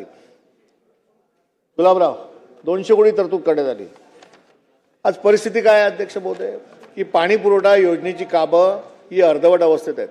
जलजीवन मिशन अंतर्गत अनेक गावामध्ये पाईपलाईन टाकली आहे गुलाबराव, पण पाणीच नाही, पाणीच नाही आहे. देखभाल आणि दुरुस्ती ग्रामपंचायतीवरती या योजनेच्या देखभालीसाठी मोठा भार पडतो आणि त्यामुळे ही देखभाल करायची कोणी हा खरा प्रश्न आहे. त्यामुळे जुन्या योजनांना पुनर्जीवन देण्यासाठी सरकार पुढची काही स्कीम आणणार की नाही हा माझ्या मनातला प्रश्न आहे. आणि त्याचबरोबर गुणवत्तेचा अभाव आहे. अध्यक्ष महोदय, मंत्री महोदय जरी इकडे बसले असले तरी देखील काही कामं ही काही ठिकाणी घाईघाईने केली जातात आणि त्यामुळे त्याचा दर्जा जो आहे तो टिकवणं कठीण होतं. या दृष्टीने देखील सरकार उपाययोजना काय करणार आहे याचं देखील उत्तर या ठिकाणी देणं अपेक्षित आहे. अध्यक्ष महोदय, पाण्याच्या संबंधीची आज चर्चा आहे. आज ग्रामीण भागाच्या जलजीवन मिशनबद्दल मी इकडे बोललो, पण मुंबई शहरात देखील तीच परिस्थिती आहे. आज मुंबई शहरामध्ये आज जर आपण बघितलं तर खऱ्या अर्थाने जेवढं पाणी अपेक्षित आहे तेवढं पाणी आज ठाणे किंवा मध्य वैतरणा या तलावातून मुंबईकडे आणणं हे महानगरपालिकेला शक्य आहे. तरी देखील तितकं पाणी जी आवश्यकता आहे मनुष्य मानकानुसार तितकं पाणी महानगरपालिका उचलते, परंतु त्याचं जे काय डिस्ट्रीब्युशन आहे त्या डिस्ट्रीब्युशनमध्ये नियोजनाचा अभाव आहे. आज आपण बघितलं असेल तर मागच्या वेळेला मी भाषण केलं होतं, 2 दिवसांनी रंगपंचमी येते. या रंगपंचमी दिवशी मागच्या वर्षी मुंबईकरांना रंगपंचमी खेळल्यानंतर आंघोळी करण्यासाठी पाणी नव्हतं. ही परिस्थिती होती. ही परिस्थिती पुन्हा येऊ देऊ नका. याचं कारण असं आहे की आपण तिकडे वैनगंगा प्रकल्प कधी उभारणार आहोत आम्हाला माहीत नाही, किती झाडं तोडणार आहोत आम्हाला माहीत नाही, प्रकल्प कधी उभारणार आहे, जमीन कधी हस्तांतर होणार आहे हे आम्हाला माहीत नाही. परंतु सरकार म्हणून आम्ही आपल्याला एवढंच सांगतोय की तलावातलं पाणी इथे आणण्यासाठी ज्या पद्धतीचे आपण प्रकल्प उभे करतोय आणि नागरिकांना ते देण्यासाठी प्रयत्न करतोय त्याचप्रमाणे समुद्राचं पाणी हे खारं करून हे खारं पाणी गोडं करून ह्या मुंबईकरांना देण्यासाठी कुठेतरी योजना एक ना एक दिवस या मुंबई शहरामध्ये किंवा ठाणे शहरामध्ये जी समुद्राला लागून शहर आहेत त्या ठिकाणी करणं आवश्यक आहे. आणि त्याचा प्रयोग आपण मुंबई शहरापासून करा. मला आठवत आहे की माननीय उद्धव ठाकरे साहेब महाराष्ट्राचे मुख्यमंत्री होते आणि त्याची आपल्याला कल्पना असेल की खारं पाणी गोडं करण्यासंबंधी आपण असे अनेक प्रकल्प या राज्यातून या शहरामध्ये यावे म्हणून प्रयत्न केले. पुढे सरकारने त्याचं काय केलं ते बास्ताब बांधून कुठे का ठेवले हे मला माहीत नाही. आणि म्हणून काळाची गरज आहे. उद्धव ठाकरे साहेबांनी कोण आहे हे काल नव्हते, काल त्यांचा विभाग होता, काल नव्हते, मला बोलून आणायला लागलं त्यांना. प्रभू साहेब इकडे बघून बोला. मंत्री महोदयांना बसवा खाली, मी बोलतोय. हाय बोला बोला आपण बोला. हे बघा, कन्क्लूड करा प्रभू साहेब. अरे नाही बोलून आणलं काय प्रभू साहेब कन्क्लूड करा.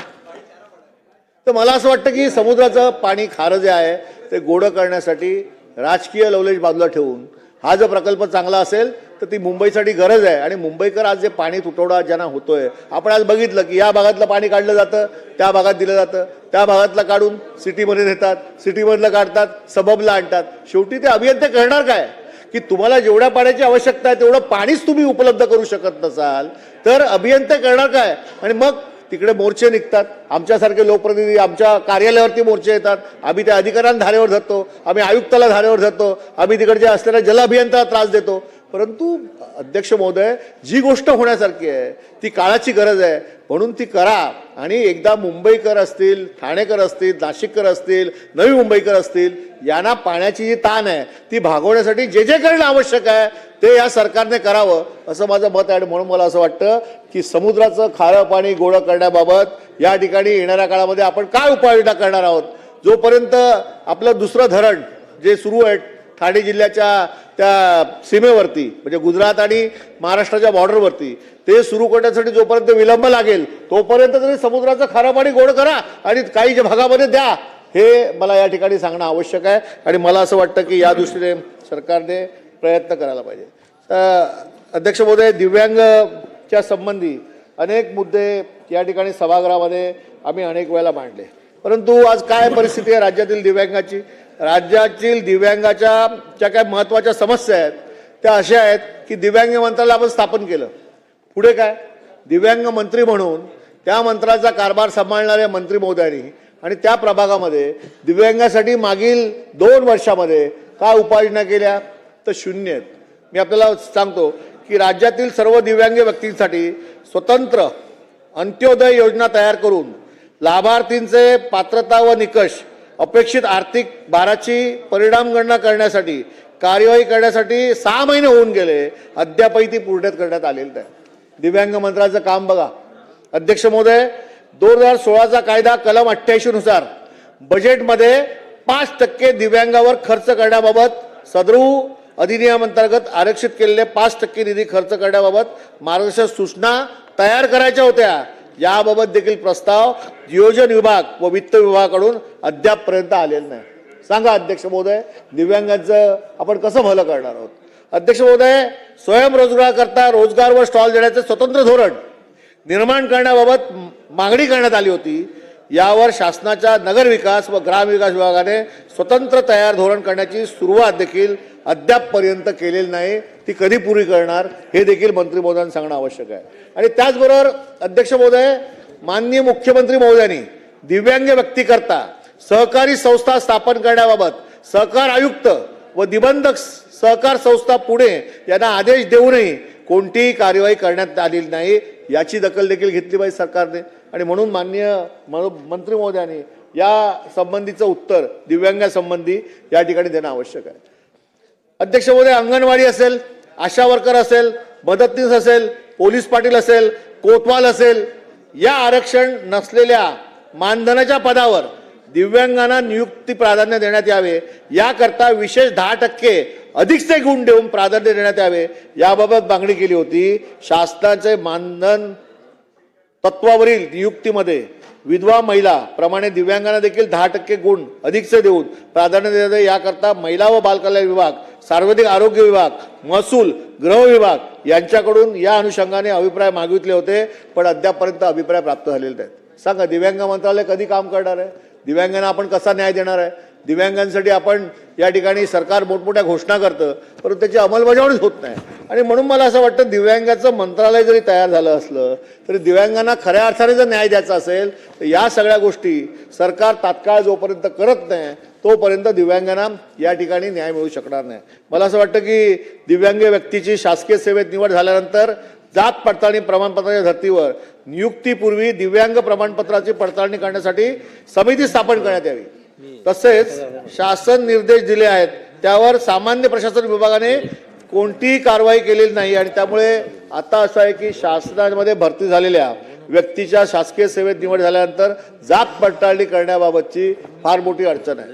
आणि म्हणून मला असं वाटतं की हे सगळे मुद्दे जे आहेत हे सरकारने अत्यंत गांभीर्याने घेणं आवश्यक आहे. आजच्या पुरवणी मागण्यावरती वेळ कमी आहे आणि त्यामुळे प्रमुख ज्या काही गोष्टी आहेत त्या सरकारसमोर आम्ही आणलेल्या आहेत. आणि माननीय मंत्री महोदयांनी उत्तर देत असताना मग पाणी पुरवठा असेल, शालेय शिक्षण असेल, खेळ असेल किंवा मग दिव्यांग असेल, या सगळ्या मंत्रालयाच्या सगळ्या मंत्र्यांनी ज्या ज्या मुद्दे आम्ही आज मांडले त्याच्यावरती सविस्तर उत्तर देणं आवश्यक आहे. तर आणि तरच या महाराष्ट्रातील सर्वसामान्य जनतेला, शाळेतील विद्यार्थ्यांना, दिव्यांगांना, सामान्य ग्रामीण भागातील शेतकऱ्यांना, रहिवाशाला, खेळाडूंना या ठिकाणी आम्ही न्याय देऊ शकतो. अन्यथा हा महाराष्ट्र विकसित होतोय ही केवळ घोषणाच राहील. आपण या ठिकाणी भाषणं करू परंतु सर्वसामान्य जनतेच्या हातात मात्र काही लागणार नाही. आणि म्हणून यावरती पुरवणी मागण्यावरती उत्तर देताना सरकारने सकारात्मक उत्तर देऊन या सगळ्या गोष्टीकडे लक्ष द्यावं अशी मी विनंती करतो. धन्यवाद. सन्माननीय सदस्य रमेशजी बोरनारे साहेब. कुठे साहेब? कुठे साहेब?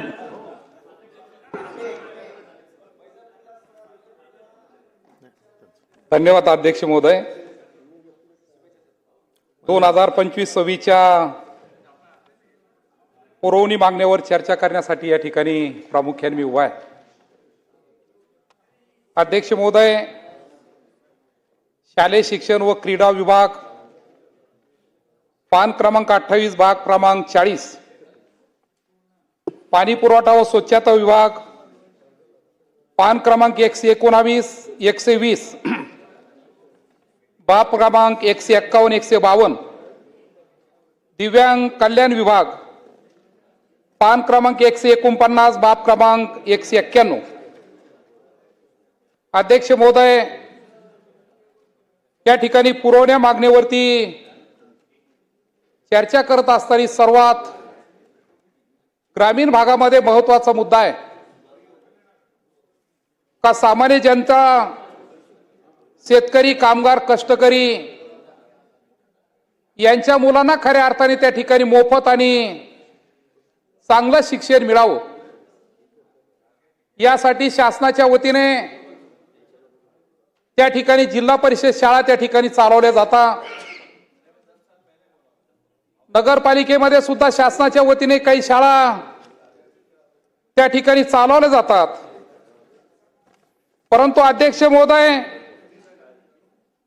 जर या ठिकाणी आपण पाहिलं तर मी काही संपूर्ण महाराष्ट्राची चर्चा करणार नाही, परंतु माझ्या छत्रपती संभाजीनगरमध्ये आणि त्यातल्या त्यात वैजापूर तालुक्यामध्ये अध्यक्ष महोदय अक्षरशः शाळा खोल्याची इतकी दैनंदिन अवस्था त्या ठिकाणी निर्माण झाली का जर संपूर्ण जिल्ह्याचा विचार जर केला अध्यक्ष महोदय तर 22,000 शाळा खोल्या पत्र्याच्या खोल्यामध्ये त्या ठिकाणी विद्यार्थी त्या ठिकाणी बसतात. आणि अध्यक्ष महोदय, यामुळे विद्यार्थ्याच्या मनावर इतका वाईट परिणाम त्या ठिकाणी होतो का एक श्रीमंताचा मुलगा खाजगी शाळेमध्ये त्या ठिकाणी शिक्षण घेतो आणि जो गरीबाचा शेतकऱ्याचा मुलगा आहे तो फक्त डोक्यामध्ये एकच विचार करतोय का माझ्याकडे, माझ्या वडिलांकडे, आईकडे पैसे नाही आणि म्हणून मी त्या शाळेमध्ये त्या ठिकाणी जाऊ शकत नाही. पुन्हा अध्यक्ष महोदय, विद्यार्थ्याच्या मनावरती त्या ठिकाणी परिणाम होतो.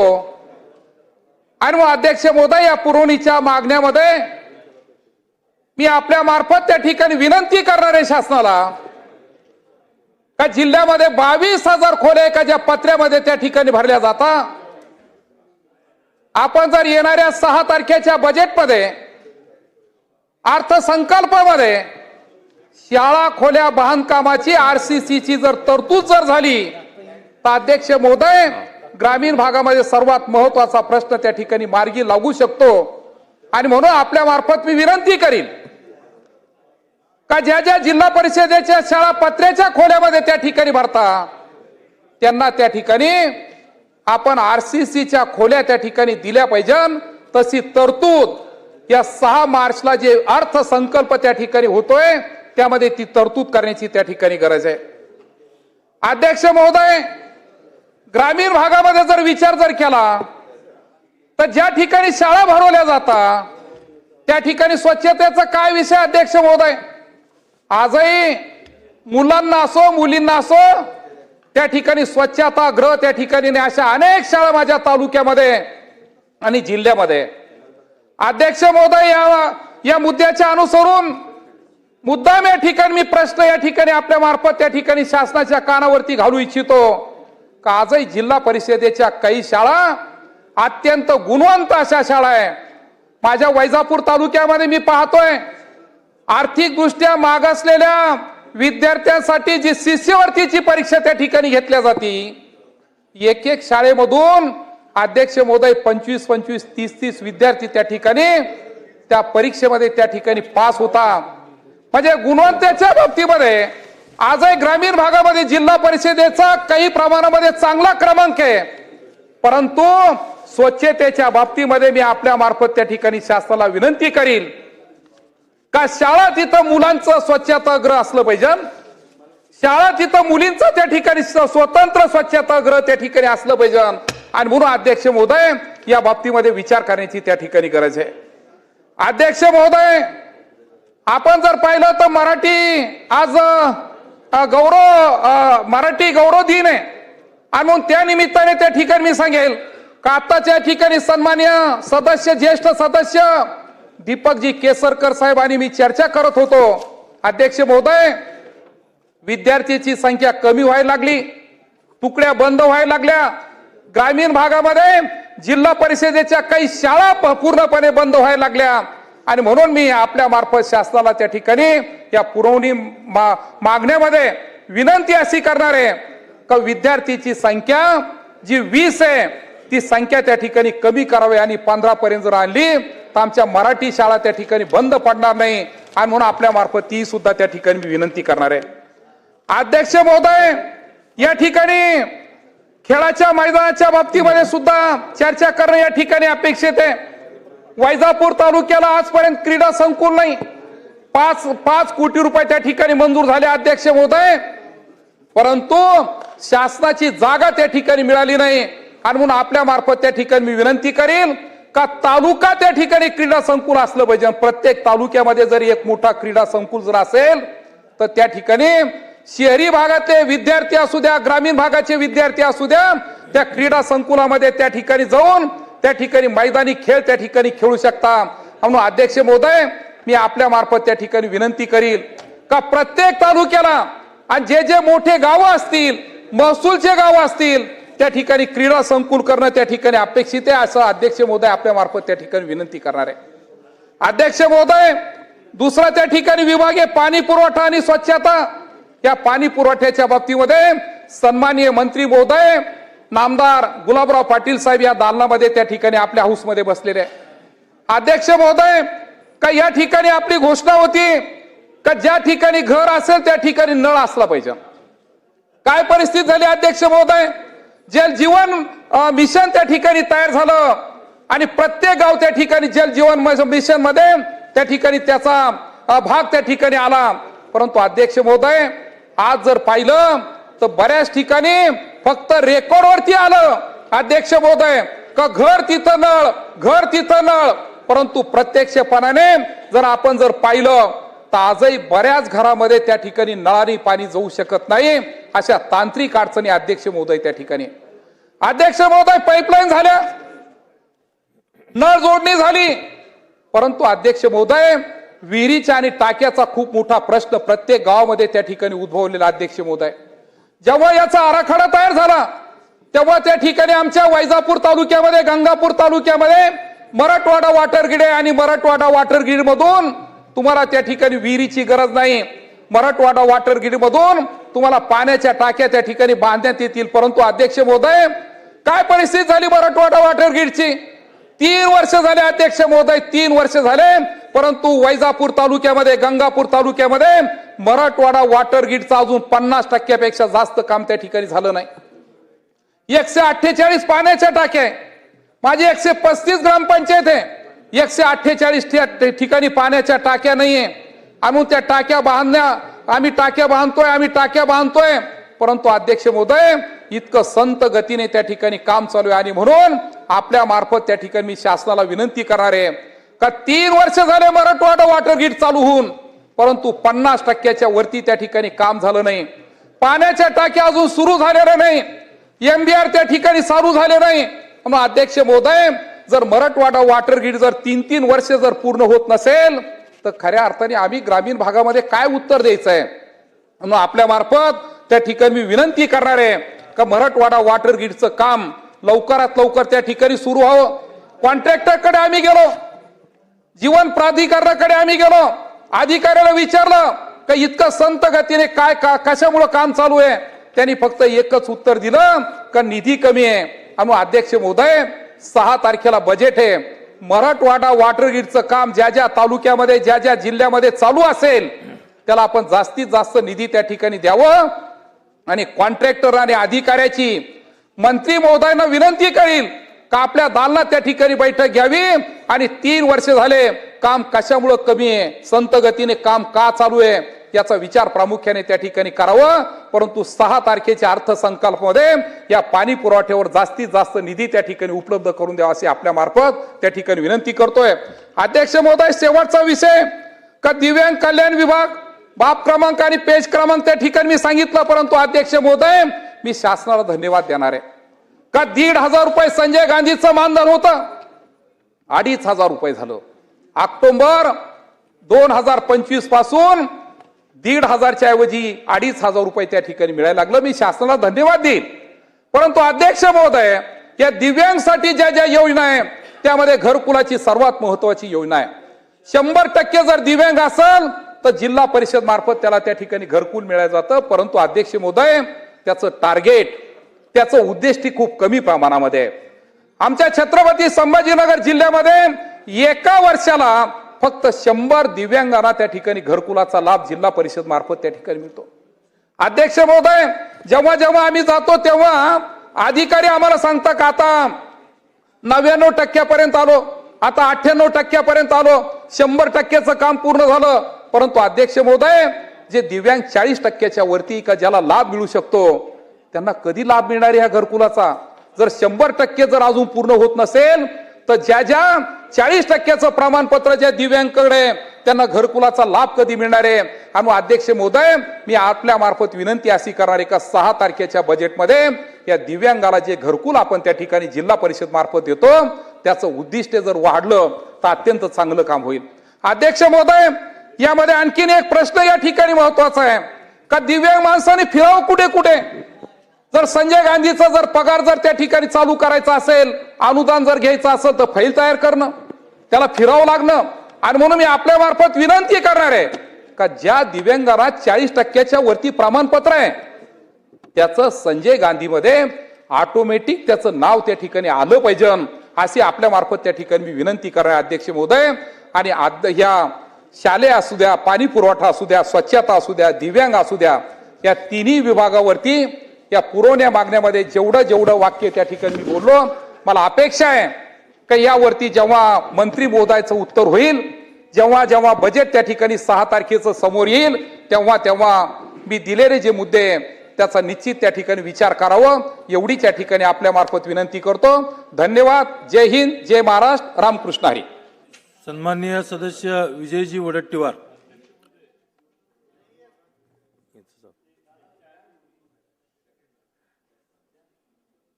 सन्माननीय सदस्य अमीनजी पटेल. आपण बोलताय का? क्रम चुकतोय. परत तुम्हीच हे व्हायला नको. बर घ्या. जयंत पाटील साहेब. मी आपले आभार मानतो मनापासून. आपल्या पुरवणी मागणीच्या चर्चेसाठी मी उभा आहे.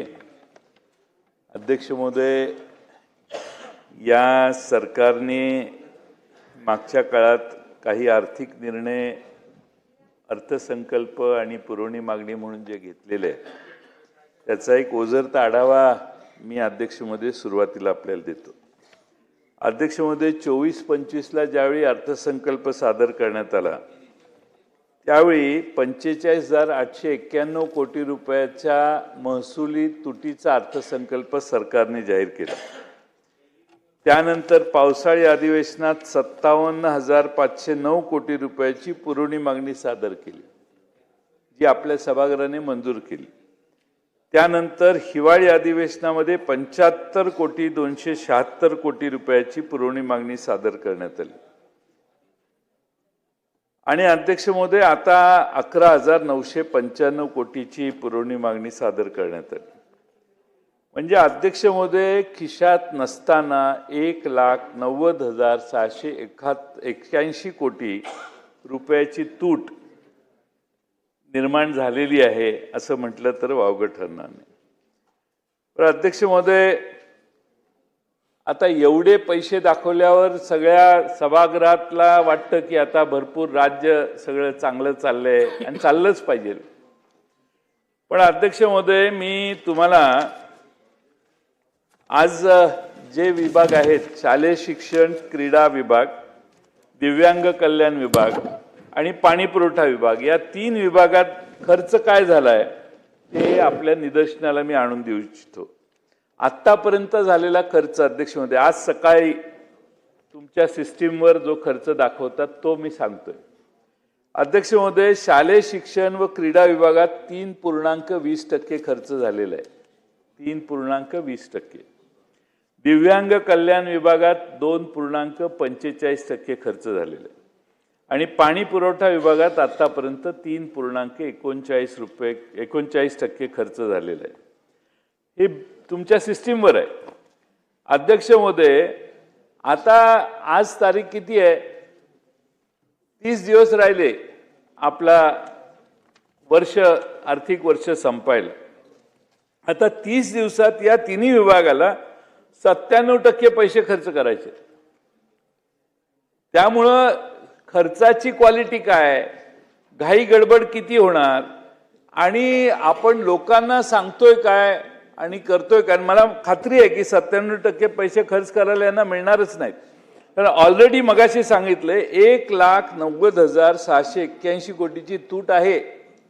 या 11,995 या पुरवणी मागण्या बेरीज केली तर, म्हणजे खिशात 100 रुपये आहेत आणि खर्च करायला जाहीर केलेले आहेत 1,000 रुपये. त्यामुळं मंत्रीही अंधारात, विधिमंडळी अंधारात आणि महाराष्ट्रातली जनताही अंधारात. ते आमचे अतुल भोसले कराडमध्ये याव करू त्याव करू त्याव करू सांगतात बिचारे, पण इकडं काही नाहीच आहे अतुल. त्यामुळे तुमचा उत्साह प्रचंड आहे, कराडची सेवा करायची तुमची इच्छा फार आहे, पण इकडं पैसे तुम्हाला 10 कोटी मंजूर होतील, पण येताना 10 कोटीच्या 10% 1 कोटी रुपये येईल. सरकारने ऑर्डर काढलेली आहे की कुठलंही काम असेल तर त्याच्या 10% निधी बजेटला प्रोव्हिजन केलं की टेंडर काढायला परवानगी. त्यामुळे 10 कोटीचं काम असलं तर तिथं बोर्ड 10 कोटीचे, पण इकडं 1 कोटी पण मिळत नाहीत. अशी आजची आपल्या राज्याची अवस्था आहे. मला काय म्हणजे मी फक्त निदर्शनाला आणतोय की आर्थिक काय संकट आपल्या समोर आहे. अध्यक्ष महोदय, पाणी पुरवठा विभागाची बाब क्रमांक 178 अंतर्गत जलजीवन मिशनच्या कामासाठी केंद्र शासनाच्या हिस्सासाठी तरतूद करण्यात आलेली आहे. अध्यक्ष महोदय, आता केंद्र शासनाने गेल्या वर्षी बजेटमध्ये 67,000 कोटीची जलजीवन मिशनसाठी केंद्र सरकारने तरतूद केलेली होती. रिवाइज एस्टिमेट म्हणजे ऍक्च्युअली खर्च काय झाला तर ती रिवाइज एस्टिमेटला 17,000 कोटीवर आली. केंद्र सरकारच 67,000 कोटीहून 17,000 कोटीवर आले. त्यामुळे अध्यक्ष महोदय, गुलाबराव पाटील साहेबांना तुम्ही स्वप्नात जरी उठून विचारलं, झोपेत जरी विचारलं किंवा स्वप्नात एंटर करून जरी त्यांच्या विचारलं गुलाबरावजी कसं चाललंय, तर गुलाबरावजी म्हणतील काय बरं चाललेलं नाही, काय पैसेच नाही. मिशनची, जलजीवन मिशनची कामं रखडलेली आहेत, कंत्राटदारांची बिलं थकलेली आहेत. मला विश्वास आहे गुलाबरावजी पाटील एकदा काम मनावर घेतलं की अतिशय गांभीर्याने करतात. त्यांनी आता उत्तराच्या भाषणात सांगावं की आता केंद्र सरकारचं जलजीवन मिशनचे पैसे यायचे बंद झाले. पहिल्यांदा भारतामध्ये असं होतंय की केंद्र सरकारने कमिटमेंट दिलेली योजना केंद्र सरकारने विड्रॉ केलेली. 52,000 योजना महाराष्ट्राने केंद्र सरकारच्या जीवावर हातात घेतल्या. त्यातल्या 25,000 साधारणपणे किंवा 26,000 योजना पूर्ण झाल्या. उरलेल्या 25,000त 50% जे पैसे येणार होते सरकारने, केंद्र सरकारने हात वर केले. आता ह्या 50% उरलेले जे अपेक्षित आहेत त्यात आमच्या गुलाबराव पाटील साहेबांच्या खात्याला किती निधी अर्थमंत्र्यांनी दिला, हा खरं म्हणजे पहिला प्रश्न आहे. किमान उद्याच्या बजेटमध्ये गुलाबरावजींना काटे काढून गुलाब हातात देतील मुख्यमंत्री महोदय, अशी अपेक्षा मी या ठिकाणी ठेवतो. कारण त्यांना फार टेन्शनमध्ये आहेत ते.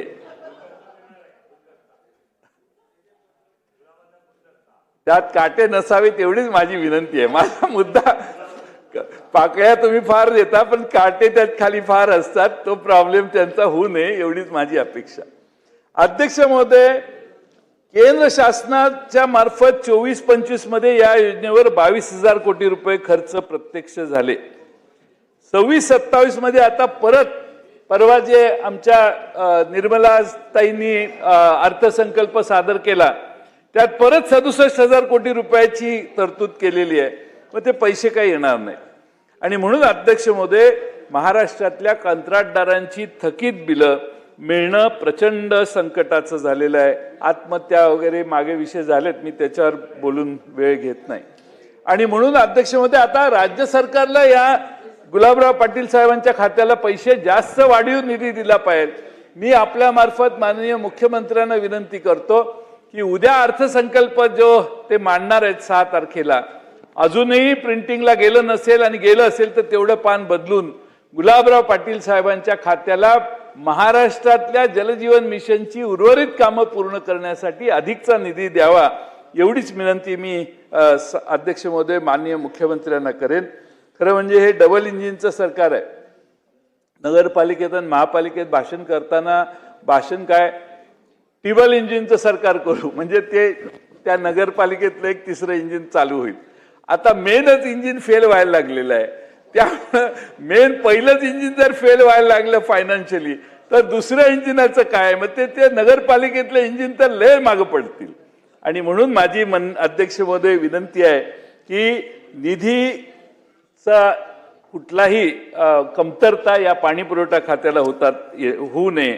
अध्यक्ष महोदय, माझ्या मतदारसंघात माझ्या वाळवे तालुक्यात जलजीवन मिशनची अनेक कामं रखडलेली आहेत.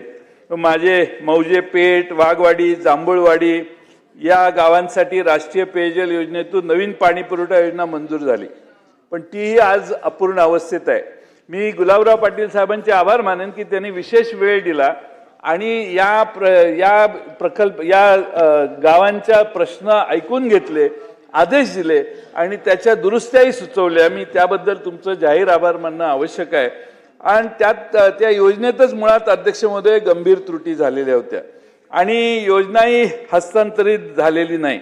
अध्यक्ष महोदय, पेठ गाव हे हायवेला, पेठ नाका आमच्याकडे प्रसिद्ध आहे, हायवेला मोठं गाव आहे लोकसंख्येनं.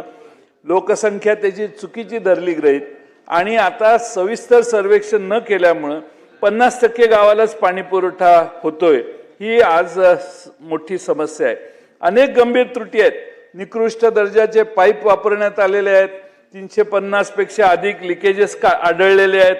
80 पेक्षा अधिक वॉल बसवल्यामुळे योजना चालवणंच मुश्किल झालेलं आहे. गावाला 8-8 दिवस पाणी मिळत नसतानाही ठेकेदारांची बिलं मात्र अदा करण्याचं काम झालेलं आहे.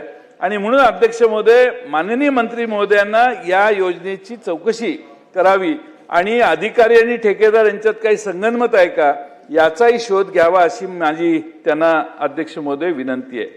अध्यक्ष महोदय, आता महाराष्ट्र जीवन प्राधिकरणाने नवी योजना तिथं प्रस्तावित केलेली आहे 31 कोटीची. मी माननीय मंत्री महोदयांना आता पत्र दिले की नदीपासून हे गाव लांब आहे, त्यामुळे सौर ऊर्जेवर आधारित योजना ही मंजूर केली तर फार बरं होईल असं मला वाटतं. पण मध्ये सौर ऊर्जा प्रकल्पावर आधारित तरतूद वगळण्यात आलेली आहे. जर ग्रामपंचायतीला चालवायला लागलं तर काय अवस्था होते याचं एक उदाहरण मी साहेब आपल्याकडे देतो. ही सगळी यादी जी आहे माझ्या वाळवे तालुक्यातल्या 180 हेड्सवर ही आहे. जवळपास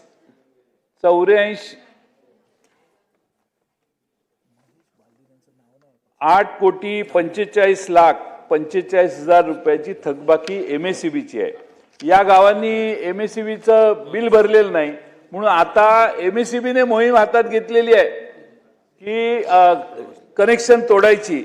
आणि म्हणून वाळवा गाव आहे माझ्याकडं, मला वाटतं 1.5-2 कोटी रुपयाची थकबाकी आहे. एक काही मोठी गावं अशी आहेत, बागणी सारखं 53 लाख रुपयाची थकबाकी आहे किंवा बरीच मोठी गावांची नावं घेऊन मी आपला वेळ घेणार नाही. पण आज परिस्थिती अशी आहे की गावांना विजेचं बिल भरता येत नाही. म्हणून मी आपल्याला मंत्री महोदय विनंती करतो की सौर ऊर्जेवर, आणि मुख्यमंत्री आता एकदम चार्ज आहेत, त्यांच्या डोक्यात सौर ऊर्जेशिवाय दुसरा विषय फारसा शक्यतो जात नाही, एवढे ते भारावून गेलेले आहेत सौर ऊर्जेमुळं. त्यामुळे तुम्ही हीच वेळ योग्य आहे त्यांना आग्रह करण्याची की मोठे ज्या योजना आहेत त्या सौर ऊर्जेवर घालण्याचं काम त्यांनी करावं आणि तुम्ही विनंती केली तर ते ऐकतील. अध्यक्ष महोदय, शालेय शिक्षण व क्रीडा विभाग बाब क्रमांक 40 व 41 PM श्री योजनेअंतर्गत शाळांना अनुदान प्रस्तावित केलेलं आहे. अध्यक्ष महोदय, आमच्या जिल्ह्यात आम्ही मॉडेल स्कूलने योजना एक राबवली आणि 550 शाळांचा दर्जा अतिशय उत्तम सुधारला. जिल्हा नियोजन मंडळाने लोकसहभागातून ह्या सुधारणा लोकांनी सांगली जिल्ह्यात केल्या. अध्यक्ष महोदय, माझी आपल्याला विनंती आहे की आम्ही एवढं चांगलं काम सांगली जिल्ह्याला केलंय की माननीय मुख्यमंत्री महोदयांनी विशेषतः किंवा शिक्षण विभागाने प्रस्तावित करावं आणि या सुधारलेल्या शाळांना आणखीन अनुदान देण्याचं काम करावं. माझ्या मतदारसंघातील इस्लामपूर, ईश्वरपूर या शहरामध्ये, वाळवा, उरण, ईश्वरपूर या शहरामध्ये तालुका क्रीडा संकुलाचं काम अर्धवट आहे आणि त्यासाठी 5 कोटी रुपयाची आवश्यकता आहे. तर क्रीडा मंत्री कोण आहे?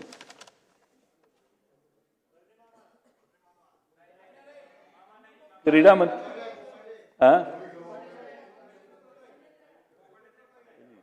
तर क्रीडा मंत्र्यांना आदिती तुम्ही विनंती करा की अर्धवट काम आहे, 5 कोटीचा निधी देणं शिल्लक आहे ते द्यावा. दिव्यांग कल्याण विभागाच्या अंतर्गत बाब क्रमांक 191 आणि 192 या अंतर्गत लाक्षणिक पुरवणी मागणी प्रस्तावित केलेली आहे. त्याला जोडून मी निदर्शनाला आणतो की 16 जुलै 2024 रोजी कायम विनाअनुदानित दिव्यांग शाळांना अनुदान देण्याबाबत धोरण सरकारने जाहीर केलेलं होतं. त्या अनुषंगाने शासनाने आयुक्तांमार्फत प्रस्ताव मंजुरीसाठी मागवलेले. त्यामध्ये कमी गुणांक मिळालेल्या शाळा पात्र तर जास्त गुण मिळालेल्या शाळा अपात्र करण्यात आल्या. याबाबत मी मागच्या पावसाळी अधिवेशनात मुद्दा मांडलेला होता. मंत्री महोदयांनी त्यावर बैठक घेऊ असं आश्वासन दिलेलं होतं आणि अद्यापपर्यंत अध्यक्ष महोदय त्याची बैठक अजून मंत्री महोदयांनी घेतलेली नाही. एकदा विधानसभेत सांगितलं की बैठक घेतो तर ती बैठक साहेब व्हायला पाहिजे आणि सरळ मार्गी आमदारांना तुम्ही जास्त न्याय दिला पाहिजे. आता रीतसर प्रस्ताव मांडून तुम्ही आश्वासन देऊन जर काम नसेल झालं तर आपण त्यात लक्ष घाला. पण यात माझं पूर्वी निवेदन आहे त्याचाही आपण अभ्यास करावा अशी माझी विनंती आहे. अध्यक्ष महोदय, या सर्व पुरवणी मागण्यांच्या तरतुदी ज्या आहेत त्यात पहिल्यांदाच 70, 50, 80 हजार कोटीवरून सरकार 11,000 कोटीवर आलंय. मग ह्याची पॉलिसी काय आहे? एकदम हा आकडा कमी का केला? सरकारकडे पैसे नाहीत म्हणून कमी केला? पैसे वाचवायचेत म्हणून कमी केला? का आता नाईलाजाने एवढे तरी केले पाहिजेत 31 मार्चच्या आधी खर्च, त्याशिवाय दुसरा पर्याय नाही म्हणून केला? मग ह्या पुरवणी मागण्यात जे पैसे दाखवलेत, मग या 3,000 कोटीच्या म्हणजे 57,000 कोटी 75,000 कोटीच्या पुरवणी मागण्या ज्यावेळी मांडल्या त्यावेळी या अधिवेशनात जी पुरवणी मागणी मांडतायत त्या आयटमचा उल्लेख त्यात का नाही केला? इतक्या शेवटी का केला? आणि ह्या खर्चात असे खर्च असे आहेत अध्यक्ष महोदय की जे फिक्स आहेत. हे माहिती आहे सरकारला की हे खर्च करायचे आहेत, ते शेवटी जाता जाता एवढं वर्ष पळून या आर्थिक वर्षातनं पळून जाताना शेवटच्या 8 दिवसात हे पुरवणी मागण्या सादर करून सरकार त्या जे देणं आवश्यक आहे असे पैसे खर्च करायला लागले. खर्च करायला माझा विरोध नाही, कारण ते दिल्याशिवाय आपल्याला सरकार चालताच येणार नाही. पण जे एकदम फिक्स आहेत, म्हणून माझी अपेक्षा राज्याच्या अर्थमंत्र्यांच्याकडून आहे जे जेव्हा ज्यावेळी अर्थसंकल्प मांडतील की अजूनही वेळ गेलेला नाही, अजून एक 7-8 दिवस आहेत. महाराष्ट्राच्या 100% फिक्स असणाऱ्या ज्या रकमा आहेत त्या अर्थसंकल्पात घालाव्यात आणि मग जूनमध्ये आणि डिसेंबरमध्ये पुरवणी मागणीत जर काही चुकून राहिलं, नवीन योजना असेल तर सावरकर साहेब आपण तुमच्या मनावर परिणाम व्हावा, तुम्ही काहीतरी मंत्री व्हाल अशा अपेक्षेने, म्हणून मी तुमच्याकडे बघून बोलतोय.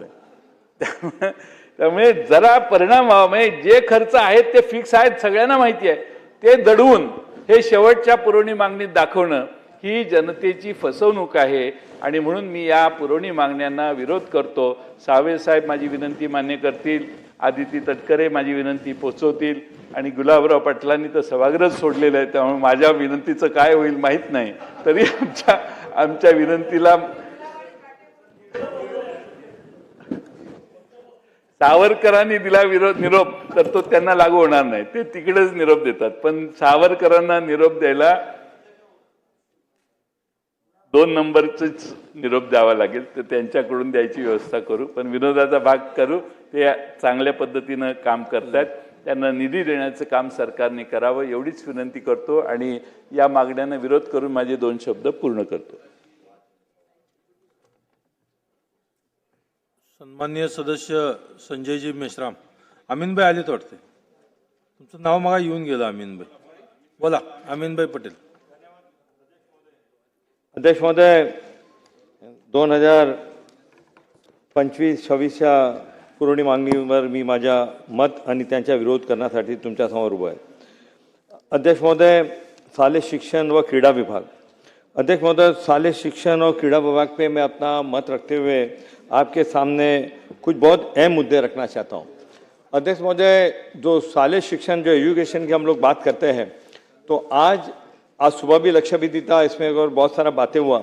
अध्यक्ष महोदय, शालेय शिक्षण को लेके जो आरटीई को लेके जो बड़ा जो प्रॉब्लम है, जो स्कूल आरटीई के अंदर बच्चों को एडमिट नहीं करती है और एजुकेशन का स्टैंडर्ड ऊपर आने के बजाय गिरते ही जा रहा है. अध्यक्ष महोदय, अगर मैं मुंबई की बात करता हूं तो मुंबई के अंदर एक स्कूल है, सिटी इंटरनेशनल स्कूल. अध्यक्ष महोदय, 650 बच्चे उस स्कूल में पढ़ते हैं. दादा भूसे साहब यहाँ पर नहीं, उनके ही पार्टी के रिजवान खान वहाँ के अच्छे कार्यकर्ता है. दादा भूसे साहब बड़े सॉरी वो अपनी कुर्सी पर नहीं है. दादा भूसे साहब, सुबह मैं बोलना चाहता था, मैं बोल नहीं पाया. आपकी पार्टी के एक सीनियर कार्यकर्ता है रिजवान खान साहब, बड़े दिनों से वो संघर्ष कर रहे हैं कि उनके एरिया के अंदर एक स्कूल है, सिटी इंटरनेशनल स्कूल. 650 बच्चे उस स्कूल में पढ़ते हैं. एक दिन सुबह सुबह स्कूल ने नोटिस लगा दिया कि अगले साल बच्चे ये स्कूल बंद हो रहा है. इतना पेरेंट्स परेशान है. 25% आरटीई के बच्चे उसके अंदर पढ़ रहे हैं. अगर वो स्कूल बंद हो जाता है तो ये बच्चे कौन सी स्कूल में जाएंगे? ये माँ बाप अपने बच्चों को 650 बच्चों को लेकर किधर जाएंगे? मेरी आज के इस पुरवणी मांगनी के अंदर आपसे निवेदन है कि आप उत्तर के अंदर ये जो मैं आपको और कागज भी इसके बारे में देता हूँ कि जो सिटी इंटरनेशनल स्कूल है उसको चालू रखना चाहिए और चालू रखने के लिए गवर्नमेंट को कड़क से कड़क कदम उठा करके उन 650 बच्चों का जीवन को सेव करना चाहिए, उनको पढ़ाई होनी चाहिए. इसके लिए आपको इसके ऊपर ध्यान रखने का है. अध्यक्ष महोदय, ये जो आरटीई को लेकर जो कायदा है दादा भूसे साहब, वो स्कूल इंप्लीमेंट करती नहीं है. मुंबई के अंदर जितनी बड़ी बड़ी स्कूल है, इससे बाहर कैसे निकलने का, उसको कैसे बच्चों को एजुकेशन नहीं देने का, ये कायदा जो आरटीई का है, जो एक सामान्य घर का बच्चा वहाँ जाके पढ़ सकता है, ये आरटीई कायदे को जो है एकदम कड़क उसकी अमल बजावनी मुंबई शहर और महाराष्ट्र में होना चाहिए. इसके लिए आपको कठोर से कठोर कदम उठानी चाहिए और बच्चों को अच्छी स्कूल के अंदर जो गवर्नमेंट की जो स्कीम है कि मुफ्त के अंदर उनको एजुकेशन देने का, वो एजुकेशन उन बच्चों को मिलना चाहिए और इससे बच्चे वंचित नहीं रहना चाहिए और उनकी पढ़ाई ठीक तरह से होना चाहिए. अध्यक्ष महोदय, अगर हम लोग स्पोर्ट्स की बात करते हैं तो स्पोर्ट्स के अंदर अध्यक्ष महोदय, मुंबई के अंदर 2 बड़े स्पोर्ट्स हैं. ऐसे बहुत सारे स्पोर्ट्स हैं जो इंटरनेशनल खेले जाते हैं और उसके अंदर इंटरनेशनल को लेकर के कबड्डी है, खो खो है, बास्केटबॉल है, फुटबॉल है. अध्यक्ष महोदय, अगर मैं बास्केटबॉल की बात करता हूं तो बास्केटबॉल का जो इस देश के अंदर एक ही प्लेयर इंटरनेशनल खेला है वो नागपाड़ा से खेला हुआ है. नागपाड़ा के अंदर 2 ग्राउंड है, एक लेट बच्चू खान ग्राउंड है और एक मस्तान तालाब वाईएमसी ग्राउंड है. अध्यक्ष महोदय, वहां से उस ग्राउंड से सरकार की 1 रुपए की मदद बास्केटबॉल के लिए मुंबई के अंदर और महाराष्ट्र के अंदर नहीं है. अध्यक्ष महोदय, 18 इंटरनेशनल प्लेयर ये 2 मैदानों से निकले नागपाड़ा के अंदर. 18 इंटरनेशनल प्लेयर, एक ही छत्रपति अवार्ड, 8 छत्रपति अवार्ड ही है और 1 अर्जुन अवार्ड विनर है. जो महाराष्ट्र के अंदर आजादी के बाद में एक ही आदमी को वो अवार्ड मिला है, वो इस नागपाड़ा मैदान से आता है. अध्यक्ष महोदय, आज तकरीबन 200 बच्चे वहां से नेशनल खेल रहे हैं और अभी जो ऑल इंडिया यूनिवर्सिटी का जो गेम हुआ उसके अंदर 2 बच्चे ने इस मैदान से सिल्वर अवार्ड मिला है. अध्यक्ष महोदय, मेरा कहने का यहाँ पर ये है कि खेल के ऊपर जो खेल इंटरनेशनल खेला जा सकता है, देश का नाम रोशन किया जाता है, इन बच्चों को महाराष्ट्र सरकार के तरफ से 1 रुपए की भी मदद, नॉट ए सिंगल रुपया, 1 पैसे की मदद नहीं मिली. या वहाँ के लोकल जो लोग हैं, जो बच्चू खान जो प्लेग्राउंड है नागपाड़ा के अंदर, वहाँ की जो टीम है जो इंटरनेशनल खेली है, नेशनल खेली है, ये जो प्लेयर्स अपने पास से पैसा निकालते, नूर खान हो गए, फजल खान हो गए, वहाँ के सब लोग हैं, इखलाक है, ये सब मिल करके पैसा निकाल के उन बच्चों को कोचिंग देते, उन बच्चों को ट्रेनिंग देते. जो वाईएमसी है वहाँ पे एक इब्राहिम लकड़ा वाला, उनकी पूरी टीम है. अध्यक्ष महोदय, लोग अपने जेब का, अपने घर का पैसा निकाल के इन बच्चों को बास्केटबॉल खिलाते ताकि वो इंडिया और महाराष्ट्र के लिए खेले. मेरी आपके माध्यम से सरकार से निवेदन है कि क्रीड़ा बजट के अंदर नागपाड़ा के जो 2 मैदान है, अध्यक्ष में टूटे फूटे कोर्ट, बच्चों के पैर इंजर्ड हो जाते हैं, बच्चों को बराबर लाइटिंग की फैसिलिटी नहीं, ग्राउंड की फैसिलिटी नहीं, फिर भी ये बच्चे वहाँ से खेल के नेशनल खेलते हैं, इंडिया का नाम रोशन करते हैं, महाराष्ट्र का नाम रोशन करते हैं, मुंबई का नाम रोशन करते हैं। तो ऐसे बच्चों को हमको मदद करनी चाहिए, ऐसे ऑर्गेनाइजेशन को हमको मदद करनी चाहिए ताकि और इंटरनेशनल प्लेयर वहाँ से निकले। अध्यक्ष महोदय, ये बास्केटबॉल की बात करते हैं, हमारे बाजू में ही जो मदनपुरा एरिया है वहाँ से कई बच्चे इंडिया को फुटबॉल के अंदर खेलते हैं। वहाँ इंडियन टीम का कोच मदनपुर से आता है, एयर इंडिया का कोच मदनपुर से आता है। अध्यक्ष महोदय, छोटे छोटे बच्चे फुटबॉल खेलते हैं और देश का, स्टेट का और मुंबई का नाम बढ़ाते हैं। अध्यक्ष महोदय, फुटबॉल के नाम पे उनको भी कोई सुविधा नहीं मिल रही है। तो मेरी स्पोर्ट्स मिनिस्टर से ये रिक्वेस्ट है कि जो उनका जो बजट है, और मुख्यमंत्री से मेरी निवेदन होगी कि जो 2 दिन बाद बजट, 4 दिन बाद बजट पेश होने जा रहा है, तो ये जो खेल है जो नागपाड़ा मदनपुरा में खेले जाते हैं और यहाँ से प्लेयर नेशनल खेलते हैं, इंटरनेशनल खेलते हैं, बास्केटबॉल, फुटबॉल, उसके लिए स्पेशल प्रोविजन करना चाहिए। ये मेरे आपकी तरफ से जो है एक मांग है। अध्यक्ष महोदय, जब हम पानी की बात करते हैं अध्यक्ष महोदय, तो आज मुंबई के अंदर की अगर हम बात करते हैं तो आज मुंबई इंटरनेशनल सिटी है। मुंबई के अंदर तकरीबन 4100 MLD पानी रोज मुंबई को दिया जाता है। अध्यक्ष महोदय, 1 करोड़ 40 लाख की आबादी है और लगभग 4100 मिलियन लीटर अलग अलग 7 जगहों से मुंबई के अंदर पानी आता है। अध्यक्ष महोदय, मैं बहुत जिम्मेदारी से इस सदन को ये कहना चाहता हूँ कि आज मुंबई के अंदर, दक्षिण मुंबई के अंदर, वो मुंबा देवी हो, भाईकल्ला हो, कोलाबा हो, मलबार हिल का कुछ एरिया हो, अध्यक्ष महोदय, लोगों को सिर्फ पूरे दिन में 10 मिनट का पानी मिलता है। हम 24 घंटा पानी देने की बात करते हैं, पर मुंबई जैसे शहर के अंदर मुंबा देवी असेंबली हो, कोलाबा, मलबार हिल, भाईकल्ला, यहाँ पर कुछ एरियाज के अंदर सिर्फ 10 मिनट, और कहीं कहीं तो पानी मिलता भी नहीं, उनको टैंकर से पानी मंगाना पड़ता है। अध्यक्ष महोदय, उसकी वजह क्या है? हम म्यूनसिपल कमिश्नर साहब से मीटिंग लेते हैं, एडिशनल म्यूनसिपल कमिश्नर से मीटिंग लेते हैं, वो HE को बुलाते हैं, HE अपने डिपार्टमेंट को लेके आता है। उनका कहना है कि हमारे पास पर्याप्त मात्रा में पानी ही नहीं है, तो ये फैग एंड होने की वजह से हम यहाँ पानी पहुँचा नहीं सकते। अध्यक्ष महोदय, यहाँ पर लोग रहते हैं फैग एंड में, तो उनकी क्या प्रॉब्लम है कि उनको पानी नहीं मिलेगा? अध्यक्ष महोदय, आज हमको जो मिनिमम पानी की रिक्वायरमेंट है, आज की तारीख में मिनिमम पानी की रिक्वायरमेंट है 4600 MLD, उसके तरफ हम 500 MLD पानी कम है, और ये 500 MLD पानी कम होने की वजह से मुंबई के अंदर पानी नहीं मिलता है। अध्यक्ष महोदय, जो आंकड़े मुंबई महानगर पालिका की जो ये प्रेडिक्शन है कि 2047 तक हमारी जो आबादी 17 मिलियन की हो जाएंगी, 1 करोड़ 70 लाख की हो जाएंगी, तो हमको 6635 MLD पानी रोज लगेगा। अध्यक्ष महोदय, पानी कहाँ से आएगा? जो हमारे प्रोजेक्ट है, मैं बार बार ये मुद्दे को उठाता हूँ कि हमारा जो गारगाई का प्रोजेक्ट है, पिंजाल का जो प्रोजेक्ट है, दमनगंगा का जो प्रोजेक्ट है, मनोरी का प्रोजेक्ट है, अध्यक्ष महोदय, इस प्रोजेक्ट को गति नहीं मिल रही है। हमको मुंबई के पानी के लिए एक विजन डॉक्यूमेंट बना के, एक विजन से हमको काम करना पड़ेगा ताकि मुंबई के लोगों को पानी मिले।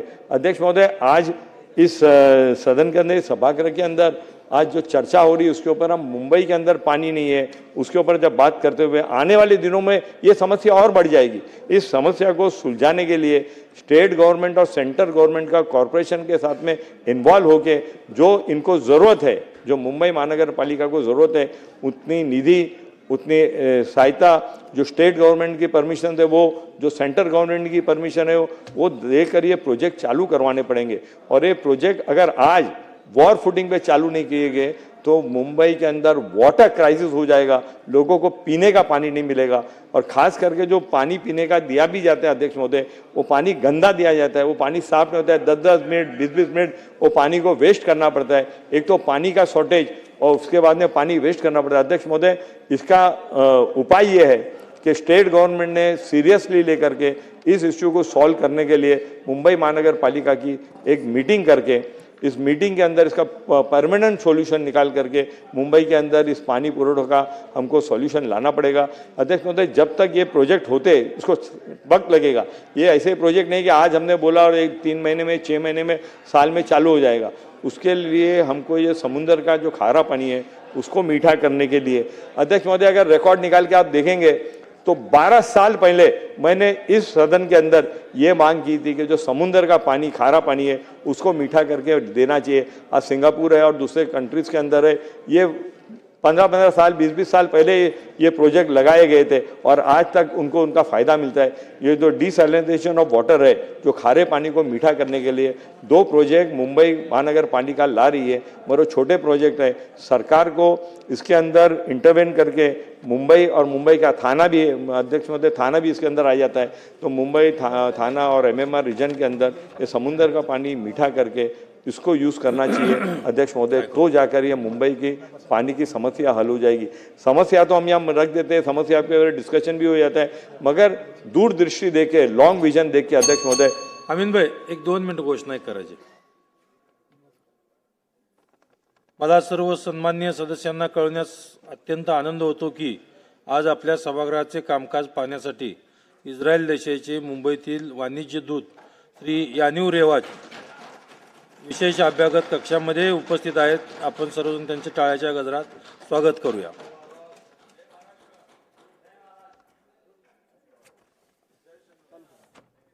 अमीन भाई कंटिन्यू. अध्यक्ष महोदय, मुझको बोलते हुए बड़ा बुरा लग रहा है कि इंटरनेशनल लोग यहाँ के आके बैठे और हम ये समस्या डिस्कस कर रहे हैं कि मुंबई के अंदर पीने के लिए पानी नहीं है। वो अपने देशों में यहाँ से जाकर बोलेंगे कि मुंबई के MLA बोल रहा था कि मुंबई के अंदर पीने के लिए लोगों के पानी नहीं। अमीन भाई कंक्लूड करा आता. अमीन भाई कंक्लूड करा. हाँ, मैं कंक्लूड कर दो साहब. साहब, मेरा बोलने का पूरा मकसद ही ये है कि मुंबई का पानी का समस्या सॉल्व होना चाहिए और खास करके इमीडिएटली दक्षिण मुंबई के अंदर जो पानी का प्रेशर, अध्यक्ष महोदय, 25 साल पहले डिसाइड हुआ था दक्षिण मुंबई के अंदर कि 110 MLD पानी देने के लिए। आज वहाँ पे 93, 94, 95, 100, 101 MLD पानी आता है। इतना पानी जो 25 साल पहले का आबादी क्या था अध्यक्ष महोदय, आज का आबादी क्या है, और उस आबादी के बीच में भी अगर लोगों को पूरा पानी नहीं मिलेगा, अध्यक्ष मेरी आपके द्वारा सरकार से मांग है कि इमीडिएट सॉल्यूशन करके जो ये पानी का प्रॉब्लम है इसको गवर्नमेंट ने सॉल्व करना चाहिए। और खास करके स्पोर्ट्स मिनिस्टर जो है, ताई आप कंक्लूड करा. आप देख रही है स्पोर्ट्स के लिए, तो मेरे जो मांग थी, आपने शायद सुना कि नहीं, कि बास्केटबॉल और फुटबॉल ये 2 के लिए इस बजट के अंदर प्रोविजन करना चाहिए। तो नागपुरा और मदनपुरा के अंदर जो हमारे छोटे बच्चे इसको खेल को आगे ले जाते, वो देश के अंदर और इंटरनेशनल के अंदर हमारा नाम बढ़ाएंगे। ये मेरी आपसे गुजारिश है। थैंक यू अध्यक्ष महोदय. सन्माननीय सदस्य राजकुमार बडोले, शेखरजी निकम, काशीनाथजी दाते. अध्यक्ष महोदय, सन 2025-26च्या पुरवणी मागण्यांच्यावर बोलण्यासाठी मी उभा आहे.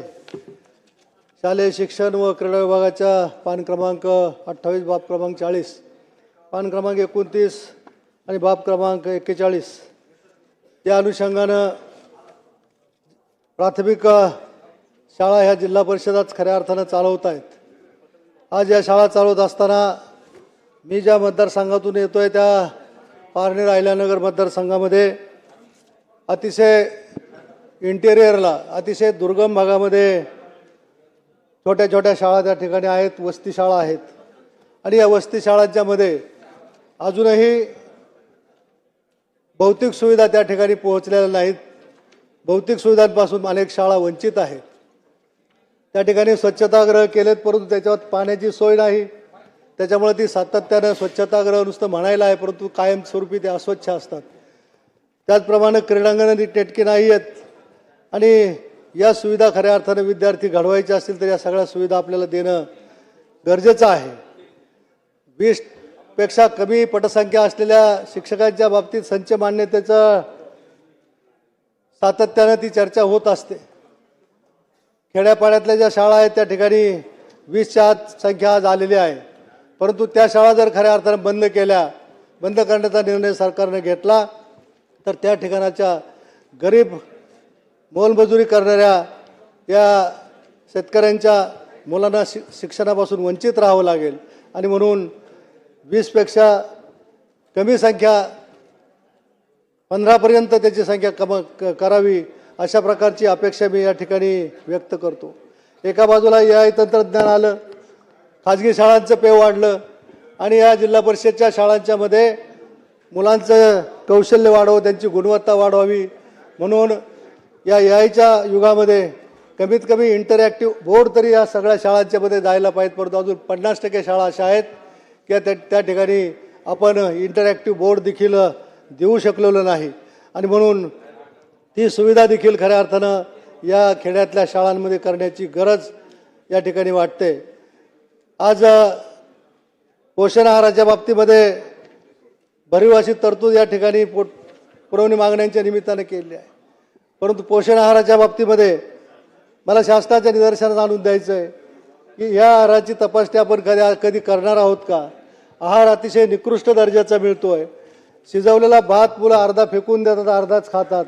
अशा पद्धतीनं ते वाया जाते. आणि म्हणून या पोषण आहाराच्या बाबतीमध्ये देखील त्याची गुणवत्ता ही तपासण्यासाठी स्वतंत्र यंत्रणा खऱ्या अर्थानं या ठिकाणी लावली पाहिजे, अशा प्रकारचं मी या ठिकाणी मत व्यक्त करतो.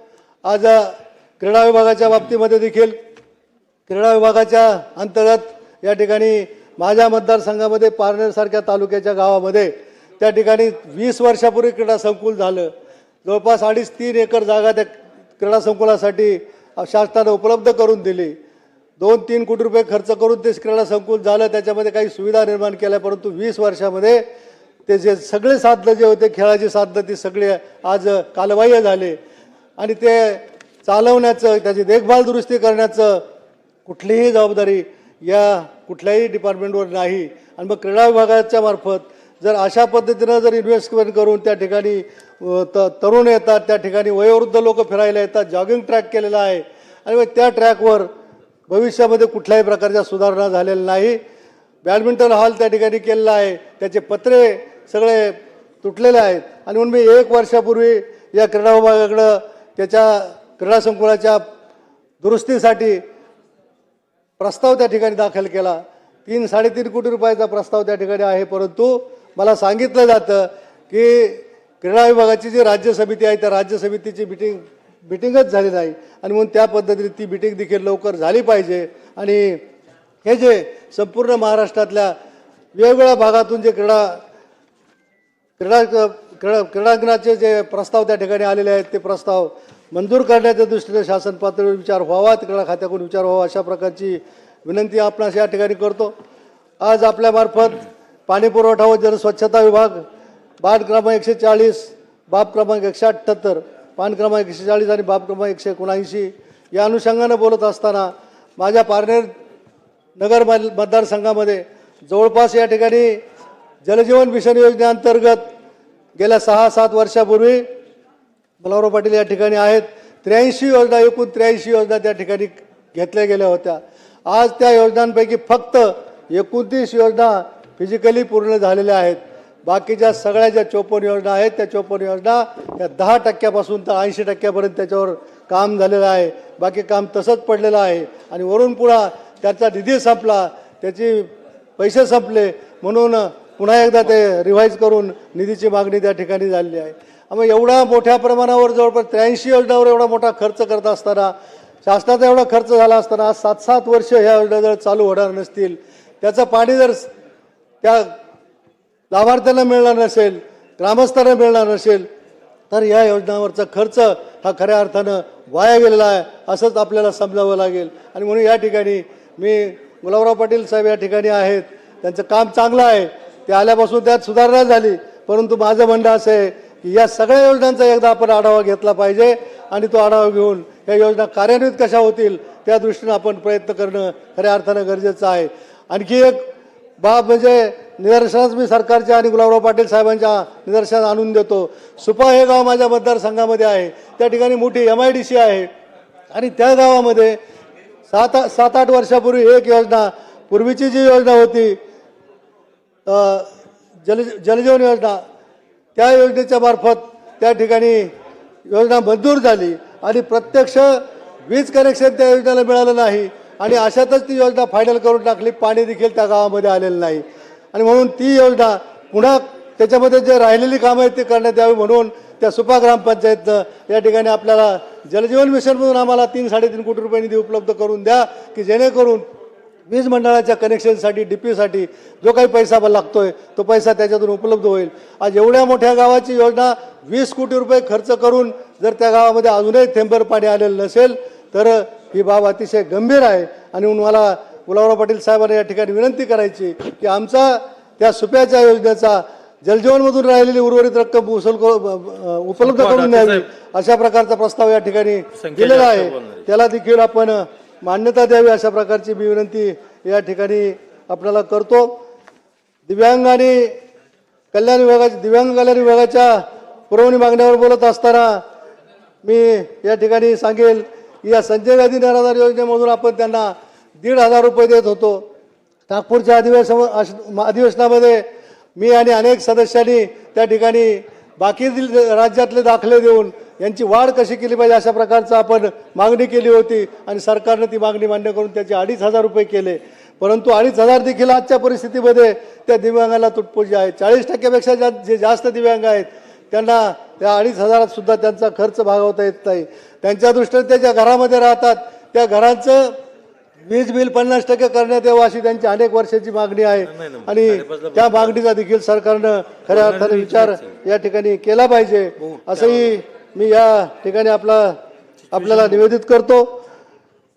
या ठिकाणी नव्यानं 3 लेखाशीर्ष लागू केलेले आहेत. त्या पुरवणी मागण्यामध्ये दिव्यांगांना मदत करण्याबाबत जी स्पष्टता नाही आहे मी या ठिकाणी शासनाच्या आणि आपल्यामार्फत निदर्शनास आणून देतो की जिल्हा नियोजनमध्ये एकूण बजेटच्या 3% हा निधी दिव्यांगांवर खर्च करावा अशा प्रकारची तरतूद आहे. परंतु जिल्हा नियोजन अधिकाऱ्यांना मी विचारणा केली की दिव्यांग लोक त्यांच्या व्यक्तिगत कोणाला सायकल पाहिजे कोणाला ऑटो रिक्षा पाहिजे अशा प्रकारची मागणी करतायत तर आपण ती देऊ शकतो का. तर जिल्हा नियोजन अधिकाऱ्यांनी सांगितलं की त्या जारमध्ये स्पष्टता नाही. सामुदायिक काम घ्यायचं का दिव्यांगाचं व्यक्तिगत काम त्याच्यामध्ये घ्यायचं अशी स्पष्टता नाही. त्याच्यामुळे आम्ही जिल्हा नियोजनच्या त्या निधीतून आजपर्यंत दिव्यांगाला मदत करू शकलो नाही. त्या गोष्टीची देखील खऱ्या अर्थाने या ठिकाणी स्पष्टता व्हावी की जेणेकरून दिव्यांगांना या ठिकाणी मदत करता येईल.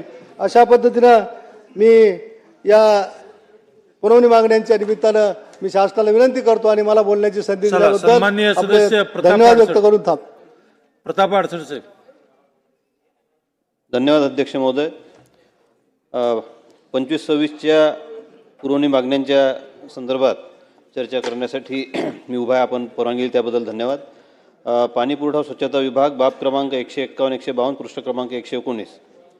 अध्यक्ष महोदय, पाणी पुरवठा व स्वच्छता विभागात मी माननीय पंतप्रधान नरेंद्रजी मोदी आपले माननीय मुख्यमंत्री देवेंद्रजी या दोघांचंही केंद्र व राज्य सरकारचा मनपूर्वक आभार मानतो की जलजीवन मिशन अंतर्गत मोठ्या प्रमाणात आज ग्रामीण भागासाठी पाणी पुरवठ्याच्या योजना मोठ्या प्रमाणात सुरू आहेत आणि त्या माध्यमातून मोठ्या प्रमाणात नागरिकांना सुविधाही स्वच्छ पाण्याच्या उपलब्ध होऊन राहिल्या. परंतु हे काम होत असताना काही अडचणी आहेत, काही प्रशासकीय असतील काही असतील, परंतु काही जवळपास माझ्या जिल्ह्यामध्ये 12 कोटींची देयकं थकीत असल्यामुळं तिथली काही कामं अर्धवट आहे, पाण्याच्या टाकींची कामं अर्धवट आहे. त्यामुळे त्या योजना पूर्ण होण्याकरता थोड्या अडचणी येतात आहे. माझी शासनाला विनंती आहे की या संदर्भात तात्काळ कारवाई व्हावी आणि मागील वर्षी काही जिल्ह्यात पाणी टंचाईची कामे करण्यात आली होती, ती योग्य पद्धतीने न झाल्यामुळं पाणी उन्हाळा सुरू व्हायच्या आधीच पाणी टंचाईची स्थिती निर्माण झाली आहे आणि कंत्राटदारांकडून वेळेत कामं पूर्ण होत नाही, त्यांच्यावर काही कारवाया प्रशासनाकडून होत नाही.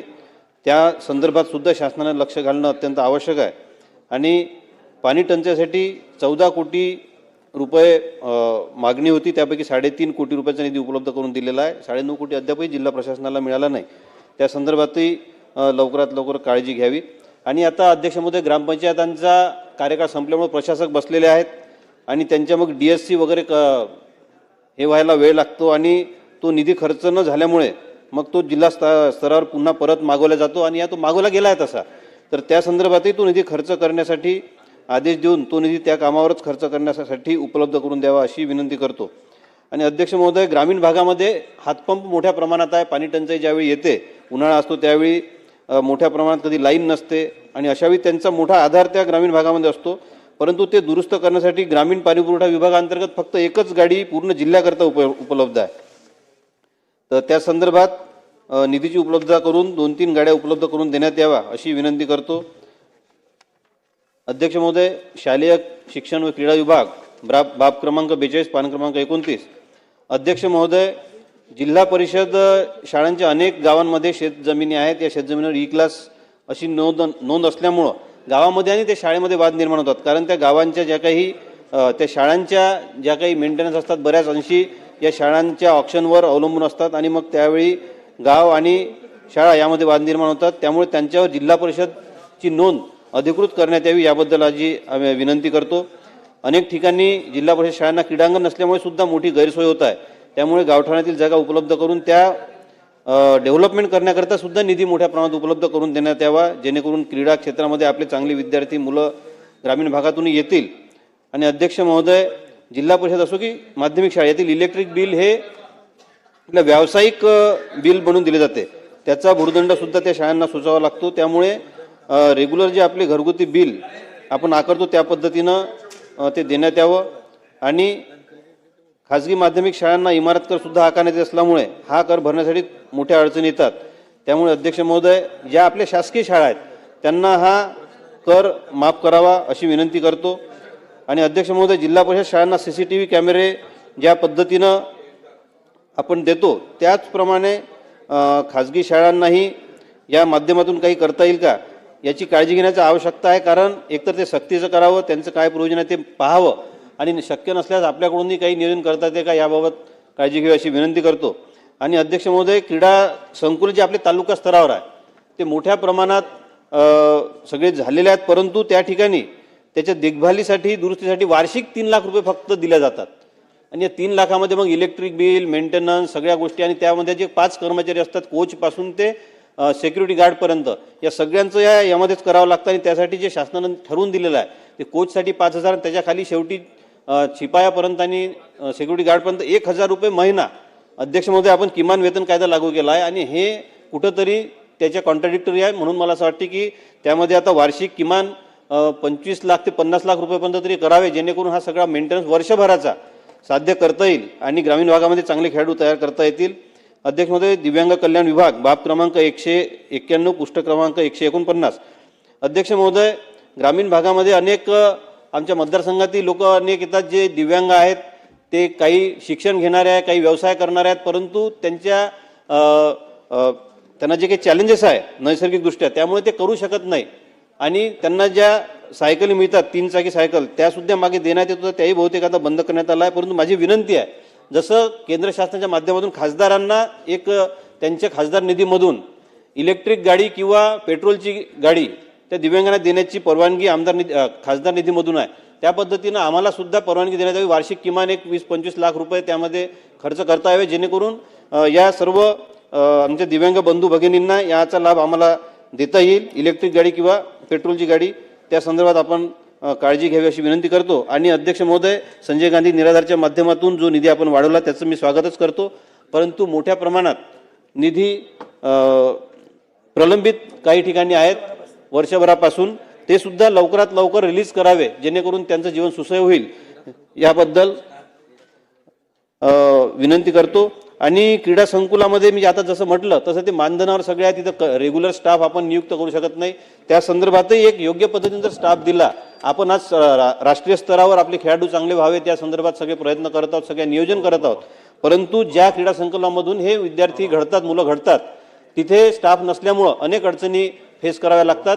त्या संदर्भात सुद्धा लवकरात लवकर निर्णय घेऊन हा स्टाफ उपलब्ध करून द्यावा, त्याची अधिकृत हे करून त्याच्यावर निधीची तरतूद सुद्धा करावी अशी विनंती करतो. मला बोलण्याची संधी दिल्याबद्दल धन्यवाद. सन्माननीय सदस्य संजयजी पोतनीस, संजयजी दरेकर, महेशजी सावंत, सिद्धार्थजी खरात. अध्यक्ष महोदय, संजय महेश सावंत. हां,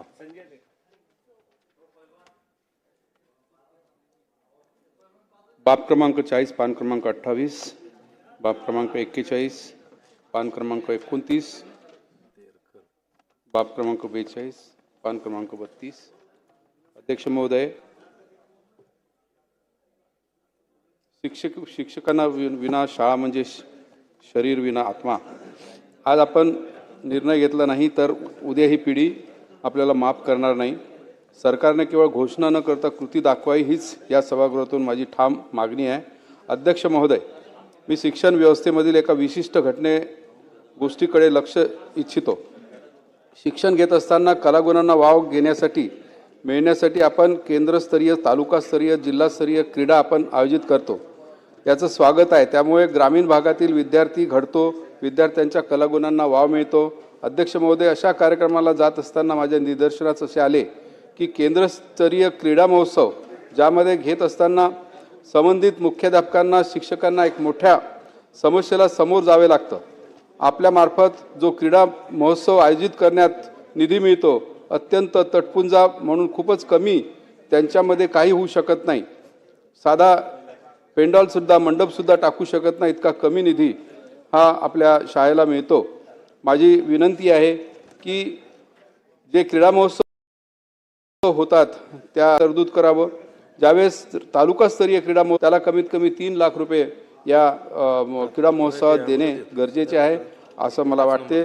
याची मी विनंती करतो. तसंच अध्यक्ष महोदय, आज मी वणी विधानसभा क्षेत्रात जिल्हा परिषद शाळेच्या अत्यंत बिकट परिस्थितीबाबत बोलण्यासाठी उभा आहे. अध्यक्ष महोदय, माझ्या मतदारसंघात वणी, मारेगाव, झरी, जामणी असे 3 तालुके येतात.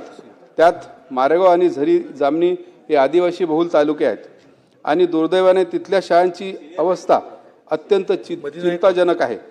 सरकार मोठ्या मोठ्या घोषणा करते, शिक्षण हे प्राधान्य आहे, विद्यार्थी घडवा, देश घडवा, असे माझ्या मतदारसंघात विद्यार्थी आहे. शाळा आहेत पण शिक्षक नाहीत. अध्यक्ष महोदय, मी थेट आकडे सांगतो. वणी तालुका आवश्यक शिक्षक संख्या 456, कार्यरत 351, रिक्त पदे 105, जवळपास 24 शाळांमध्ये एकही शिक्षक नाही. मारेगाव तालुक्यात आवश्यक शिक्षक 297, कार्यरत 214, रिक्त 83, सुमारे 15 शाळांना शिक्षक नाही. झरी जामणी तालुका मंजूर पदे 305, कार्यरत 214, रिक्त 83, पुन्हा जवळपास 15 शाळांमध्ये शिक्षक नाही. विना शिक्षक ही शाळा आहे. अध्यक्ष महोदय, ही केवळ आकडेवारी नाही तर भविष्यासमोर उभा असलेला अंधार आहे. 0 शिक्षक असलेल्या शाळा सुरू आहेत. मला आपणाला विनंती, माझी स्पष्ट मागणी आहे की तात्काळ शिक्षक भरती प्रक्रिया सुरू करावी. रिक्त पदे प्राधान्याने आदिवासी भागात भरावीत. जोपर्यंत कंत्राटी तत्वावर शिक्षक नियुक्ती करावेत. खनिज निधीमधून शिक्षणासाठी विशेष तरतूद करावी. अध्यक्ष महोदय, दिव्यांग व्यक्तींना शासकीय योजनांचा लाभ घेण्यासाठी सर्वात महत्त्वाचा दस्तऐवज म्हणजे दिव्यांग प्रमाणपत्र. पण हे प्रमाणपत्र काढताना त्यांना किती मोठा त्रास सहन करावा लागतो हे प्रत्यक्ष पाहिल्यानंतर मन विषण्ण होते. माझ्या मतदारसंघात दिव्यांगाचे प्रमाणपत्र यवतमाळ येथे जिल्हा ग्रामीण रुग्णालयात काढले जाते. संपूर्ण जिल्ह्यासाठी ते एकमेव केंद्र आहे. अध्यक्ष महोदय, माझ्या मतदारसंघाच्या शेवटच्या गावापासून जिल्ह्याच्या ठिकाणी पोहोचण्यासाठी जवळपास 130 किलोमीटर प्रवास करावा लागतो. एक दिव्यांग व्यक्ती सकाळी 5 वाजता उठतो, कोणातरी आधार बसस्थानपर्यंत गाठतो, 130 किलोमीटरचा प्रवास करतो आणि तासनतास रांगेत उभे राहतो. तिथे गेल्यानंतर तपासण्या, कागदपत्राची पूर्तता, पुन्हा ये जा, हा संपूर्ण दिवसाचा संघर्ष असतो. एखादा कागद कमी असल्यास परत जावे लागते. परिणामी अनेक दिव्यांग व्यक्ती प्रमाणपत्रापासून वंचित राहतात.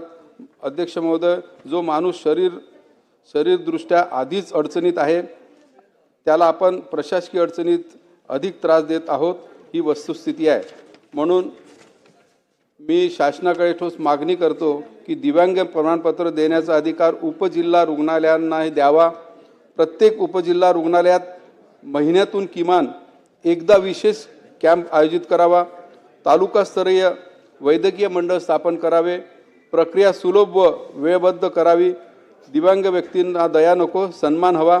त्यासाठी 130 किलोमीटरचा प्रवास म्हणजे केवळ अंतर नाही तर मोठी वेदना आहे. ही प्रक्रिया विकेंद्रीकरण करून त्यांना न्याय द्यावा, हीच माझी कडकडीची विनंती आहे. धन्यवाद. सन्माननीय सदस्य चंद्रदीपजी नरके. सन्माननीय सदस्य अमोलजी खताळ. धन्यवाद.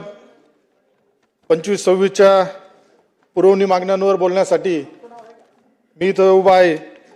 शालेय शिक्षण व क्रीडा विभाग, बाब क्रमांक 40, पृष्ठ क्रमांक 28. अध्यक्ष महोदय, माझ्या संगमनेर मतदारसंघामध्ये जिल्हा परिषद असेल त्या शाळेंची, या इमारतींची अतिशय दुरावस्था आहे. मूलभूत सुविधांचा अभाव, वीज पाणी स्वच्छतागृह याच्या मोठ्या प्रमाणावर समस्या तिथं आहेत. बऱ्याचशा शाळेमध्ये शाळेला आपल्या वीज बिल न भरल्यामुळं वीज कनेक्शन कट केलं जातं. तर आपल्या माध्यमातून माझी सरकारला विनंती राहील का यापुढे जिल्हा परिषदेच्या शाळांवरती सोलरची यंत्रणा कार्यान्वित करावी. तसेच बऱ्याचशा ज्या शाळा आहेत या शाळांची पावसाळ्यामध्ये गळतात. तसेच काही निकृष्ट कामं झाल्यामुळं एक सावंतवाडीची शाळा आहे तर तिथं मी स्वतः पाहणी केली होती. तर त्यावेळेस तिथं असं सांगण्यात आलं का त्या इमारतीचा अजून कार्यकाळ पूर्ण झालेला नाही त्यामुळं ती पाडता येणार नाही. परंतु ते काम अतिशय निकृष्ट झाल्यामुळं तिथं उद्या लहान लहान मुलं शिकतात. तर अशा प्रसंगी एखादा वेगळ्या विशेष बाब अंतर्गत ती शाळा पाडली पाहिजे, तिचं निर्लक्षण केलं पाहिजे असं मला वाटतं. ग्रामीण भागामध्ये दर्जेदार शिक्षण मिळालं पाहिजे त्यासाठी निश्चितच आपलं शासन प्रयत्न करतंय.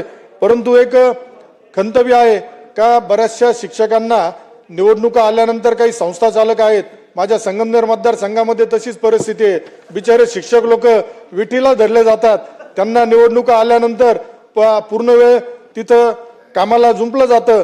शिक्षण मंत्री महोदय माझी आपल्याला विनंती राहील का ज्या पद्धतीने काही संस्था चालक शिक्षकांना विठीच धरतात तर त्या संस्थेवरती आपण कारवाई केली पाहिजे. शिक्षकांना प्रचारासाठी दिवस रात्र सोडून इकडे विद्यार्थ्यांना वाऱ्यावर सोडलं जातं. लहान लहान मुलांना सुद्धा तिथं आता समजायला लागलंय का आज जर आपले 2 दिवस शिक्षक आले नाही तर तेच समजून घेता का आता निश्चित कुठली तरी निवडणूक लागली आणि कुठेतरी ते प्रचारला गेले आहेत. अध्यक्ष महोदय, महाराष्ट्र राज्यातील काही इंग्रजी माध्यमांच्या शाळेमध्ये फी न भरल्यामुळे पालकांकडून विविध प्रकारचे दंड आकारण्याचा प्रकार सध्या सर्रास सुरू झाला आहे. त्यामुळे लहान मुलांना शाळेत बसून दिलं जात नाही, स्कूल बसमधून उतरून दिलं जातं. तर अशा शाळांवर सुद्धा कारवाई होणं अपेक्षित आहे. अध्यक्ष महोदय, शिक्षणाचा जो बालकांचा हक्क आहे त्याच्या मार्गदर्शक सूचनांच्या विरोधात असताना सुद्धा 22 ते 25 या कालावधीत अशा प्रकारच्या तक्रार येऊन सुद्धा त्याच्याकडे शिक्षण विभागाचं दुर्लक्ष झालेलं दिसतंय. अध्यक्ष महोदय, विद्यार्थ्यांचं मानसिक खच्चीकरण करणाऱ्या शाळांविरुद्ध दंडात्मक कारवाई, मान्यता रद्द किंवा आर्थिक दंड आकारण्याची तरतूद शासनाच्या नियमावलीत करण्यात येणं गरजेचं आहे. विद्यार्थ्यांचे शैक्षणिक हक्क व मानसिक आरोग्य अबाधित राहावे यासाठी फी वसुली प्रक्रियेबाबत राज्यस्तरीय स्पष्ट मार्गदर्शक तत्वे जारी करण्याची शासनामार्फत होणं गरजेचं आहे. अध्यक्ष महोदय, माझ्या संगमनेर मतदारसंघातील तालुक्यातील युवकांच्या भवितव्याशी संबंधित महत्वाच्या विषयाकडे सभागृहाचं लक्ष वेधतोय. ग्रामीण भागातील युवकांमध्ये प्रचंड क्षमता, ऊर्जा आणि क्रीडा गुण आहे. परंतु योग्य मार्गदर्शन, प्रशिक्षण, पायाभूत सुविधा नसल्यामुळे त्यांना पुढे येण्याची संधी मिळत नाही. अध्यक्ष महोदय, संगमनेर तालुक्यात अनेक गावांमध्ये खेळाची मैदानं नाहीत. उपलब्ध मैदान अतिक्रमणामुळे देखभाल अभावी वापरण्यायोग्य राहिलेली नाहीत. क्रीडा संकुले, व्यायामशाळा, धावपट्टी, इंडोर हॉल याचा अभाव असल्याने युवकांना शहराकडे जावं लागतं. अध्यक्ष महोदय, ग्रामीण खेळाडूंना जिल्हा स्तरावरील स्पर्धेत पोहोचण्यासाठीची आर्थिक व प्रशासकीय अडचणींना सामना करावा लागतो. शासनाच्या योजनांचा लाभ तालुक्यातील युवकांपर्यंत प्रभावीपणे पोहोचत नाही ही वस्तुस्थिती आहे. अध्यक्ष महोदय, माझ्या संगमनेर मतदारसंघातील भाग्यश्री नवले नावाची एक खेळाडू आहे. परंतु दुर्दैवाने तिला आपल्या महाराष्ट्रामध्ये संधी न मिळाल्यामुळं तिला गुजरात सारख्या राज्याकडे जाऊन आपल्या प्रतिनिधित्व करावं लागलं. अध्यक्ष महोदय, युवक कल्याणाच्या दृष्टीने युवक मंडळींना निधी अपुरा मिळतो. प्रशिक्षण शिबिरे कमी प्रमाणात होतात. तसेच स्वयंरोजगार व कौशल्य विकास कार्यक्रमाची माहिती ग्रामीण युवकांपर्यंत पोहोचत नाही. त्यामुळे बेरोजगारी, स्थलांतर आणि सामाजिक अरे 2 मिनिटं मित्रांनो, अरे सभागृहामध्ये एक सदस्य बोलत असताना थोडं शांतता तर धरा. अरे आम्ही काही तर काय फक्त असं काय याच्या पुरतच उभं राहिलो का बोलायला? आम्ही जर शिस्त पाळतो तर तुम्ही सुद्धा शिस्त पाळली पाहिजे ना. अरे मग बोला म्हणजे काय नुसतं का वाच हे चाललंय का? अरे थोडं गांभीर्य ठेवलं पाहिजे. नाही सगळ्यांनाच सांगतो ना, ते सगळ्यांनाच लागू झालं. जे मध्ये व्यत्यय आणताय त्यांच्यासाठी. अध्यक्ष महोदय, माझी शासनाला विनंती आहे, संगमनेर तालुक्यात क्रीडा संकुल उभारण्यासाठी तातडीने निधी मंजूर करावा. प्रत्येक मोठ्या गावामध्ये किमान एक दर्जेदार खेळाचे मैदान विकसित व्हावे. ग्रामीण खेळाडूंना प्रशिक्षण, आरोग्य, प्रवासासाठी विशेष अनुदान योजना सुरू करावी. युवक मंडळांना नियमित निधी मार्गदर्शन देण्यासाठी तालुका स्तरावर समन्वय समिती स्थापन करावी. अध्यक्ष महोदय, महाराष्ट्र राज्यात फक्त कबड्डी, खो खो, मल्लखांब, कुस्ती, लाठी काठी, विट्टी दांडू, आटापाड्या यासारख्या पारंपरिक खेळांना समर्पित स्वतंत्र क्रीडा विद्यापीठ किंवा राज्यस्तरीय क्रीडा अकादमी अस्तित्वात नसल्यामुळे ग्रामीण व आदिवासी भागातील गुणवंत खेळाडूंना प्रशिक्षण, संशोधन, क्रीडा, विज्ञान व रोजगाराच्या संधीपासून वंचित राहावे लागत आहे. अध्यक्ष महोदय, ग्रामीण भागातील कबड्डी, मल्लखांब, कुस्ती, विट्टीदांडू सारख्या खेळातील गुणवंत खेळाडू केवळ संरचनेच्या अभावामुळे राष्ट्रीय व आंतरराष्ट्रीय स्तरावर मागे पडत आहे. राष्ट्रीय आंतरराष्ट्रीय स्तरावर महाराष्ट्राने पारंपरिक खेळामध्ये दिलेले उल्लेखनीय योगदान लक्षात घेता या खेळासाठी स्वतंत्र महाराष्ट्र पारंपरिक क्रीडा विद्यापीठ अकादमी स्थापन करण्याबाबत शासनाने ठोस भूमिका उपाययोजना करण्याची आवश्यकता आहे. अध्यक्ष महोदय, क्रीडा धोरण, योग धोरण, सांस्कृतिक वारसा जतन या दृष्टी पारंपरिक खेळासाठी स्वतंत्र क्रीडा विद्यापीठ अकादमी स्थापन करून प्रशिक्षण, संशोधन, रोजगार निर्मिती व आंतरराष्ट्रीय प्रतिनिधित्वाची संरचना उभारण्याची आवश्यकता. त्यासाठी जागा निश्चिती, निधी मंजूर व कालमर्यादित कृती आराखडा जाहीर करण्याची मी आपल्या मार्फत शासनाला विनंती करत आहे. अध्यक्ष महोदय, पाणी पुरवठा व स्वच्छता विभाग भाग क्रमांक 178, पान क्रमांक 140. अध्यक्ष महोदय, माझ्या संगमनेर मतदारसंघातील तसेच तालुक्यातील नागरिकांच्या जीवनाशी थेट संबंधित असलेला महत्त्वाचा विषय हा सभागृहाच्या निदर्शनास आणून देतो. पाणी पुरवठा व स्वच्छतेच्या गंभीर समस्या. जलजीवन योजना जी हरघर जल देण्याची महत्वाकांक्षी योजना आदरणीय मोदी साहेबांनी सुरू केली, त्यांचा उद्देश चांगला होता, परंतु माझ्या संगमनेर तालुक्यामध्ये अशी विदारक परिस्थिती झाली का काही राजकीय ठेकेदारांनी ठराविक प्रत्येक कामं स्वतः घेतलेत. त्यामध्ये एक उदाहरण आपल्याला मी असं देईल का गुलेवाडी म्हणून एक जे गाव आहे, तिथं ज्यावेळेस त्या योजनेला मंजुरी मिळाली त्यावेळेस ती 81 कोटी रुपयाची योजना होती आणि कालांतराने ती 125 कोटी रुपयाची योजना झाली. पाणी पुरवठा मंत्री साहेब, आपण आहात इथं, याच्यामध्ये गंभीर विषय आहे का ज्यावेळेस तुमच्याकडून या योजनेसंदर्भातला प्रस्ताव बनवला गेला त्यावेळेस जर तो 81 कोटीचा होतो, मग या असे अपूर्ण प्रस्ताव का बनवले गेले आणि या अपूर्ण प्रस्तावातून कामं घेतल्यानंतर तुम्ही डायरेक्ट ते प्रत्येक योजनेच्या कामामध्ये तो निधी 50-50, 25-25 कोटी रुपये हा कशा प्रकारे वाढला गेला याची सुद्धा निश्चित चौकशी होणं मला वाटतं गरजेचं आहे. अध्यक्ष महोदय, संगमनेर मतदारसंघातील काही ठराविक गावांचे मी सांगतो. गुलेवाडी असेल, धांदरफळ बुद्रुक असेल, जवळे कडलक, चन्नापुरी, निमगाव, भोजापूर, साकूर, अकलापूर या प्रादेशिक पाणी पुरवठा योजना आहेत, यांची चौकशी होणं गरजेचं आहे. मधल्या कालावधीमध्ये यापूर्वी जलजीवनच्या आधी तळेगाव दिघे पाणी पुरवठा योजना होती, त्याचं लाईट बिलाचे 10 कोटी रुपये थकीत झालं आहे, परंतु पाणी नसताना सुद्धा 10 कोटी रुपये याच्या बिल आलेले आहेत. तर माझी आपल्या माध्यमातून शासनाला विनंती राहील का हे सुद्धा याच्यामध्ये सवलत मिळाली पाहिजे, वीज बिल माफ झालं पाहिजे, या दृष्टीने सरकारने प्रयत्न केला पाहिजे. तसेच माझ्या मतदारसंघातील ज्या जलजीवनच्या योजना आहेत त्याचे प्रलंबित ज्या आहेत त्या तत्काळ सुरू होणं गरजेचं आहे. बंद पडलेल्या योजनांची तांत्रिक तपासणी करून त्या दुरुस्त होणं गरजेचं आहे. अध्यक्ष महोदय, पाणी व स्वच्छता हा केवळ विकासाचा नाही तर आरोग्याचा व मानवी सन्मानाचा प्रश्न आहे, म्हणून शासनाने या विषयाला अत्यंत प्राधान्य देऊन तातडीने ठोस उपाययोजना करावी अशी मी विनंती करतो. अध्यक्ष महोदय, दिव्यांग विभाग बाब क्रमांक 191, पृष्ठ क्रमांक 149. आज आपल्या सरकारच्या माध्यमातून संजय गांधी निराधार योजनेसारख्या योजना राबवताना दिव्यांग बांधवांना 1500 रुपयाचे 2500 रुपये केले गेले, त्याबद्दल मी शासनाचा आभारी आहे. परंतु माझी शासनाला विनंती राहील का हे जे आमचे दिव्यांग बांधव आहेत यांच्यासाठी तालुका स्तरावरती दिव्यांग भवन हे झालं पाहिजे. त्या माध्यमातून त्यांना तिथं छोटे मोठे उपक्रम त्यांच्या संघटनेच्या माध्यमातून निश्चित राबवता येतील. माझ्या संगमनेर येथे बीओटी तत्वावरती बस स्थानकाचं काम झालंय, यामध्ये दिव्यांग बांधवांना देण्यासंदर्भात, गाळे देण्यासंदर्भात कोर्टाने सुद्धा निकाल दिलेला असताना सुद्धा तो जो विकासक आहे तो विकासक त्या दिव्यांग बांधवांना गाळे देत नाही. तर आपल्या स्तरावरून सुद्धा त्यांना सूचना होऊन त्यांना गाळे कसे मिळतील यासाठी प्रयत्न होणं गरजेचं आहे. तसेच माझी आपल्या माध्यमातून शासनाला विनंती राहील का दिव्यांग बांधवांना ज्यावेळेस संजय गांधी योजना असेल किंवा इतर योजनेचा लाभ देताना आपण जी उत्पन्नाची मर्यादा त्यांची कुटुंबाची म्हणून बघतो, परंतु दिव्यांग बांधवांच्या बाबतीत ही अट कुठेतरी शिथिल करावी असं मला वाटतं. तसेच वारंवार त्यांना केवायसीच्या माध्यमातून अडवणूक केल्या जाते, ही सुद्धा कुठेतरी थांबले पाहिजे असं मला वाटतं. धन्यवाद अध्यक्ष महोदय, आपण मला बोलण्याची संधी दिल्याबद्दल. संदीप क्षीरसागर. मागणीवरती आज बोलण्यासाठी मी उभा आहे. अध्यक्ष महोदय, माझे 2-3च विषय आहेत. माझ्या मतदारसंघाच्या ह्याच्यातून फार महत्त्वाचे विषय आहेत. पाणी पुरवठा विभाग बाब क्रमांक 99, पृष्ठ क्रमांक 72. अध्यक्ष महाराज, असं एकही अधिवेशन नाही त्या संदर्भात माझ्या बीड शहराच्या पाणी पुरवठ्याच्या विषयावरती मी बोललो नाही. अतिशय महत्त्वाचा विषय माझ्या बीड शहरात नगरपालिकेचा आहे. माझ्या बीड शहरामध्ये 3 लाखाची लोकसंख्या आहे आणि त्या 3 लाखाच्या लोकसंख्येप्रमाणे आधी जुनी बॅकवॉटरची योजना होती ती 24 MLTची होती आणि जशी 3 लाखाच्या आसपास लोकसंख्या गेल्यानंतर देवेंद्र फडणवीस साहेब जेव्हा पहिल्यांदा मुख्यमंत्री झाले तर शेवटच्या टप्प्यामध्ये त्या लोकसंख्येप्रमाणे 25 MLTची नवीन योजना तिथं आली. ही पहिली जुनी 24 MLT आणि नवीन 25 MLT.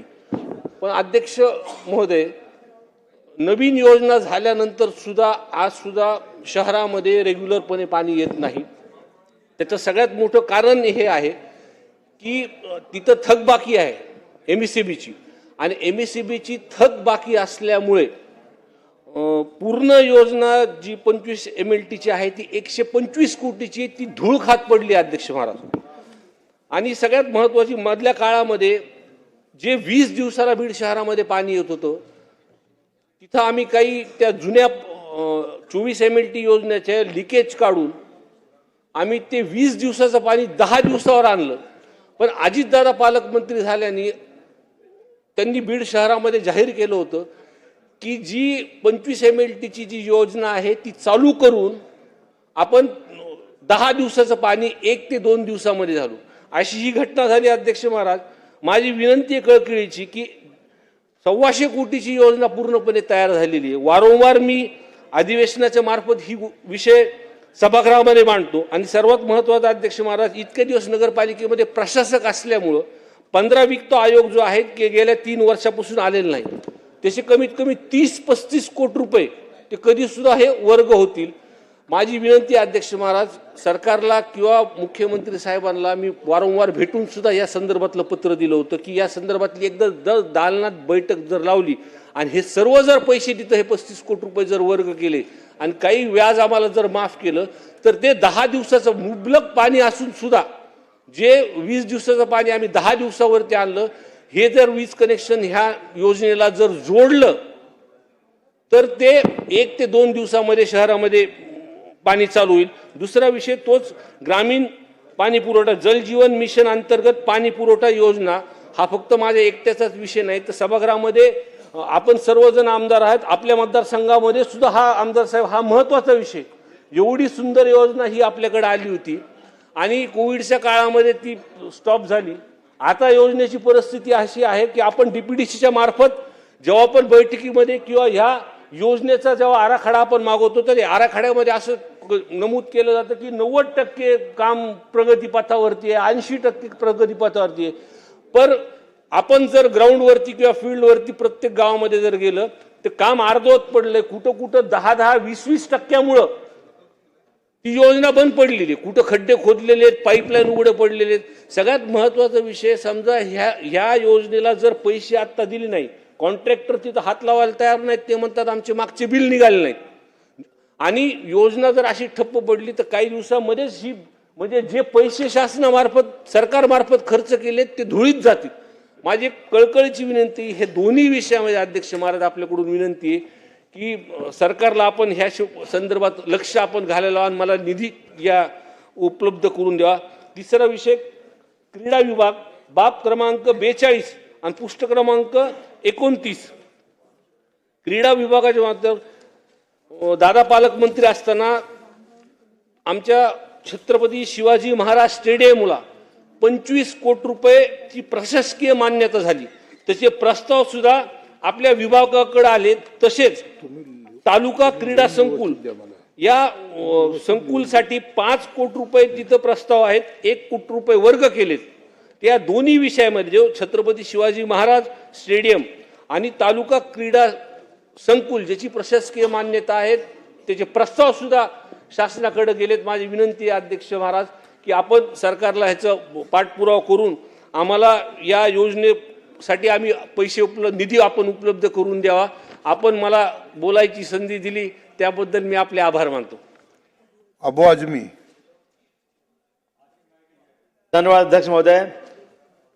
मैं बजट पे बोलने शुरू कर रहा हूँ अध्यक्ष महोदय. अध्यक्ष महोदय, स्कूल एजुकेशन पुरौनी मांगनी पर अध्यक्ष महोदय, स्कूल एजुकेशन बाब नंबर 40, 41, 42, 43, पेज नंबर 28, 29, 30। अध्यक्ष महोदय, मुंबई में कुल स्कूलों की संख्या जो है 1736 है, 1736। इसमें माइनॉरिटी का जो माइनॉरिटी को स्टेटस मिला है वो 1950 स्कूल है।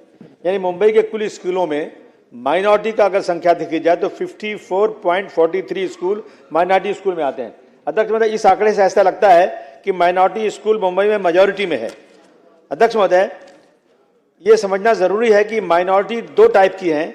एक रिलीजियस माइनॉरिटी, इसमें मुस्लिम, बुद्धिस्ट, जैन, पारसी, सिख, क्रिश्चियन वगैरह आते हैं। महाराष्ट्र में इनकी आबादी तकरीबन 20% है। अतः एक लिंग्विस्टिक माइनॉरिटी, इसको भी माइनॉरिटी का स्टेटस मिला हुआ है। हालांकि ये तालीमी तौर पर तरक्की याफ्ता हैं, डेवलप्ड हैं ये लोग। असल में इनका स्टेटस मेजॉरिटी का है, लेकिन माइनॉरिटी में है, मगर लैंग्वेज की वजह से इनको माइनॉरिटी में का स्टेटस दिया गया है। अध्यक्ष महोदय, अतः असल में मुस्लिम बुद्धिस्ट माइनॉरिटी के लिए ही Ranganath Mishra, Sachar committee, doctor Mahmoodur Rahman committee report ने कहा था कि इस कम्युनिटी को स्कूल और कॉलेज बनाने को, चलाने को पूरी सुविधा देना चाहिए और इनको 5% एजुकेशन में रिजर्वेशन मिलना चाहिए। अध्यक्ष, महाराष्ट्र में 2014 में पॉलिसी के तहत SBC यानी स्पेशल बैकवर्ड क्लास को आपने रिजर्वेशन का एक GR निकाला। इसमें रिजर्वेशन 5% मुस्लिम को एजुकेशन में रिजर्वेशन का ऐलान हुआ था। अध्यक्ष महोदय, ये 2014 में कभी भी 2014 से आज तक कभी इम्प्लीमेंट नहीं हुआ और अभी सरकार ने इसको रद्द कर दिया। जो एक SBC का के नाम पर मिलना था, मजहब के नाम पर नहीं, रिलीजन के नाम पर नहीं, बल्कि ये SBC यानी स्पेशल बैकवर्ड क्लास के नाम पर रिजर्वेशन मांगा जा रहा था और सरकार ने उसको खत्म कर दिया। अध्यक्ष महोदय, आर्टिकल 15(4) हुकूमत को अख्तियार देता है कि पसमानदा SBC के लिए खास तौर पे इंतजाम किया जाए। आर्टिकल 16(4) में यह कहा गया है कि अगर किसी सेक्शन को सरकारी मुलाजमत में उसकी तादाद कम है, उसको रिजर्वेशन दिया जाए। दोनों आर्टिकल में कहीं भी रिलीजन की बात नहीं बल्कि पसमानदा की बात कही गई है। महाराष्ट्र सरकार ने ऐलान किया था अगस्त 2024 में GR के जरिए जो EBC क्लास में है उनकी गर्ल्स स्टूडेंट जिनकी फैमिली का इनकम 8 लाख से कम है, इनको मेडिकल और टेक्निकल एजुकेशन में tuition fees 100% free, exam fee free. मगर असलियत यह है कि कई प्राइवेट स्कूलों में, रिकॉग्नाइज्ड कॉलेजेस में उनको बिल्कुल ये सुविधा नहीं दी जा रही है। सरकार ऐलान होने के बाद भी, GR आने के बाद भी इस पे इम्प्लीमेंट नहीं हो रहा है। इस पे सरकार को सख्ती के साथ इम्प्लीमेंट कराना चाहिए। अध्यक्ष महोदय, एक साल के अंदर 1,28,000 से ज्यादा बच्चों ने एजुकेशन छोड़ दिया, पढ़ाई छोड़ दिया। 1,28,000 से ज्यादा एक साल के अंदर का ये आंकड़ा है। हमारी जो व्यवस्था है लोकल बॉडीज और स्कूल, म्यूनिसिपल स्कूल में गरीब बच्चों को एजुकेशन देने बिल्कुल नाकाम है। अध्यक्ष महोदय, आज भी 33.28 स्कूल ऐसे हैं जिनमें आज भी इलेक्ट्रिक नहीं, बिजली नहीं है। अध्यक्ष महोदय, आज इतने मॉडर्न जमाने में, इतना डेवलप होने के बाद भी आज वहां कंप्यूटर की एजुकेशन नहीं दी जा सकती क्योंकि वहां इलेक्ट्रिक है नहीं। हमारे राज्य में 9,266 स्कूल ऐसे हैं जहां सिर्फ एक ही टीचर है। अध्यक्ष महोदय, एक टीचर होगा तो पढ़ाई कैसे होगी? सिर्फ एक टीचर है आज वहां पर, तो आप ये सोचिए वहां पर एजुकेशन कैसे हो सकती है।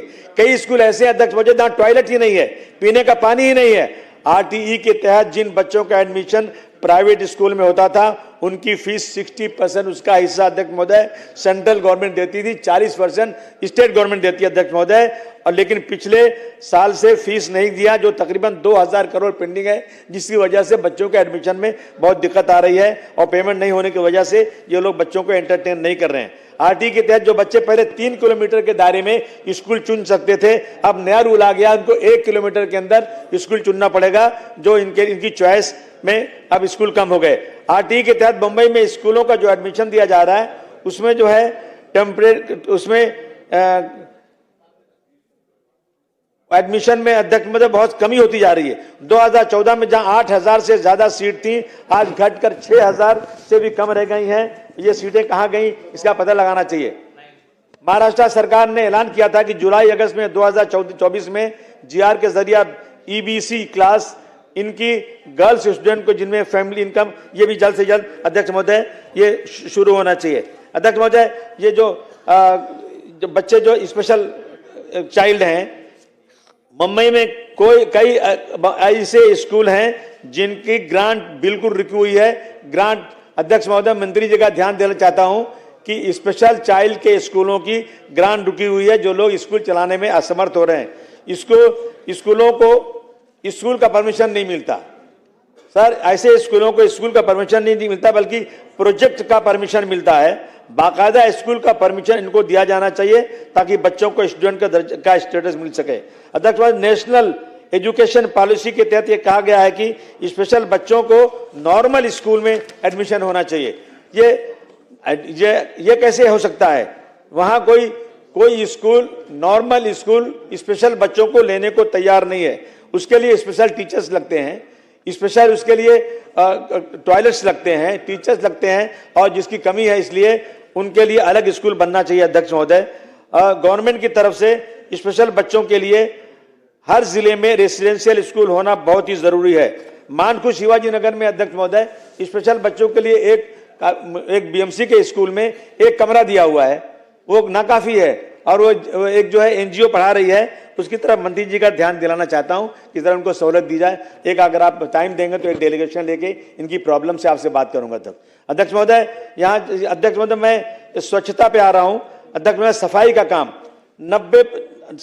काम बिल्कुल नहीं हो रहा है। अध्यक्ष महोदय, स्वच्छता का बहुत बड़ा प्रॉब्लम है। जितनी सफाई वर्कर होना चाहिए उससे बहुत कम है, क्योंकि जनगणना 2011 के मुताबिक हमारे यहाँ जो वर्कर मिल रहे हैं, और जबकि आबादी बहुत बढ़ चुकी है। एक दत्तक बस्ती नाम की जो स्कीम है उसमें मानधन जो दिया जाता है बहुत कम दिया जाता है। जहां 25 लोग काम करना चाहिए, 5 लोग से ज्यादा काम नहीं करते, कभी भी चेक कर दिया जाए। और सफाई का बहुत बड़ा प्रॉब्लम है अध्यक्ष महोदय। और जो सफाई वर्कर पुराने हैं, जिनकी 50-50 हजार रुपया सैलरी है, वो लोग किसी और को भेज देते हैं, 1 घंटे काम करके चले जाते हैं। यानी बिल्कुल से सफाई की तरफ ध्यान नहीं हो रहा है। अध्यक्ष महोदय, मेरे विधानसभा में अध्यक्ष महोदय, 2 मिनट तक खत्म कर रहा हूं मैं। मेरे विधानसभा में अध्यक्ष महोदय पानी के बारे में कहूं मैं आपको कि इस रमजान का महीना चल रहा है, पानी जो है रफी नगर, बाबा नगर, रोड नंबर 3, आदर्श नगर, इन एरियो में पानी सप्लाई बहुत अच्छी तरह नहीं हो रही है। पानी गंदा आ रहा है, पाइप पुराने होने की वजह से वो पाइप फटे हुए हैं अध्यक्ष महोदय, और उसके अंदर पानी गंदा बदबूदार आ रहा है। सिर्फ 1 मिनट आपसे आखिरी चीज लेना चाहता हूं अध्यक्ष महोदय। नाला सफाई का मानखुश शिवाजी नगर में जो काम है सर, ये हमेशा कहते हैं कि 90% काम पूरा हो चुका है, मगर जमीनी हकीकत यह है अध्यक्ष महोदय, नाले जितने भी हैं वो नाले बिल्कुल साफ अच्छी तरह नहीं किए जाते हैं। वो चाहे मुख्य नाले हो, चाहे आदर्श नगर का नाला हो, रफी नगर का नाला हो, पीएमजी का नाला हो, देवनार का नाला हो, नमूनिया नगर का नाला हो, ये सब भर जाते हैं और ड्रेनेज का पानी लोगों के घरों में आता है। अध्यक्ष महोदय, मेरा निवेदन है कि नाले सफाई के लिए अब मार्च में ये काम शुरू होना चाहिए, और इस पर सख्ती के साथ इसको देखना चाहिए। सरकार की तरफ से जो फंड आ रहा है, उन फंड का बिल्कुल जो है बंदर बांट हो रहा है, उसमें बहुत बड़ा घपला हो रहा है। इसकी निगरानी बहुत जरूरी होना चाहिए ताकि बरसात के पहले नाले साफ हो जाएं, लोग बीमारी से बच जाएं। इसकी गंदगी की वजह से इतनी बीमारी बढ़ रही है अध्यक्ष महोदय कि लोगों को टीबी हो रही है, कैंसर हो रहा है, लोगों को बहुत प्रॉब्लम्स है। सरकार का ध्यान में इस तरह दिलाना चाहता हूं। मानकी शिवाजी नगर एक स्लम एरिया है, गरीब एरिया है, वहां पर इन चीजों का ध्यान करना बहुत जरूरी है। अध्यक्ष महोदय, बहुत बहुत धन्यवाद, आपने बोलने का अवसर दिया, धन्यवाद। श्रीमती मोनिका राजळे। धन्यवाद अध्यक्ष महोदय। सन 2025-26च्या पुरवणी मागण्यावर चर्चा करण्यासाठी आज मी या ठिकाणी आपण मला संधी दिलीत, त्याबद्दल धन्यवाद। आज या ठिकाणी शालेय शिक्षण व क्रीडा विभाग, पाणी पुरवठा व स्वच्छता आणि दिव्यांग कल्याण विभाग या 3 विभागावर चर्चा होते। मी प्रथमतः पाणी पुरवठा आणि स्वच्छता या विभागावर पूरक मागणी क्रमांक 2, बाब क्रमांक 178 आणि पाणी क्रमांक 140। आपल्या राज्यामध्ये प्रत्येक घरात प्रत्येक नागरिकाला नळाद्वारे पुरेसं पाणी देण्यासाठी केंद्र आणि राज्य शासनाच्या माध्यमातून जलजीवन योजनेची ही महत्त्वाकांक्षी योजना ही सन 2021-22ला सुरू झालेली आहे। खरं तर काही योजना 5 कोटीच्या आतमध्ये जिल्हा परिषदेच्या मार्फत आणि त्यापुढे बाकीच्या जीवन प्राधिकरण योजनेच्या माध्यमातून काम सुरू झालेलं आहे।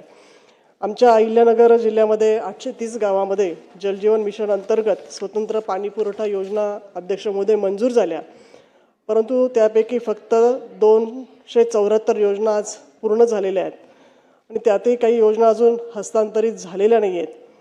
सन 2022ला मंजूर झालेल्या ज्या योजना आहेत त्यांना 2 वेळा मुदतवाढ दिली मंत्री महोदय. तर ही 830 योजनांपैकी फक्त 556 गावांच्या योजना ह्या आजपर्यंत अपूर्ण आहेत. म्हणजे खूप मोठी तफावत ही आकडेवारीमध्ये आपल्याला दिसून येईल.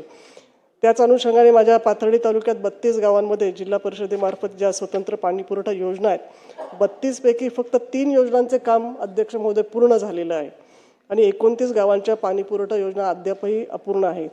त्याचप्रमाणे माझ्या शेवगाव तालुक्यात सुद्धा 37 गावांच्या ज्या पाणी पुरवठा योजना 2022ला मंजूर झाल्या त्यात फक्त 12 योजना पूर्ण झाल्या. त्यापैकी 8 योजनांचं हस्तांतरण अद्यापही झालेलं नाही आहे.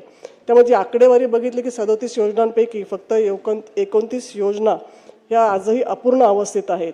आणि आज जर बघितलं की आमच्या जिल्हा परिषदेच्या ह्या योजना आणि त्याचबरोबर ज्या जीवन प्राधिकरणामार्फत सुरू झालेल्या योजना आहेत तर माझ्या मतदारसंघापैकी 200-250 गावांमध्ये त्यापैकी 167 गावं हे प्रादेशिक पाणी पुरवठा योजनेमध्ये येतात मंत्री महोदय.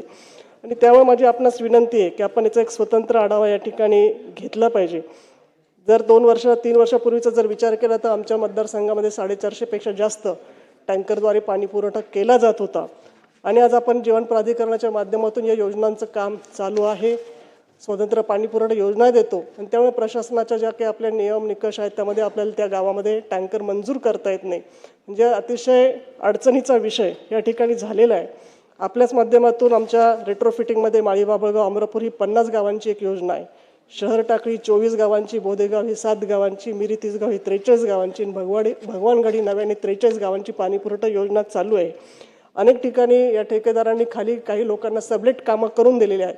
त्यामुळे त्यांच्या जागा तांत्रिक निकष नसेल, तिथल्या काही जागांचा विषय असेल, काही ठिकाणी फक्त टाक्यांचे सांगाडे उभे करून ठेवले, 1-1.5 फूटच त्यांनी पाईपलाईनसाठी रस्ते खोदून ठेवलेले. त्यामुळे रस्त्यांचं सुद्धा खूप मोठं नुकसान झालेलं आहे आणि म्हणून ही कामं अतिशय याचा चांगल्या पद्धतीने होत नाही आहे. कारण कोट्यावधीचा निधी आपल्याला केंद्र आणि राज्याकडून या योजनांसाठी मिळतोय आणि त्या पद्धतीने आपल्याला जे काही आपलं आहे की आपल्याला पाणी सगळ्यांच्या घरापर्यंत नळाद्वारे द्यायचं आहे तर ते मला वाटतं ते काही पूर्ण होत नाही. आणि येणाऱ्या काळामध्ये आम्हाला टँकरचा सुद्धा या ठिकाणी मोठी अडचण, टँकर भरायला सुद्धा आम्हाला त्या ठिकाणी योजना व्यवस्था नसल्यामुळे माझी आपल्याला या ठिकाणी विनंती आहे की आपण आपल्या अधिवेशन काळामध्ये किंवा अधिवेशन संपल्यानंतर आमच्या अहिल्यानगर जिल्ह्यातील जनजीवन मिशन अंतर्गत जिल्हा परिषदेच्या आणि महाराष्ट्र जीवन प्राधिकरणच्या ज्या काही योजना आहेत त्याचा एक स्वतंत्र बैठक लावून त्याचा आढावा घेऊन त्याला अधिक गती कशी देता येईल यासाठी माझी आपल्याला आज या ठिकाणी विनंती आहे.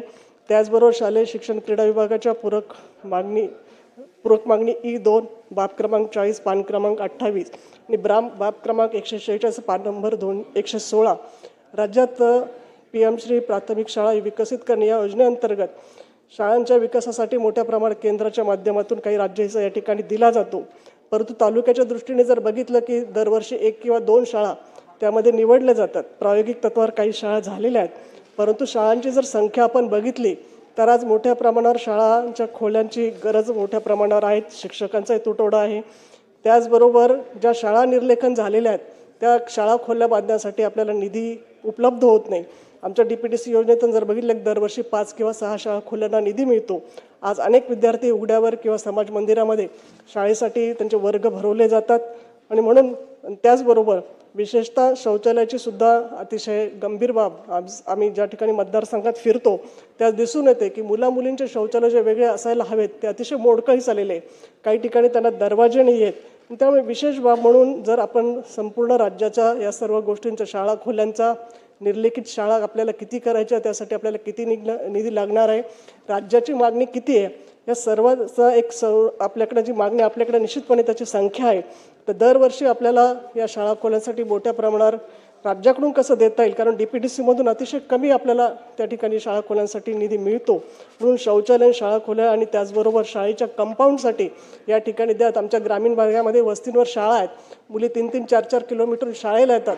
बिबट्यांचा खूप मोठा प्रादुर्भाव आहे आणि अनेक ठिकाणी आत्ताही माझ्या मतदारसंघामध्ये 2-3 ठिकाणी 5वी-6वीच्या मुलींना पळवण्याचे प्रकारसुद्धा खूप मोठ्या प्रमाणावर झालेले आहेत.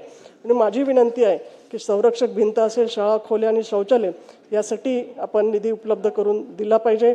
त्याचबरोबर क्रीडा विभागाच्या माध्यमातून आपण 7 लाख रुपये आपण व्यायामशाळेच्या साहित्याने देतो. परंतु ग्रामीण भागामध्ये जर बघितलं आपण तर अनेक ठिकाणी फक्त कुठंतरी हा योजनेचा निधी मार्गी लावायचा आहे. कुठेही रस्त्याच्या कडेला, शेताच्या कडेला हे साहित्य आपल्याला बसलेलं दिसतं. त्यासाठी 7 लाखाचा निधी दिला असतो. परंतु माझी आपल्याला विनंती आहे की यामध्ये सुद्धा वाढ केली पाहिजे. योग्य ठिकाणी त्या बसवण्याच्या सूचना आपण या ठिकाणी केल्या पाहिजे. त्याचबरोबर व्यायामशाळेच्या खोल्यांसाठी जो निधी दिला जातो त्यामध्ये वाढ करणं गरजेचं आहे. माझ्या पाथर्डी तालुक्यातील तालुका क्रीडा संकुल जागेअभावी आतापर्यंत मंजूर नव्हता, परंतु आत्ताच आपल्याला राज्य शासनाने 10 एकरची जागा पाथर्डी तालुक्यासाठी उपलब्ध करून दिलेली आहे. आमचा 25 कोटीचा प्रस्ताव या ठिकाणी क्रीडा संकुलाचा आलेला आहे. या बजेटमध्ये त्यासाठी तरतूद करावी एवढी विनंती या ठिकाणी करते. आपण मला बोलण्याची संधी दिली त्याबद्दल मी पुन्हा एकदा अध्यक्ष महोदयांचे आभार मानते. धन्यवाद. अर्जुनराव खोतकर. Yes boss. माननीय अध्यक्ष महोदय,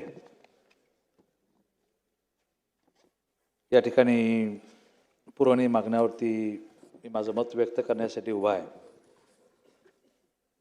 शालेय शिक्षण विभाग बाब क्रमांक 40, पाणीपुरवठा विभाग बाब क्रमांक 178, दिव्यांग कल्याण विभाग बाब क्रमांक 191 आणि 92 या विषयावरती सरकारकडून काही अपेक्षासह मागण्या मी या ठिकाणी करणार आहे.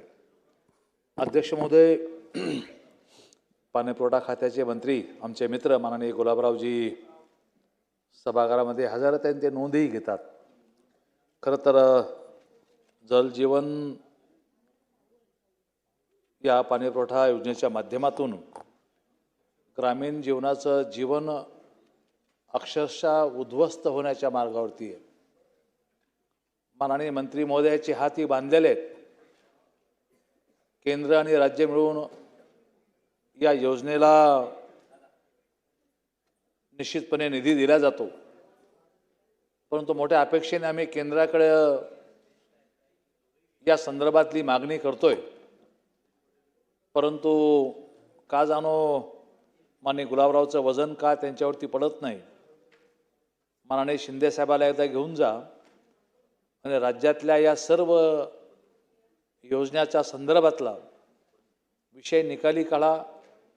नसता आज जी काही संकट ग्रामीण पाणीपुरवठ्यावरती आलेलं आहे हे संकट अधिकचं गडद किंवा अधिकचं भयानक या ठिकाणी होत जाणार आहे.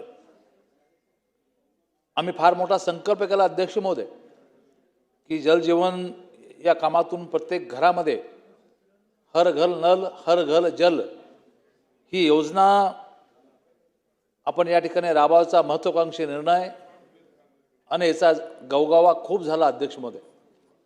ग्रामीण भागामध्ये आजही म्हटलं जातं या माध्यमातून ही आता हा शेवटची योजना जलजीवन मिशनच्या माध्यमातून शेवटची योजना येणाऱ्या कित्येक वर्षापर्यंत आता नवीन योजना या ठिकाणी त्या गावाला मिळणार नाही. माननीय मंत्री महोदयाला मी आपल्या माध्यमातून विनंती करणार आहे की मंत्री महोदय हे फार मोठी जबाबदारी आपल्याकडं राज्यातल्या पाणीपुरवठ्याची जबाबदारी माननीय शिंदेसाहेब माननीय देवेंद्रजी यांनी दिलेली. खरं तर या कामाच्या दर्जाविषयी प्रत्येक जिल्ह्यामध्ये सातत्याची बोंब आहे. दर्जा खूप खराब आहे या योजनेचा. दर्जा खूप खराब असल्यामुळं भविष्य काळामध्ये किती वर्ष या योजनेचं काम करू शकतील हे निश्चितपणे आज तरी सांगता येत नाही. मतदारसंघामध्ये फिरत असताना गावात गेलो की लोक जलजीवन मिशनच्या कामाच्या संदर्भात तक्रारी करतात. त्यामुळं या दर्जावर सुद्धा आपण एकदा माननीय मंत्री महोदयांनी या दर्जाच्या संदर्भात सुद्धा अत्यंत मोठा ड्राईव्ह या ठिकाणी घेतला पाहिजे. खरं तर आम्ही या वर्षी माननीय बबनराव आहेत, आम्ही अतिवृष्टी भागातले आम्ही अतिवृष्टी आमच्याकडे झाली. अतिवृष्टी झाली असताना सुद्धा खूप पाणी असं वाटलं होतं की पाणी कमी पडणार नाही, पण 17 कोटी रुपयाचा आराखडा आम्ही टंचाईचा आराखडा सादर केला. ज्या जीएसटीनी पाणी लागलं असं सांगितलं त्या जीएसटीनी घरात बसून किंवा ऑफिसला बसून हे प्रमाणपत्र दिलं.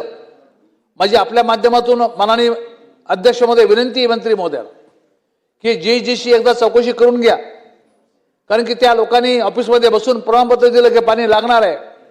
शेकडो योजना अशा आहेत की या शेकडो योजनाला पाणी लागलं नाही. अध्यक्ष महाराज, याला जबाबदार कोण आहे?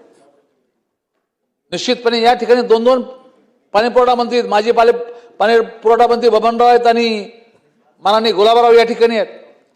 या संदर्भाने माझी मागणी आहे अध्यक्ष महोदय की आमच्या जिल्ह्यामध्ये जे काही आता 101 कोटी रुपये, 101.42 कोटी मागणी या ठिकाणी आहे, ही मागणी आपण तातडीनं त्या ठिकाणी मंजूर केली पाहिजे. अध्यक्ष महोदय, आज गुत्तेदार असतील किंवा गाव असतील, गावातले सरपंच असतील, मला आपल्याला सांगितलं पाहिजे अध्यक्ष महोदय, जामवाडी असेल, मोजपुरी असेल किंवा निरखेडा असेल, गोंदेगाव असेल, दरेगाव असेल, मालशेंद्रा, माळेगाव, बंजार उमरत, निधना, घाणेवाडी, पिंपळगाव, देवमूर्ती, मोजपुरी, सोमनाथ अशा अनेक गावामध्ये ज्या सर्व योजना अर्धवट होऊन गेलेल्या आहेत. आता गुत्तेदार सुद्धा भीतीपोटी काम करायला तयार नाहीत. विहीर तयार आहे, ESR तयार आहे, फक्त पाईपलाईन टाकत का नाही? कारण की ही पाईपलाईन टाकून दिली तर आपल्या बिलाचा विचार कोणी करणार नाही. त्या गुत्तेदाराचं चुकलं काय अध्यक्ष महोदय? त्या गुत्तेदाराचा सुद्धा विचार आपल्याला करावा लागणार आहे. गेले 3-3 वर्ष हे लोक आज वेटिंगवरती या ठिकाणी आहेत. 3-3 वर्षामध्ये त्यांना बिलं मिळाली नाही अध्यक्ष महोदय. ते रस्त्यावरती यायला आता वेळ लागणार नाही. काही लोकांनी तर आत्महत्या या ठिकाणी केल्या अध्यक्ष महोदय. मला आपल्याला सांगितलं पाहिजे अध्यक्ष महोदय, ग्रामीणच्या बरोबर शहरी स्वच्छता असेल किंवा शहरी पाणीपुरवठा योजना संदर्भातला असेल, 1.0 या संदर्भातली जी आम्हाला जी शहरामध्ये नागरी संदर्भामध्ये जी अमृतची योजना आहे, केंद्र शासनाची पुरस्कृत योजना आहे, मला आश्चर्य वाटतं अध्यक्ष महोदय की राज्यामधला जालना शहर एकमेव शहर असं आहे की या शहराला अंडरग्राऊंड ड्रेनेज 1.0 मध्ये केंद्र शासनाच्या अमृत योजनेमध्ये याचा समावेश केला गेला नाही. काय चूक झाली, कोणाची चूक झाली काय माहित नाही अध्यक्ष महोदय, परंतु यामधून हे शहर वगळलं गेलं. मी सभागृहाला आणि आपल्याला माध्यमातून माननीय मंत्री महोदयाला विनंती करणार आहे, आपण अमृतमध्ये या ठिकाणी अंडरग्राऊंड ड्रेनेजसाठी जालन्याच्या संदर्भातला विचार प्राधान्याने करावा, ही विनंती मी आपल्या माध्यमातून या ठिकाणी करतो अध्यक्ष महोदय. जायकवाडीहून आम्ही योजना आणली, मुख्य पाण्याच्या माध्यमातून शहरात पाणी आलं, पण वितरण व्यवस्थेमध्ये मोठा भ्रष्टाचार झाला. जालन्यातली ड्रोन जर पाहणी केली तर आज ही चालणी झालेली योजना आहे. अशा योजनेला काही निधी आपल्याला या माध्यमातून देता येतो का, हाही विचार या ठिकाणी निश्चितपणे केला पाहिजे. भूमिगत गटार योजनेच्या संदर्भातला हाही प्राधान्याने निकाली काढावा. माननीय अध्यक्ष महोदय, मला आपल्याला सांगितलं पाहिजे, महाराष्ट्र सुवर्ण जयंती नवोत्थान अभियान या अंतर्गत निधी आम्हाला तातडीनं दिला तर निश्चितपणे यामध्ये प्रगती होऊ शकेल. अध्यक्ष महोदय, केंद्र शासन पुरस्कृत अमृत अभियानात संदर्भामध्ये हे अत्यंत गुलाबरावजी हा फार महत्वाचा विषय, यामध्ये आमचं शहर राहून गेलं, यामध्ये समावेश या ठिकाणी करावा आणि त्या संदर्भामध्ये आम्हाला भरीव तरतूद करून अंडरग्राऊंड ड्रेनेज ही आम्हाला देण्याच्या संदर्भातला विचार आपल्या माध्यमातून केला तर निश्चितपणे शहराला आणि ग्रामीण भागाला न्याय या ठिकाणी मिळू शकेल. माननीय अध्यक्ष महोदय, आज या ठिकाणी मला आपल्याला सांगितलं पाहिजे, शिक्षण या विभागावरती बोलत असताना या विभागाला अत्यंत काबील अशा प्रकारचे मंत्री म्हणून माननीय साहेबांचा या ठिकाणी शिक्षण मंत्री महोदयांचा, दादाभाऊंचा या ठिकाणी उल्लेख केला जातो. मी मगाशी आपण प्रश्नोत्तराच्या तासामध्ये बोलत असताना मी माननीय मंत्री महोदय आपल्याशी बोललो की जिल्ह्यामध्ये एक तरी शाळा अशी करा की ज्या शाळेचा आदर्श घेऊन जिल्ह्यातल्या सर्वच्या सर्व शाळा चांगल्या पद्धतीनं प्रेरणा घेऊन चांगल्या शाळा होऊ शकतील. माननीय अध्यक्ष महोदय, माननीय मंत्री महोदय, मी असा प्रयत्न आमच्या भागातल्या मानेगावमध्ये या ठिकाणी होतो. ग्रामस्थ एकत्र येऊन हा प्रयत्न करू लागलेले आहेत. त्या गावकऱ्यांनी मी गावात गेलो असताना मला मागणी काय करावं अध्यक्ष महाराज, कोणी समाज मंदिराची मागणी करतं, कोणी पुलाची मागणी करतं, कोणी रस्त्याची मागणी करतं. गावकऱ्यांनी सर्वांनी मिळून मानेगावच्या लोकांनी मला एकच मागणी केली की 5 वर्ष तुम्ही आम्हाला काही देऊ नका, 5 वर्ष आम्ही तुम्हाला काही नाही दिलं तर चालेल, पण आम्हाला जो शिक्षक तुम्ही इथून बदली केलेला आहे, ज्यांनी आता शाळेसाठी या ठिकाणी पुढाकार घेऊन काम करण्याला सुरुवात केली, त्या शिक्षकाची बदली फक्त थांबवा. एक चांगला शिक्षक काय करू शकतो, मला माननीय मंत्री महोदयाला विनंती करायची की मानेगावमध्ये बदल केला गेला, खूप चांगला बदल त्या शिक्षकांनी केला अध्यक्ष महोदय. आणि एक चांगली शाळा जिल्ह्यामध्ये, एक आयडियल शाळा बाहेरच्या जिल्ह्यातल्या लोक बघायला येतील अशा प्रकारची शाळा, जिल्हा परिषदेची शाळा एक शिक्षक मनावर घेतो आणि त्या शाळेचं चित्र पूर्णतः बदलून टाकतो. कुठंही सरकार समोर हात पसरत नाही, कुठंही आमदारासमोर हात पसरवत नाही, कुठंही निधीची मागणी करत नाही. विद्यार्थी पालक हे 5-5 हजार रुपये मानेगावचे जमा करतात आणि त्या शाळेला एक वेगळा आयाम त्या ठिकाणी देण्याचा प्रयत्न या ठिकाणी करतात. अर्थात अध्यक्ष महोदय, हे लोक शिक्षण आपण लोकांपर्यंत या माध्यमातून, विभागाच्या माध्यमातून पैशाची अडचण असेल तर ठीक आहे, परंतु हे लोक शिक्षण आपण लोकांपर्यंत घेऊन गेलो, जे मानेगावला होऊ शकतं ते राज्यातल्या कानाकोपऱ्यातल्या गावात का होऊ शकत नाही. माननीय मंत्री महोदय, तुम्ही या संदर्भाने एकदा, तुम्हाला विनंती माझी की मानेगावची शाळा बघण्यासाठी या, तिथल्या लोकांशी बोला, तिथले पालक किती जागरूक आहेत, तिथले शिक्षक किती जागरूक आहेत. शाळेचा टाइम जरी 10ला असला तरी शिक्षक सकाळी 7ला शाळेमध्ये येऊन बसतात अध्यक्ष महोदय. विद्यार्थी 15 दिवस या लोकांना उपोषणाला, पूर्ण गाव उपोषणाला बसतो अध्यक्ष महोदय. मी जाऊन तो प्रश्न मिटवला आणि आज त्या शाळेमध्ये चांगल्या पद्धतीने या ठिकाणी कामाला त्या ठिकाणी सुरुवात झाली अध्यक्ष महोदय. मला आपल्याला सांगितलं पाहिजे अध्यक्ष महोदय की ज्या पद्धतीनं शिक्षण विभागावरती बजेट तर मूळ पायाच आपला तो आहे आणि आपला पाया जर हल्ला अध्यक्ष महोदय, काय अवस्था आहे ग्रामीण भागातल्या शाळेची. तुम्ही विद्यार्थ्याला जर साधी ABCD विचारलं 6वी-7वीतल्या मुलाला तर येऊ शकत नाही. गणित बेरीज वजाबाकी विचारली तर 90% विद्यार्थी बेरीज वजाबाकी करू शकत नाही. ही अवस्था जर असेल तर आपलं खातं किंवा आपला विभाग चालला कोणत्या दिशेने. मला विनंती करायची अध्यक्ष महोदय की या संदर्भाने विचार होणं गरजेचं, या संदर्भाने निश्चितपणे विचार फार गांभीर्याने करणं गरजेची. पिढ्या येणारे अनेक पिढ्या जर असंच वातावरण राहील अध्यक्ष महोदय तर भविष्य काळ हा वाईट आहे, भविष्य काळ हा फार वाईट स्थितीकडे घेऊन जाणार आहे. काय गुन्हेगार काय निर्माण होऊ लागले शाळेमध्ये, काय होऊ लागलं अध्यक्ष महोदय. शाळेतला काल एक बघत होतो मी इथं उल्लेख करणार नाही अध्यक्ष महाराज, पण तो फार गंभीरतेकडं हे वातावरण या ठिकाणी निर्माण होऊ लागलं अध्यक्ष महोदय. त्यामुळे मला आपल्याला निश्चितपणे मागणी करायची अध्यक्ष महोदय की या संदर्भाने जो काही बजेट या ठिकाणी होईल त्या बजेटमध्ये शिक्षण विभागाला जास्तीत जास्त निधी या ठिकाणी देण्याचा प्रयत्न या ठिकाणी सरकारने आणि माननीय मंत्री महोदयाने भांडून या ठिकाणी मागितला पाहिजे. राजमाता जिजाऊ शैक्षणिक गुणवत्ता विकास कार्यक्रम अंतर्गत 107 पूर्ण व 22 प्रगतीपत्र असणाऱ्या शाळा दुरुस्ती कामासाठी आपल्याला निश्चितपणे मदत करावी लागणार आहे. 6 कोटी 10 लाख रुपयाचा निधी आमच्या जिल्ह्याला या संदर्भातली आवश्यकता आहे. तशी मागणी शिक्षण संचालकांच्या माध्यमातून पुणे विभागाकडून आपल्याकडे आलेली अध्यक्ष महाराज. सप्टेंबर 2025 मध्ये झालेल्या अतिवृष्टी बाधित 111 शाळा यासाठी दुरुस्तीसाठी आम्हाला 3,67,52,000 रुपयाच्या निधीची आवश्यकता आहे. ती मागणी माननीय दादाभाऊ भुसे आपल्याकडे या ठिकाणी प्राप्त झालेली आहे. जालना जिल्ह्यामध्ये डॉक्टर बाबासाहेब आंबेडकर आदर्श शाळा योजनेअंतर्गत 15 शाळांमध्ये मोठी बांधकामे हाती घेतलेली आहेत. त्या संदर्भामध्ये 15 पैकी 13 शाळांची कामं प्रगती पथावरती आहेत. सदर 15 कामे पूर्ण करण्यास ऑगस्ट 26 पर्यंत मुदतवाढ ही आवश्यक आहे. ती मुदतवाढ माननीय मंत्री महोदय आपण या ठिकाणी द्यावी ही विनंती आपल्याला करतो. जालना शहरातील 746 शाळांमधील 1045 वर्ग खोल्या मोडकळीस आलेल्या अध्यक्ष महोदय. प्रति खोली 1,20,000 जर धरलं तर 125,40,00,000 निधी या खोल्या बनवण्यासाठी आम्हाला गरज आहे अध्यक्ष महोदय. जिल्ह्यातील 1,431 वर्ग खोल्या मोठ्या दृष्टीस अत्यंत आवश्यकता आहे अध्यक्ष महाराज.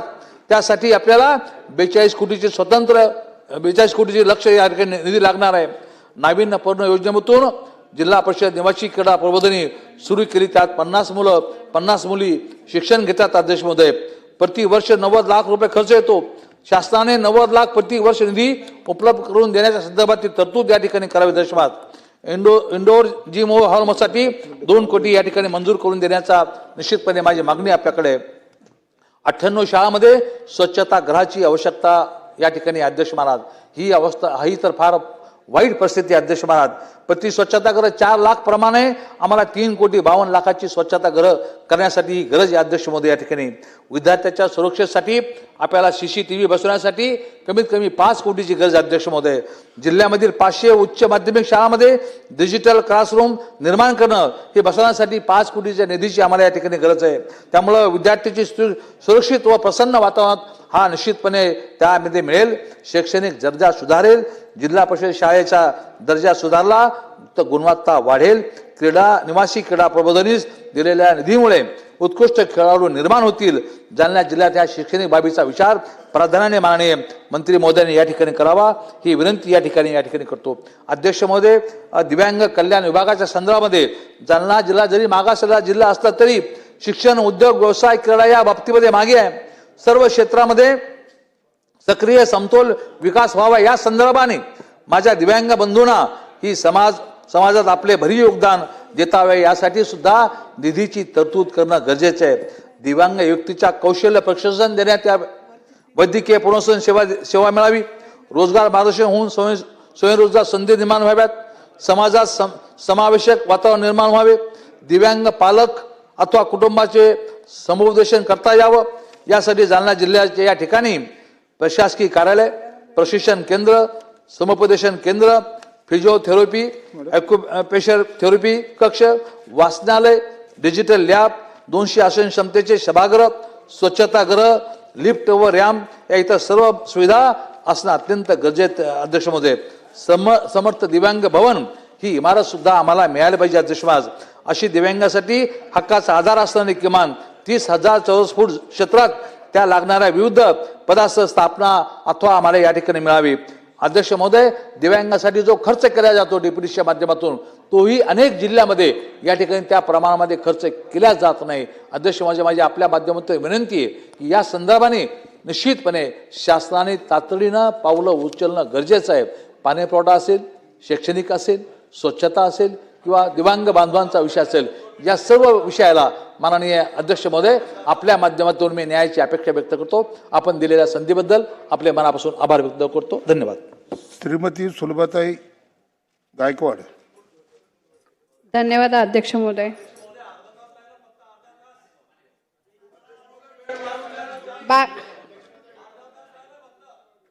अध्यक्ष महोदय, पाणी पुरवठा विभाग, बाग क्रमांक 138, पान क्रमांक 140, जल जीवन अभियानाच्या अंमलबजावणीसाठी 1431 कोटी 5,29,000 इतक्या रकमेची पूरक मागणी प्रस्तावित केली आहे. त्याबद्दल मी शासनाचे आभार व्यक्त करत आहे.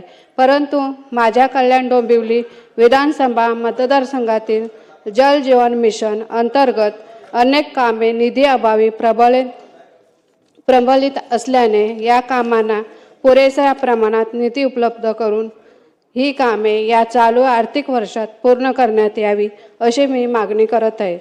तसेच अध्यक्ष महोदय, माझ्या कल्याणपूर्व डोंबिवली महानगरपालिका क्षेत्रात सन 2015 मध्ये नव्याने समाविष्ट झालेल्या 27 कामांसाठी महाराष्ट्र औद्योगिक विकास महामंडळाकडून 150 दशलक्ष लिटर पाणी पुरवठा मंजूर आहे.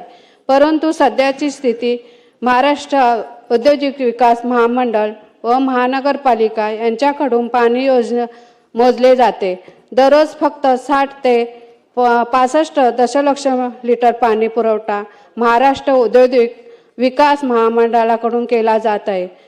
सध्याची स्थिती या 27 गावांसाठी सुमारे 85 दशलक्ष लिटर पाणी पुरवठा आवश्यक आहे.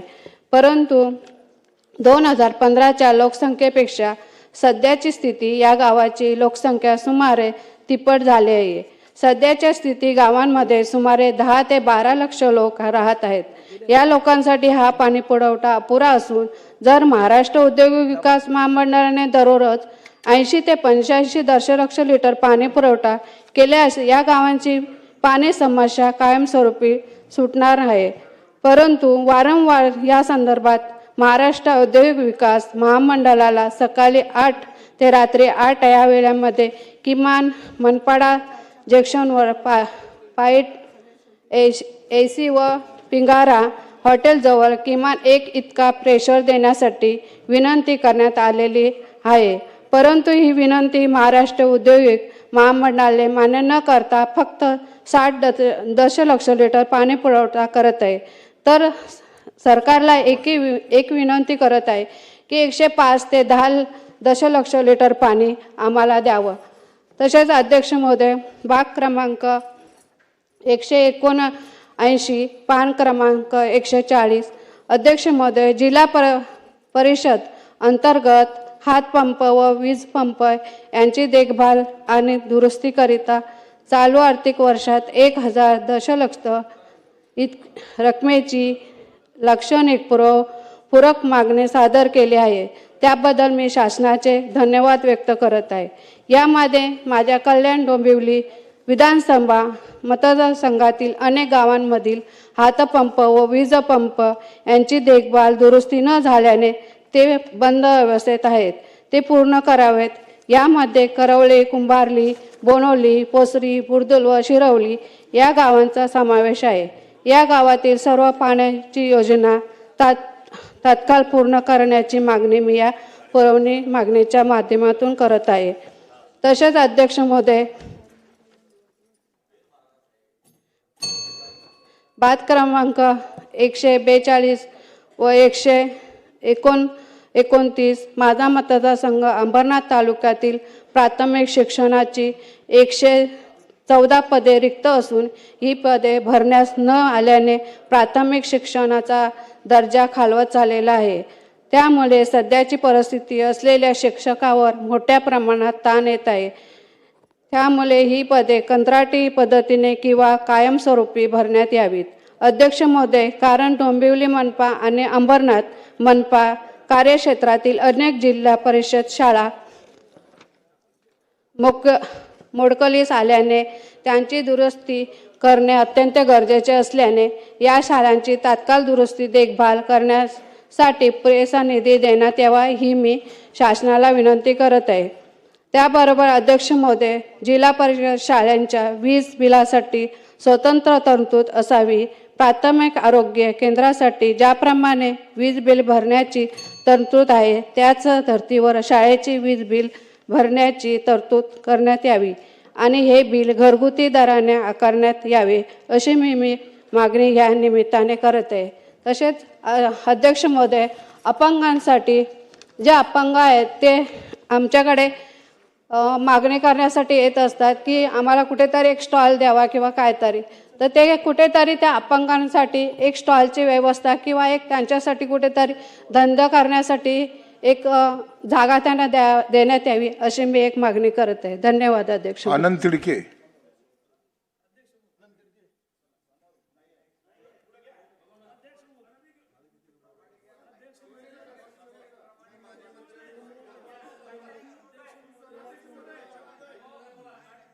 काशीनाथ दाते.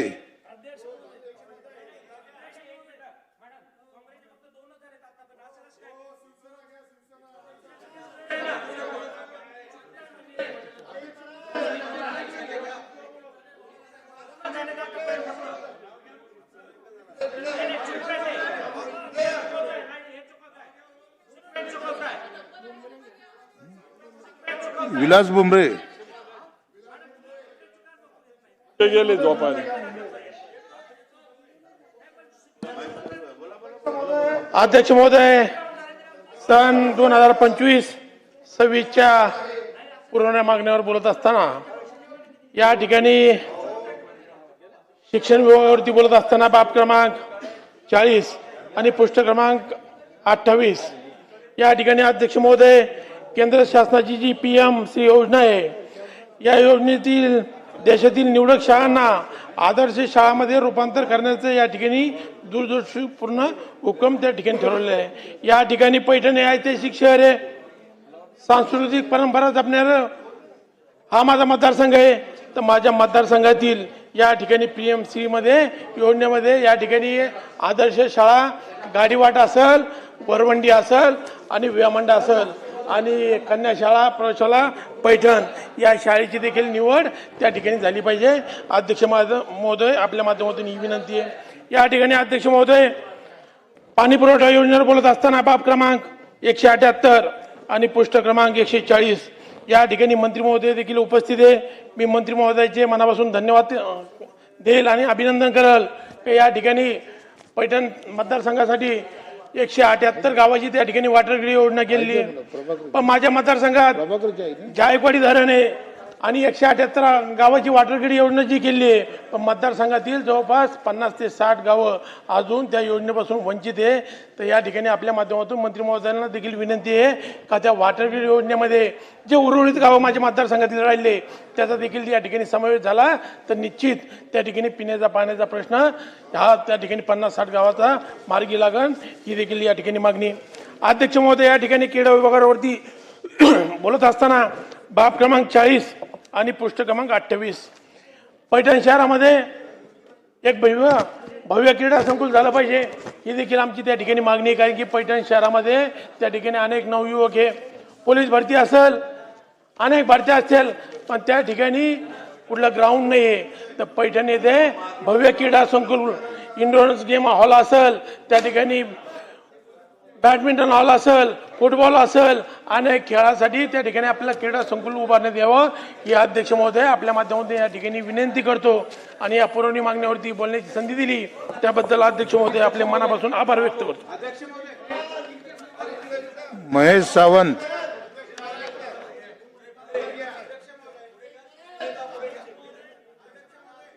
बबनराव लोणीकर. अध्यक्ष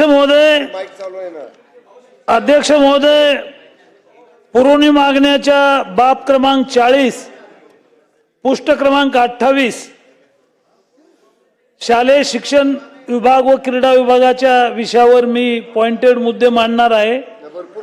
जालना जिल्ह्यामध्ये 1045 शाळा खोल्या ह्या मोडकळीस आलेल्या आहेत, धोकादायक स्थितीमध्ये आहेत. मुलांना बसण्यासाठी जागा नाहीये. माझ्या विधानसभा मतदारसंघात अध्यक्ष महोदय 388 शाळा खोल्या नव्या करण्याची आवश्यकता आहे. ह्या खोल्या पडू शकतात, जीवितहानी होऊ शकते आणि म्हणून अध्यक्ष महोदय जालना जिल्ह्यातल्या शाळा खोल्यासाठी पुरवणी मागणीमध्ये तरतूद करून या ठिकाणी शाळा खोल्या बांधण्यासाठी निधी उपलब्ध करून देण्याची आवश्यकता आहे. अध्यक्ष महोदय, माध्यमिक, प्राथमिक व उच्च माध्यमिक शिक्षक जे आहेत गेल्या 20 वर्षापासून अर्ध्या पगारावर काम करतात. अध्यक्ष महोदय, त्यांना 100% वेतन कधीपर्यंत मिळेल? महाराष्ट्रात 30,000 शिक्षक आहेत. काही शिक्षक पगारीविना रिटायर झाले आहेत, काही जणांचा मृत्यू झालेला आहे. अध्यक्ष महोदय, माननीय शिक्षण मंत्री महोदयांना माझी विनंती आहे की यांचा पगार जो आहे तो 100% करण्याच्या संदर्भात सरकारनं भूमिका घ्यावी. आपल्या मार्फत शासनाला विनंती आहे. अध्यक्ष महोदय, मंठा परतूर माझ्या विधानसभा मतदारसंघात 2 क्रीडा संकुल आहेत. दोन्ही क्रीडा संकुलांना परतूर 15 कोटी, मंठा 15 कोटी, 30 कोटी मंजूर तर झाले, 80% काम झालंय, 20% काम बाकी आहे. 5 वर्षापासून गुत्तेदारांनी काम बंद केलेलं आहे.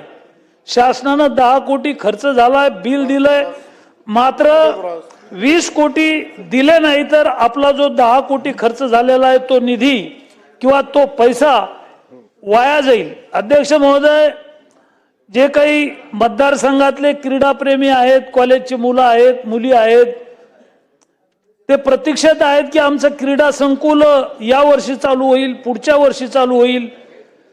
पण निधी अभावी या क्रीडा संकुलाचं काम बंद पडलेलं आहे. त्याला तात्काळ निधी अध्यक्ष महोदय उपलब्ध करून द्यावा. 20 कोटी रुपये परतूर आणि मंठा तालुक्याला निधीची आवश्यकता आहे. अध्यक्ष महोदय, दिव्यांग कल्याण विभाग आहे. ही जी काही दिव्यांग आहेत त्यांना प्रमाणपत्र काढण्यासाठी वेगवेगळ्या कार्यालयामध्ये जावं लागतं. अध्यक्ष महोदय, आणि चक्रा मारून मारून त्यांना वर्षभर दिव्यांग प्रमाणपत्र मिळत नाही. प्रमाणपत्र मिळत नाही म्हणून त्यांना पगार तहसीलदारकडे चालू करता येत नाही. अध्यक्ष महोदय, या सर्व विषयामध्ये मंत्री महोदयांनी लक्ष घालावं अशा प्रकारची विनंती आहे. अध्यक्ष महोदय, दिव्यांगाला जे निर्वाह भत्ता मिळतो या भत्त्यामध्ये वाढ करावी अशा प्रकारची मागणी संघटनेच्या वतीनं दिव्यांगांनी निवेदन देऊन माझ्याकडे मागणी केलेली आहे. त्यांना आपण कृत्रिम अवयव देतो, व्हीलचेअर आहे, कानाचं यंत्र आहे, हे खरेदीनुसार जिल्ह्याच्या खरेदीनुसार मागणी करण्यात येते, मात्र त्याला निधी उपलब्ध नसल्यामुळं या दिव्यांगांना ही यंत्र वेळेवर मिळत नाहीत. प्रत्येक जिल्ह्यात आधुनिक स्वरूपाचे दिव्यांग पुनर्वसन केंद्र तयार करण्यात यावे. दिव्यांगांच्या ज्या शाळा आहेत त्याचं अनुदान वाढ करावी अशा प्रकारची दिव्यांगाची माझ्याकडं मागणी आहे. अध्यक्ष महोदय, या ठिकाणी माननीय अर्जुनराव खोतकर साहेबांनी केंद्र सरकारच्या आणि राज्य सरकारच्या जलजीवन मिशनचा विषय मांडलेला आहे. यामध्ये केंद्र सरकारनं मोठ्या प्रमाणावर निधी तर मंजूर केलेला आहे. मंत्री महोदयांना, गुलाबराव पाटील साहेबांना माझी विनंती आहे, या योजना करताना शाश्वत असे सोर्स आहेत. धरणाच्या बाजूला किंवा धरणामध्ये विहीर घ्यावी, जिथं पाणी आहे अशा ठिकाणी विहीर घ्यावी. मात्र अनेक विहिरीला पाणी लागलेलं नाहीये. पाणी पुरवठा योजनेचं काम झालंय, मात्र पाणी पुरवठा योजनेचं काम होऊन त्या ठिकाणी हायड्रोलिक टेस्ट न केल्यामुळं योजनेमध्ये मोठ्या प्रमाणावर लिकेजेस आहेत. शेवटचा मुद्दा आहे, मंत्री महोदयांना विनंती आहे की या सर्व योजना चालू झाल्या पाहिजेत आणि या योजनेला जालना जिल्ह्यामध्ये 276 कोटी रुपयाच्या निधीची आवश्यकता आहे. तो निधी उपलब्ध करून द्यावा अशा प्रकारची विनंती आहे. परतूर, मंठा 173 गावाची इस्रायलच्या तंत्रज्ञानाची ग्रीड आहे 234 कोटीची. योजनेच्या कामासाठी 100% निधी उपलब्ध होता, मात्र 30% काम राहिलेलं असताना 30% काम राहिलेलं असताना मंत्री महोदयांना विनंती आहे की 30% काम राहिलं होतं. 1 वर्षभर ट्रायल पाणी द्यायचं आणि मग फायनल बिल द्यायचं. मात्र कॉन्ट्रॅक्टरनं पूर्ण बिल उचललेलं आहे आणि मंत्री महोदयांनी मागच्या अधिवेशनात सांगितलं की काम झालेलं नसताना बिल उचललेलं आहे, आम्ही त्यांना ब्लॅकलिस्टमध्ये टाकू आणि त्यांना काळ्या यादीत टाकू. आणि ज्या अधिकाऱ्यांनी बोगस बिलं दिलीत त्या 5 अधिकाऱ्यांना निलंबित केलेलं आहे. त्याबद्दल मंत्री महोदयांचे मनापासून आभार मानतो. 95 गावाची जी वॉटर ग्रीड आहे, 27 गावात पाणीच गेलं नाही, तिथेही 13 कोटी रुपये बिल दिलं. कारवाई तर झाली, पण या सगळ्या गावांना पिण्याचं पाणी मिळालं पाहिजे अशी मागणी आहे. आणि सभागृहाला अधीक्षक अभियंता, कार्यकारी अभियंता मागच्या वेळेला खोटी माहिती दिली की 6 महिन्यापासून पाणी बंद आहे आणि वीज वितरण कंपनीनं डिस्कनेक्शन केल्यामुळे पाणी बंद आहे असं सांगितलं. मंत्री महोदयांनी उत्तरात सांगितलं तर वीज वितरण कंपनीनं विधिमंडळ कार्यालयाला पत्र लिहिलंय की आम्ही वीज कनेक्शन कट केलेलं नाही. आज 200 गावाचं पाणी 6 महिन्यापासून बंद आहे. पाणी चालू करण्याच्या संदर्भात मंत्री महोदयांनी 2 दिवसात पाणी चालू करू, 200 गावाला फिल्टरचं 5 लाख लोकांना पाणी देऊ असा शब्द दिला होता. मात्र अद्यापपर्यंत 173 गावात एकाही गावात पाणी गेलेलं नाही.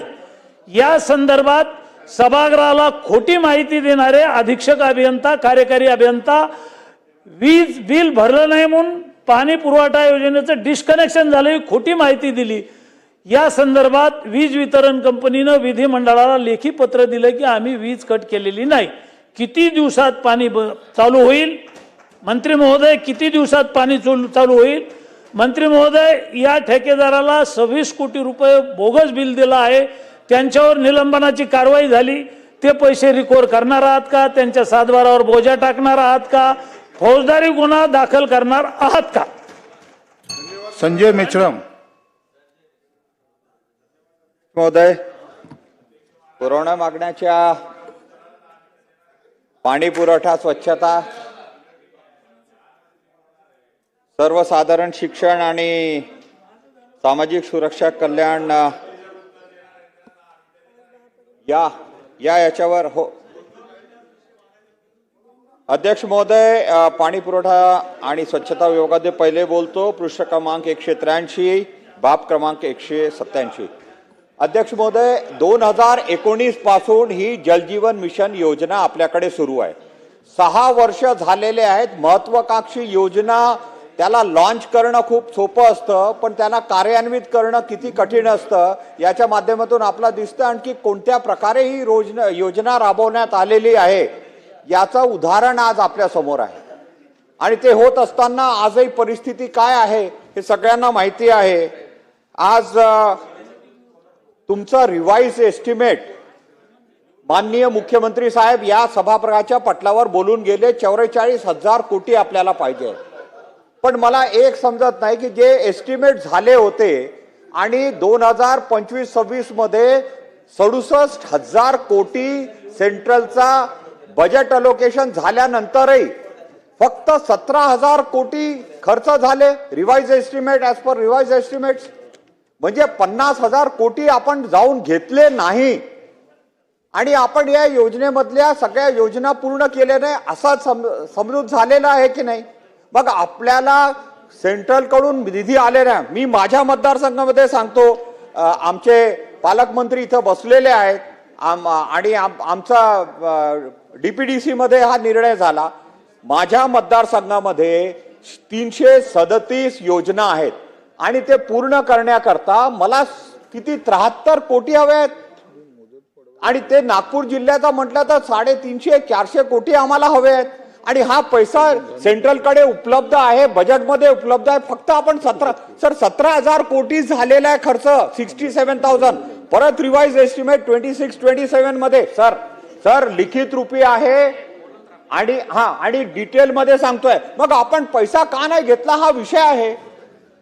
आणि हे सगळं होत असताना, नियोजन करताना आज रिवाइज एस्टिमेट आपल्याला का करता येत आहे. आपण 6-6, 8-8 कामं जलजीवनचे एकेका कॉन्ट्रॅक्टरला दिले, त्यांना बिल मिळाले नाही, त्यांनी काम बंद केले, काही लोकांनी आत्महत्या केली. हे सगळं रेकॉर्डवर आहे सर. आणि हे होत असताना खूप डिसेंबर 2028 पर्यंत ही योजना आता एक्सटेंड करण्यात आलेली आहे असं PRSच्या माध्यमातून कळवण्यात आलेलं आहे.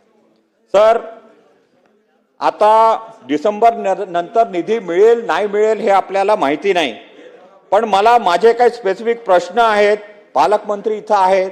सर, 73 कोटींचा निधी आपण उपलब्ध करून देणार का? केंद्राचा निधी जर केंद्राचा निधी नाही मिळाला तर तो निधी आपण आपल्या राज्याच्या निधीमधून देऊन आमच्या सगळ्या योजना कंप्लीट करणार का?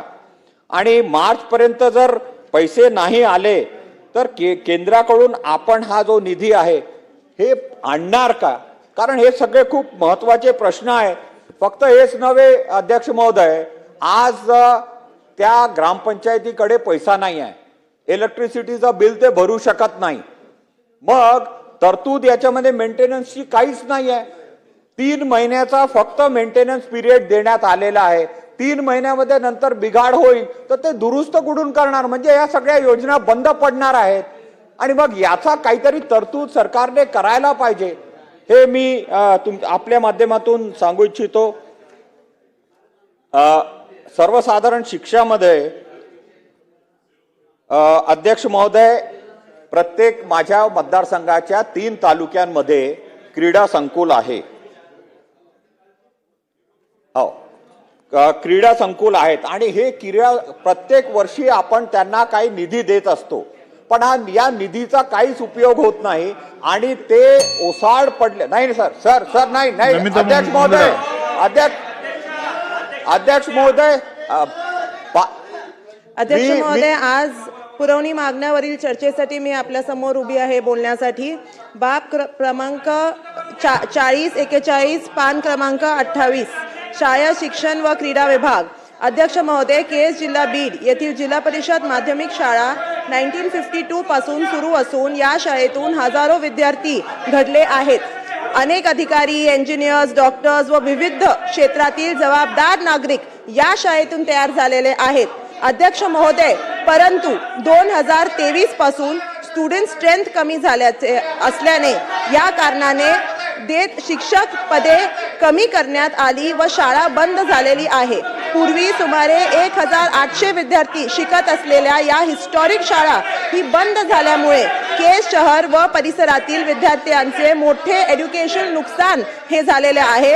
अध्यक्ष महोदय, आणखी गंभीर बाब अशी आहे की म्हणजे नगरपंचायतीने या शाळेची सुमारे 4 एकर जागा अनयुज्ड म्हणून घोषित केली करून इतर वापरासाठी देण्याचा ठराव असा केलेला आहे. अध्यक्ष महोदय, शैक्षणिक जागा दुसऱ्या कारणासाठी वापरणे हे विद्यार्थ्यांचे फ्युचरची अन्याय करणारे असून नागरिकांमध्ये तीव्र नाजारी निर्माण झाली. अध्यक्ष, एक मिनिटात फिनिश करते. अध्यक्ष महोदय, या पार्श्वभूमीवर 26 जानेवारीला 2026 रोजी 500 पेक्षा जास्ती माजी विद्यार्थ्यांनी एकत्र येऊन शाळा पुनर्जीवनाचा ठराव केला व पब्लिक अवेअरनेस ही सुरू केली आहे. एकच मिनिट अध्यक्ष महोदय, ही कन्क्लूड करते. एकच सेकंड. ही संस्था केस शहराच्या सोशल व इंटेलेक्च्युअल डेव्हलपमेंटचा मजबूत पाया आहे.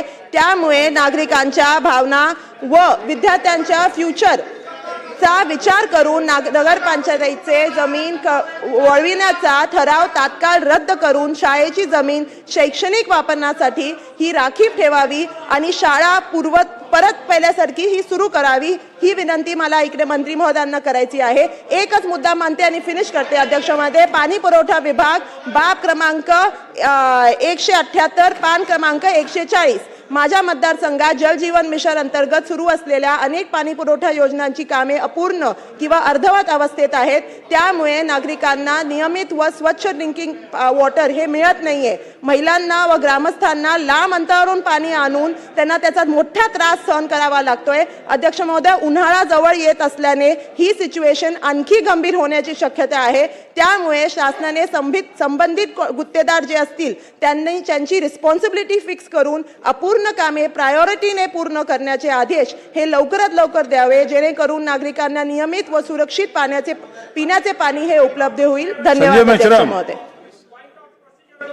अध्यक्ष महोदय, एक वक्ता बोलत असताना तुम्ही त्यांना त्यांचं वक्तव्य पूर्ण न होता तुम्ही दुसऱ्यांना सांगतात 2-3 मिनिटं बोलायला वेळ देतात. हे अन्याय नाही आहे का? अध्यक्ष महोदय, माझी विनंती आहे की आपण 6 वाजतापर्यंत वेळ वाढवावा. येस, बोला. कोणाला वाढवायचा आहे की नाही? उभे व्हा. अरे मला माहिती आहे, गिल्युटोन आहे, सगळं माहिती आहे, तरी करा दे. काय आहे त्याच्यामध्ये? करू द्या ना. काय विषय, काय वाईट आहे? बिलकुल वेळ वाढवायला त्याला. वेळ वाढवा 1 तास साहेब. 1 तास वेळ वाढवा साहेब. अध्यक्ष महोदय, वाढवायलाच पाहिजे. अध्यक्ष महोदय, वेळ वाढून द्यायलाच पाहिजे. मेश्राम, तुम्ही बोला. अध्यक्ष महोदय, सर्वसाधारण शिक्षणवर फक्त 2च मिनिटं बोलणार आहे, जास्त वेळ घेणार नाही. पृष्ठ क्रमांक 28, बाब क्रमांक 40. क्रीडा संकुल माझ्या मतदारसंघामध्ये 3 ठिकाणी आहेत आणि ओसाड पडलेले आहेत आणि याचा काही दरवर्षी आपण निधी या क्रीडा संकुलांना देत असतो. आणि अध्यक्ष महोदय, माझी एक विनंती आहे, आपण शिक्षण विभागाच्या अंतर्गत क्लस्टर शाळेची संकल्पना केलेली आहे. या सगळ्या क्रीडा संकुलांमध्ये 3-3, 5-5 एकर जागा उपलब्ध आहे.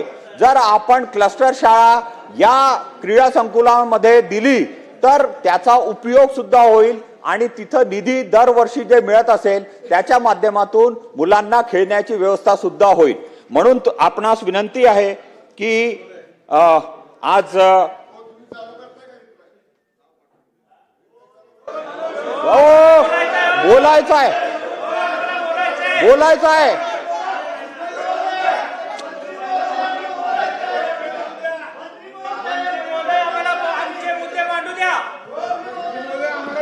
हो,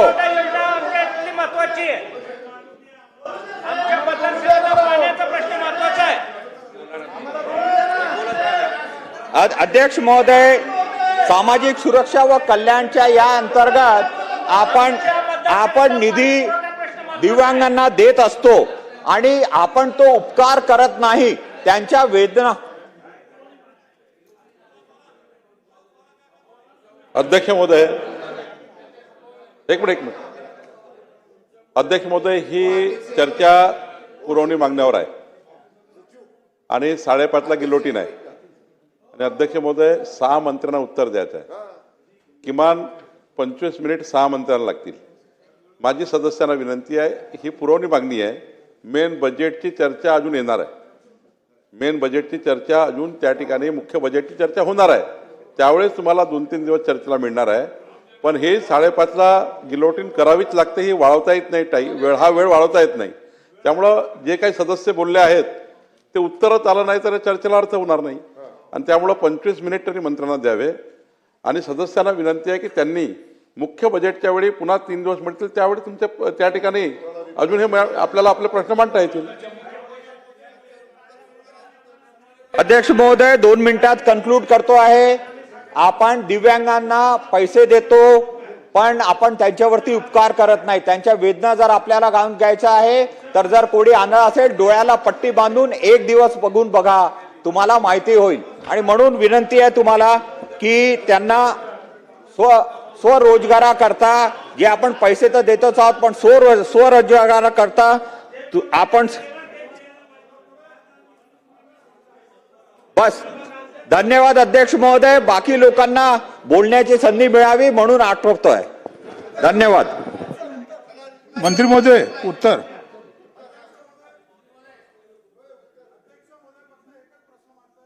मंत्री महोदय उत्तर द्या.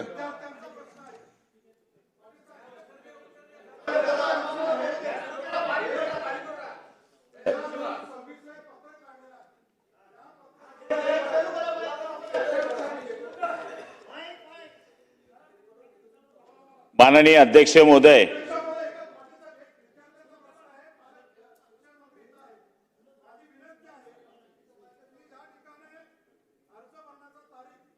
दहा 3/26 पर्यंत दिलेले आहे. अध्यक्ष महोदय, त्यांना उत्पन्नाचा दाखला काढण्यासाठी सांगितलेला आहे. उत्पन्नाचा दाखला विद्यार्थ्यांना 10-15 दिवस मिळत नाहीये. माझी शासनाला विनंती आहे, शिक्षण मंत्र्यांना विनंती आहे, ती मुदत 30 मार्चपर्यंत वाढवण्यात यावी, जेणेकरून विद्यार्थ्यांना प्रवेश घेणं सोयीस्कर होईल आणि विद्यार्थी शिक्षणापासून वंचित राहणार नाही. मंत्री महोदय उत्तर द्या.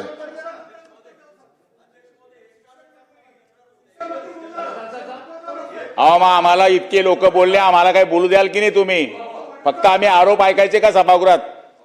आम्ही उत्तर नाही घ्यायचं का? मी 1 मिनिटात तुमचे नावं वाचेल आणि आमच्या मागण्या मंजूर करावा असं म्हणून बसून जातो. मला काही फरक पडत नाही. तुम्ही 20 पर्यंत बोला, आमचं काय म्हणणं नाही. बोला तुम्ही. मंत्री महोदय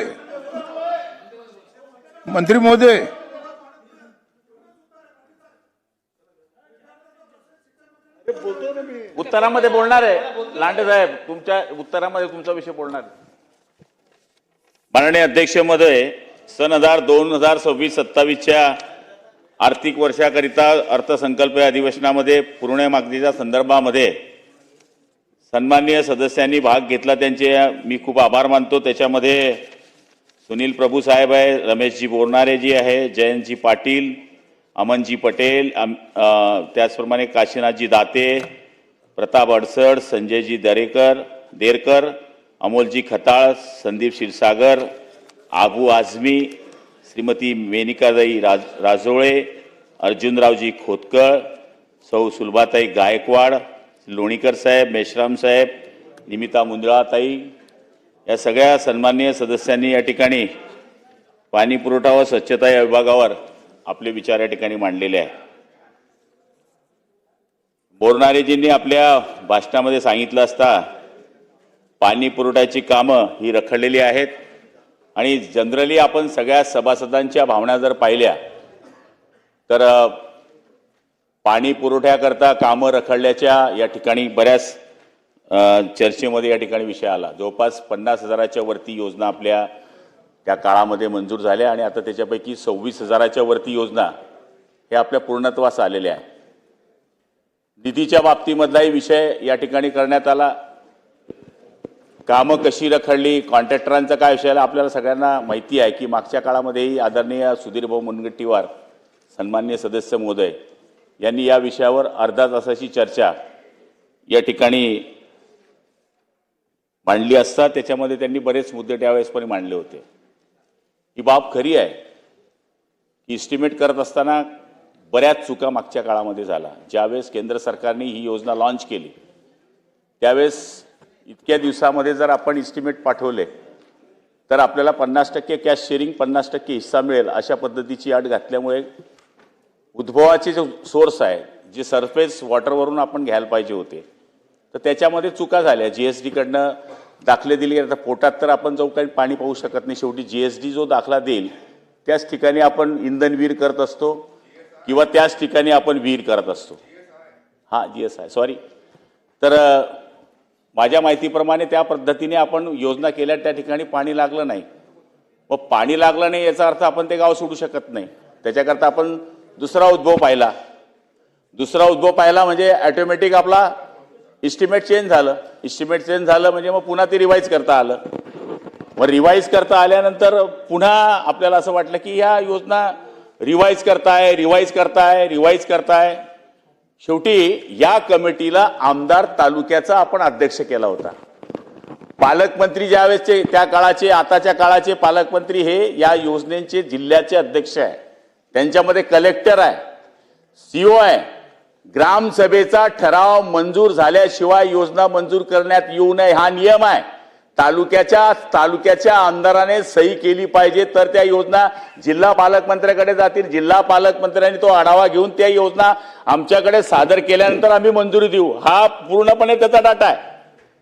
पण त्या काळामध्ये खालपासून जर या योजनांवर जशा ग्रामसभेमध्ये ही योजना मंजूर केल्यानंतर त्याच्यावर जर बारकाईने लक्ष सरपंचापासून आमदारापासून आमच्यासारख्या मंत्र्यांपर्यंत जर हे केलं असतं तर एवढ्या योजनांमध्ये ज्या काही चुका झाल्या थोड्याफार जास्त प्रमाणात त्या झाल्या नसत्या। पण मी बाकी गोष्टींवर बोलणार नाही। पण आता निधीच्या बाबतीत बोलले, केंद्र सरकार पैसा देत नाही आहे, केंद्र सरकार पैसा देत नाही। पण केंद्र सरकारवर आमचं सरकार अवलंबून नाही आहे हे लक्षात ठेवा।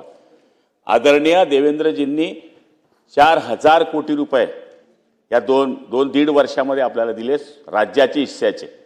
केंद्राकडे आपण वाट नाही पाहिली, मान्य आहे केंद्राचे पैसे आपल्या फक्त आपल्या राज्याला मिळत नाही असं नाही आहे। आत्ताच पूर्ण राज्यांच्या पाणी पुरवठा मंत्र्यांची आणि सेंट्रलचे आपले CR पाटील साहेब यांच्याबरोबर आमची बैठक झाली आणि त्याच्यामध्ये सांगण्यात आलं की थोडी पैशांची चणचण आहे पण आम्ही आपल्याला पैसे देऊ। पण आतासुद्धा आपण हे जे पाहिलं असेल की 1431 कोटी रुपये आपण या ठिकाणी जे देतो आहे त्या 1431 कोटीमध्ये सुद्धा माझ्या माहितीप्रमाणे ही शॅडो प्रोव्हिजन आहे। याच्यानंतर आपली 1431 कोटी म्हणजे 3-3.5 कोटी 4,000 कोटीच्या आसपास आपल्याला या टप्प्यामध्ये पैसे मिळणार आहे। पण आम्ही हे ठरवलेलं आहे यावेळेस की 75 ते 99% ज्या योजना झालेल्या आहेत त्या योजनांना प्रथम पैसे जास्त प्रमाणामध्ये द्यावे। 50 ते 75 ज्या योजना आहेत त्यांच्यामध्ये पैशांची तरतूद करावी आणि काही ज्या योजना सुरूच झाल्या नाही आहे 25%च्या आतच आहे तर त्या योजनांचा विचार करावा लागेल। अशा पद्धतीचं चित्र या महाराष्ट्रामध्ये आहे आणि मला खात्री आहे की आपण ज्या बऱ्याच गोष्टी आता पारनेरच्या बाबतीमध्ये आदरणीय काशीरावजी दाते यांनी सांगितले की 83 पैकी फक्त 29 योजना पूर्ण झाल्या। 54 योजना अपूर्ण आहे, मान्य आहे। निधीमुळे काही योजना अपूर्ण झाल्या, निधीमुळे काही गोष्टी या ठिकाणी झाल्या। आदरणीय लोणीकर साहेबांनी मागच्या काळामध्ये जी योजना केली त्याच्यामध्ये त्यांनी ज्या सूचना त्या काळामध्ये केल्या त्याच्यापैकी बऱ्याच सूचना मीटिंग आम्ही 3 मिटिंगा घेतल्याने असं नाही। ज्यांनी आम्हाला सांगितलं असेल आमदार महोदयांनी की आमच्या तालुक्यामध्ये रखडलेलं आहे बाबा हे काम पूर्ण झालं पाहिजे. तर आपण तालुका स्तरावर सुद्धा बैठका घेण्याचं काम केलं, त्याच्यामध्ये मार्ग काढण्याचे काम केले. आणि जिथे जिथे अधिकारी त्यांनी सांगितलं, जिथे त्यांनी किंवा कुठल्याही आमदाराने सांगितलं असेल की जिथे जिथे अधिकारी चुकला असेल त्यांची आपण गय केली नाही, त्यांना निलंबित सुद्धा केलेलं आहे. दुसरी महत्त्वाची गोष्ट म्हणजे आज ही मागणी करत असताना जरी आमचं बजेटातून यायचं आहे आणि बाकीच्या गोष्टी मला आज बजेटच्या पूर्वी बोलता येणार नाही, कारण की हा अधिकार माननीय मुख्यमंत्री आणि अर्थमंत्र्यांचा आहे. जर मी आजच ते बोलून टाकलं तर बजेट फुटला, पेपर फुटला, तुम्हीच सांगणार उद्याच्या दिवशी मेश्राम साहेब. त्यामुळे आमचा बजेट येऊ द्या. बजेटमध्ये जलजीवन मिशन करता माननीय मुख्यमंत्र्यांनी एक वेगळी योजना आखलेली आहे, ते मला बोलणं उचित होणार नाही, कारण शेवटी बजेट ते मांडणार. ही पुरवण्या मागण्यांच्या बाबतीमधली ही चर्चा आहे. ही चर्चा ही आपण सगळ्या ज्या सभासदांनी मला सजेशन केलेलं आहे, कोणी मिटिंगचं सजेशन केलं आहे, कोणी चौकशीचं केलं आहे, कोणी कारवाई करण्याचं केलेलं आहे, कोणी वेगळ्या वेगळ्या गोष्टींचं केलेलं आहे. आपल्या सगळ्यांच्या नोंदी मी या ठिकाणी घेतलेल्या आहे. वेळ कमी आहे, कारण की तुम्ही एवढे बोलायला सगळे लागले की तुम्ही अजून 10-11 पर्यंत बोलत राहिले तर आम्ही उत्तर द्यायचं कसं. म्हणजे शेवटी गिलोटीनला एक मर्यादा असते, एक लिमिट असते की 5:30च्या आत ते संपवावं लागतं. त्यामुळे तुम्हाला वाटलं असेल की आम्ही तुम्हाला अडवतोय, तर तसं नाही आहे. 5:30च्या आत हे संपवायचं असल्यामुळे 3 मंत्र्यांना बोलायचं असल्यामुळे 5:15 तर आता होऊन गेले. आणखी दादाजींचं शिक्षण खातं आहे, नंतर तुमचं क्रीडा खातं आहे. त्यामुळे मी आपल्या सगळ्या सभासदांचे खूप आभार मानतो. आपल्या अनुमतीने मी पाणी पुरवठा व स्वच्छता विभागाच्या मागणी क्रमांक Y2 खालील बाब क्रमांक 178 नुसार रुपये 1431.529 कोटी अक्षरी तसेच भाग क्रमांक 79 प्रमाणे 1000 व मागणी क्रमांक Y5 खालील प्रमाणे 180 नुसार रुपये 1000 इतक्या रकमेची लाक्षणिक पुरवणी मागणी अशा प्रमाणे एकूण 1431.0531 कोटी इतक्या रकमेची पूर्ण मागण्या सभागृहात मान्यतेसाठी सादर करीत आहे. त्या मागण्यांना आपण मंजुरी देण्याकरता मी सभागृहास विनंती करतो. जय हिंद, जय महाराष्ट्र. शिक्षण मंत्री. अध्यक्ष महोदय, विधानसभेतील पुरवणी मागण्यांच्या चर्चेमध्ये शिक्षण विभागाशी संबंध असलेल्या अनेक मुद्द्यांवर सन्माननीय विधानसभा सदस्य महोदयांनी त्या ठिकाणी भाग घेतलेला आहे. त्या सर्व सन्माननीय सदस्य महोदयांचा मी आभार व्यक्त करतो. निश्चितपणे अनेक चांगल्या सूचना या विभागाशी संबंधित त्या ठिकाणी मिळालेल्या आहेत. येणाऱ्या कालावधीमध्ये या सर्व मुद्द्यांवर विभाग काम करेल आणि ते विषय मार्गी लावण्याचं काम त्या ठिकाणी केलं जाईल. अध्यक्ष महोदय, आजच्या चर्चेमध्ये सन्माननीय सदस्य सुनीलजी प्रभू, सन्माननीय सदस्य रमेशजी बोरनारे, माननीय जयंतजी पाटील, माननीय अमीनजी पटेल, माननीय काशीनाथजी दाते, माननीय प्रतापजी अडसड, माननीय संजयजी देरकर, माननीय अमोलजी खताळ, माननीय अबू आझमी, माननीय मोनिकाताई राजळेजी, माननीय अर्जुनजी खोतकर, माननीय सुलभाताई गायकवाड, माननीय विलासजी भुमरे, माननीय बबनराव लोणीकर, माननीय संजयजी मेश्राम, माननीय नमिताताई मुंदडाजी आणि माननीय लांडेजी या सर्व सन्माननीय सदस्य महोदयांनी चर्चेमध्ये सहभाग त्या ठिकाणी घेतलेला आहे. अध्यक्ष महोदय,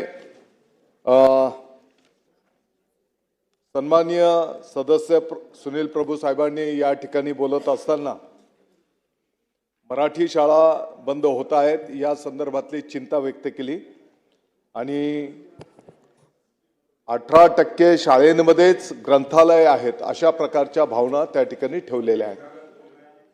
अध्यक्ष महोदय, मराठी शाळा बंद होणार नाहीत, किंबहुना त्यांना पाठबळ कसं देता येईल. मला वाटतं की विधानसभेच्या तारांकित प्रश्नाच्या दरम्यान आपण या विषयावर अतिशय सविस्तरपणे चर्चा त्या ठिकाणी केलेली आणि म्हणून गुणवत्तापूर्ण एक आनंददायी शिक्षण कसं देता येईल, सर्व भौतिक सुविधा तिथे कशा पद्धतीने आपण देऊ शकतो याचा एक आराखडा तयार करून विभाग त्या विषयावर काम करतो आहे. ग्रामीण भागाचा जर आपण विचार केला तर अगदी कंपाऊंडच्या संदर्भामध्ये, शाळेच्या कुंपणाच्या संदर्भामध्ये पण या ठिकाणी वक्तव्य केलं गेलं. MREGच्या माध्यमातून आपण त्या ठिकाणी कंपाऊंड बांधू शकतो. DPDC मध्ये 5% शिक्षण विभागावर खर्च करणं त्या ठिकाणी बंधनकारक आहे. गौण खनिजचा निधी असेल, CSR फंड्स असतील, आणि सगळ्यात महत्त्वाची गोष्ट जसं माननीय अर्जुनजींनी सांगितलं, खोतकर साहेबांनी, की लोकसहभाग ही एक चळवळ आपल्याला मोठ्या प्रमाणात त्या ठिकाणी उभी करावी लागणार. आणि त्या माध्यमातून मला वाटतं की मानेगाव त्या गावामध्ये ज्या अर्जुनजी, मी आपला आभार व्यक्त करतो आणि येणाऱ्या काळामध्ये निश्चितपणे मलाही त्या ठिकाणी भेट द्यायला आवडेल. आणि तिथले जे आपले शिक्षक बंधू भगिनी आहेत, ज्या पद्धतीने अतिशय समर्पित पद्धतीने काम करतायत. अध्यक्ष महोदय, मी तारांकित प्रश्नाच्या उत्तरालाही देत असताना सांगितलेलं आहे की या राज्यामध्ये अनेक समर्पित भावनेतनं काम करणारे आयडॉल आपले शिक्षक आहेत. काही जरी शाळेचं वेळ जरी असेल तरी दिवसभर काही ठिकाणी शिक्षक काम करतात. वर्षाच्या 365 दिवस चालणाऱ्याही शाळा आपल्या या राज्यामध्ये आहेत अध्यक्ष महोदय. आणि म्हणून सर्व सन्माननीय सदस्य महोदयांना माझी विनंती असणार आहे की निश्चितपणे आपलंही मार्गदर्शन आणि सहकार्य त्या ठिकाणी असावं. मग त्या शाळेमध्ये पिण्याचं पाणी असेल, स्वच्छतागृह असेल, शाळेच्या इमारती असतील, डिजिटल सुविधा असतील, खेळांचं मैदान असेल, या सर्व सुविधांवर विभाग त्या ठिकाणी काम करतो आहे. सन्माननीय सदस्य रमेशजी बोरनारे साहेबांनी या ठिकाणी जे काही पत्र्याच्या शाळा आहेत आणि स्वच्छतागृह असलं पाहिजे, मला वाटतं की या विषयावर आपलं बोलणं झालेलं आहे. जिल्हा परिषदच्या शाळा सभागृहाला मला विनंती करायची आहे की ज्या जिल्हा परिषदमध्ये समजा 4थी पर्यंत शाळा असेल आणि विद्यार्थ्यांची पटसंख्या जर उपलब्ध होत असेल तर 5वीची सुद्धा शाळा आपण त्या ठिकाणी सुरू करू शकतो. 5वीची शाळा असेल, 6वीची पण शाळा आपण त्या गावामध्ये विद्यार्थी जर उपलब्ध होत असतील तर अशा पद्धतीने 8वी पर्यंतच्या शाळा आपण त्याला मान्यता जिल्हा परिषद पातळीवरच त्या ठिकाणी द्यायला घेतो. आणि म्हणून जास्तीत जास्त विद्यार्थी जर उपलब्ध होत असतील तर त्या पद्धतीने आपण त्या ठिकाणी सहकार्य करावं. सन्माननीय सदस्य जयंत पाटील साहेबांनी पण हो ना काही मुद्दे त्या ठिकाणी उपस्थित केलेले आहेत. सर्व सन्माननीय सदस्य महोदयांना त्या ठिकाणी लेखी उत्तर पण दिली जातील. सन्माननीय सदस्य अमोलजी खताळ साहेबांनी जे काही मुद्दे उपस्थित केलेले आहेत की RTE मध्ये प्रवेश न देणाऱ्या शाळांवर कारवाई करावी. निश्चितपणे या संदर्भातलं शासनाचं धोरण निश्चित आहे. ज्या शाळा 26-27 करता माननीय अमीन पटेल साहेबांचाही त्याच संदर्भातला मुद्दा होता. 26-27 करता 8,651 शाळांनी RTE अंतर्गत नोंदणी केलेली आहे. RTE अंतर्गत 1,12,777 शाळांना प्रवेश स्तरावर उपलब्ध आहेत. RTEच्या अंतर्गत प्रवेशासाठी 1,08,121 प्राप्त झालेले आहेत. आणि आपल्या सर्वांना माहिती आहे की 25% ऑनलाईन अर्ज भरल्याच्या नंतर लॉटरीद्वारे कोणाचं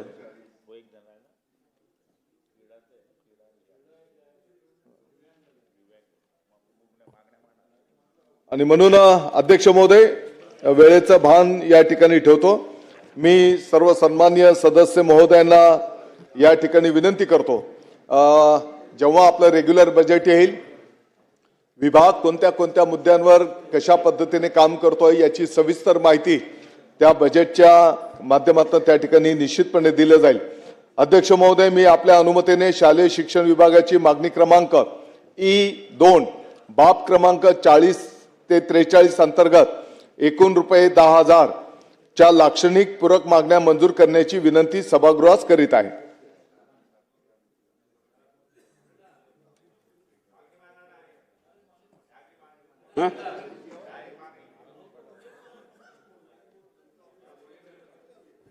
सन 2025-26च्या दिव्यांग कल्याण विभागाच्या पुरवणी मागण्यांच्या चर्चेमध्ये सहभाग घेतलेल्या सन्माननीय सदस्य माननीय आमदार सुनील प्रभूजी, माननीय आमदार रमेश बोरनारेजी, माननीय आमदार जयंत पाटीलजी, माननीय आमदार काशीनाथ दातेजी, आमदार प्रताप अडसडजी, आमदार संजय दरेकरजी, आमदार अमोल खतालजी, आमदार अबू आझमीजी, आमदार अर्जुन खोतकरजी, आमदार श्रीमती सुलभा गायकवाडजी आणि आमदार बबनराव लोणीकरजी या सर्व सन्माननीय सदस्यांनी या दिव्यांगांच्या याच्यामध्ये पुरवणी मागण्यावर चर्चा केलेली आहे. आता जिलेटिन मांडायचं असल्यामुळे मी सायटेशन वाचून संबोधतो. माननीय अध्यक्ष महोदय, कार्यक्रम खर्चाच्या बाब क्रमांक 191 व ते 193 अन्वये एकूण 18,000 रुपयाची तरतूद लक्षणीय पुरवणी मागणी मंजूर करण्याची विनंती आपल्या माध्यमातून सभागृहास करीत आहे.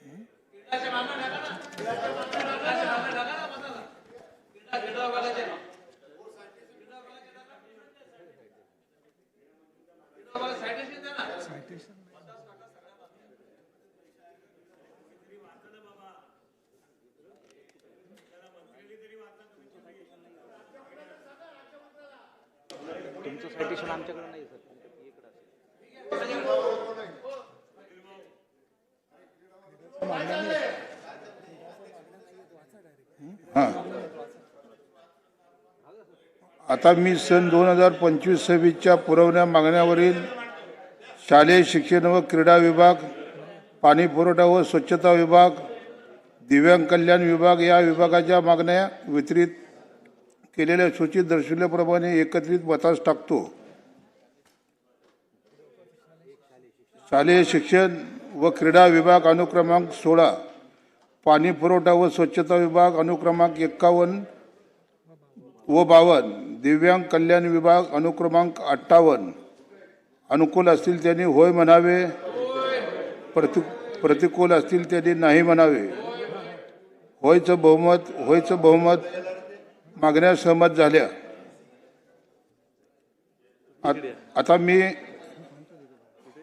मी चर्चेसाठी प्रथम या क्रमांक नसलेल्या खालील शिक्षण विभागाच्या पुरवण्या मागण्या कामकाज पत्रिकेसोबतच्या सूचित दर्शविल्याप्रमाणे एकत्रित मतास टाकतो. सामान्य प्रशासन विभाग अनुक्रमांक 1, गृह विभाग अनुक्रमांक 2 ते 4, महसूल व वन विभाग अनुक्रमांक 5 ते 11, कृषी पशुसंवर्धन दुग्ध व्यवसाय अनुक्रमांक 12 ते 15, नगर विकास विभाग अनुक्रमांक 17, वित्त विभाग अनुक्रमांक 18, सार्वजनिक बांधकाम विभाग अनुक्रमांक 19 ते 21, जलसंपदा विभाग अनुक्रमांक 22 व 23, विधी व न्याय विभाग अनुक्रमांक 24 व 25, उद्योग ऊर्जा व कामगार व खनिकर्म विभाग अनुक्रमांक 26 ते 29, ग्रामविकास विभाग अनुक्रमांक 30 ते 32, सामाजिक न्याय व विशेष सहाय्य विभाग अनुक्रमांक 34 व 35, गृहनिर्माण विभाग अनुक्रमांक 38, वैद्यकीय शिक्षण व औषधी द्रव्ये विभाग अनुक्रमांक 40 ते 41, आदिवासी विकास विभाग अनुक्रमांक 42 ते 47, सहकार पणन व वस्त्रोद्योग विभाग अनुक्रमांक 45 ते 47, उच्च व तंत्र शिक्षण विभाग अनुक्रमांक 48 व 49, महिला व बाल विकास विभाग अनुक्रमांक 50, कौशल्य रोजगार उद्योजकता व नाविन्यता विभाग अनुक्रमांक 53, अल्पसंख्याक विकास विभाग अनुक्रमांक 54, इतर मागास बहुजन कल्याण विभाग अनुक्रमांक 55 व 56, मृद व जलसंधारण विभाग अनुक्रमांक 57, अनुकूल असतील त्यांनी होय म्हणावे, प्रतिकूल असतील त्यांनी नाही म्हणावे. होयचे बहुमत आहे. मागण्या सहमत झाल्या. शासकीय विधेयक पुरस्थापनार्थ विचार खंडशः विचार व संमत करणे सन 2026 चे विधानसभा विधेयक क्रमांक 4. मुद्दे ना मंत्री महोदय, मुद्दे आहेत मुद्दे आहेत ना बिलच घेतात ते मुद्दे त्यांचे विनियोजन मुद्दे आहेत महोदय. त्यांची.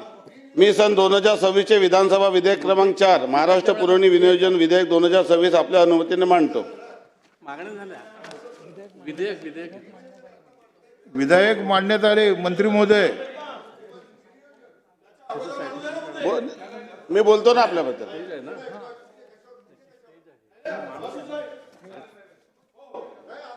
प्रस्ताव असा आहे की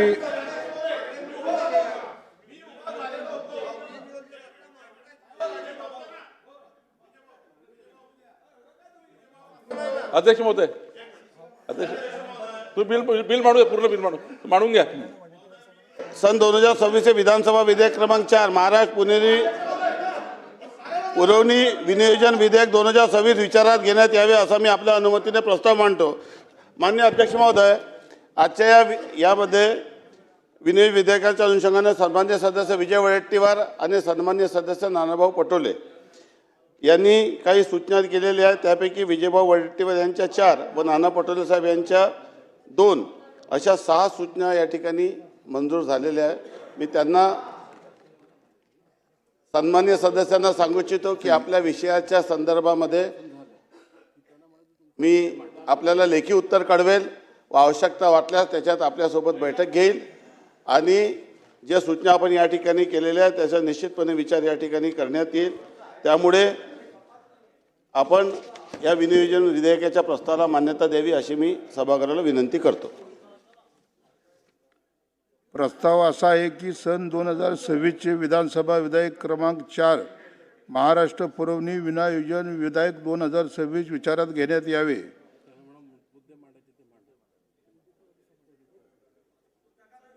तेच बोलतील वडेट्टीवार साहेब. म्हणतो ना, जरी बोलले असले तरी बोलले असले तरी मांडायला लागतं.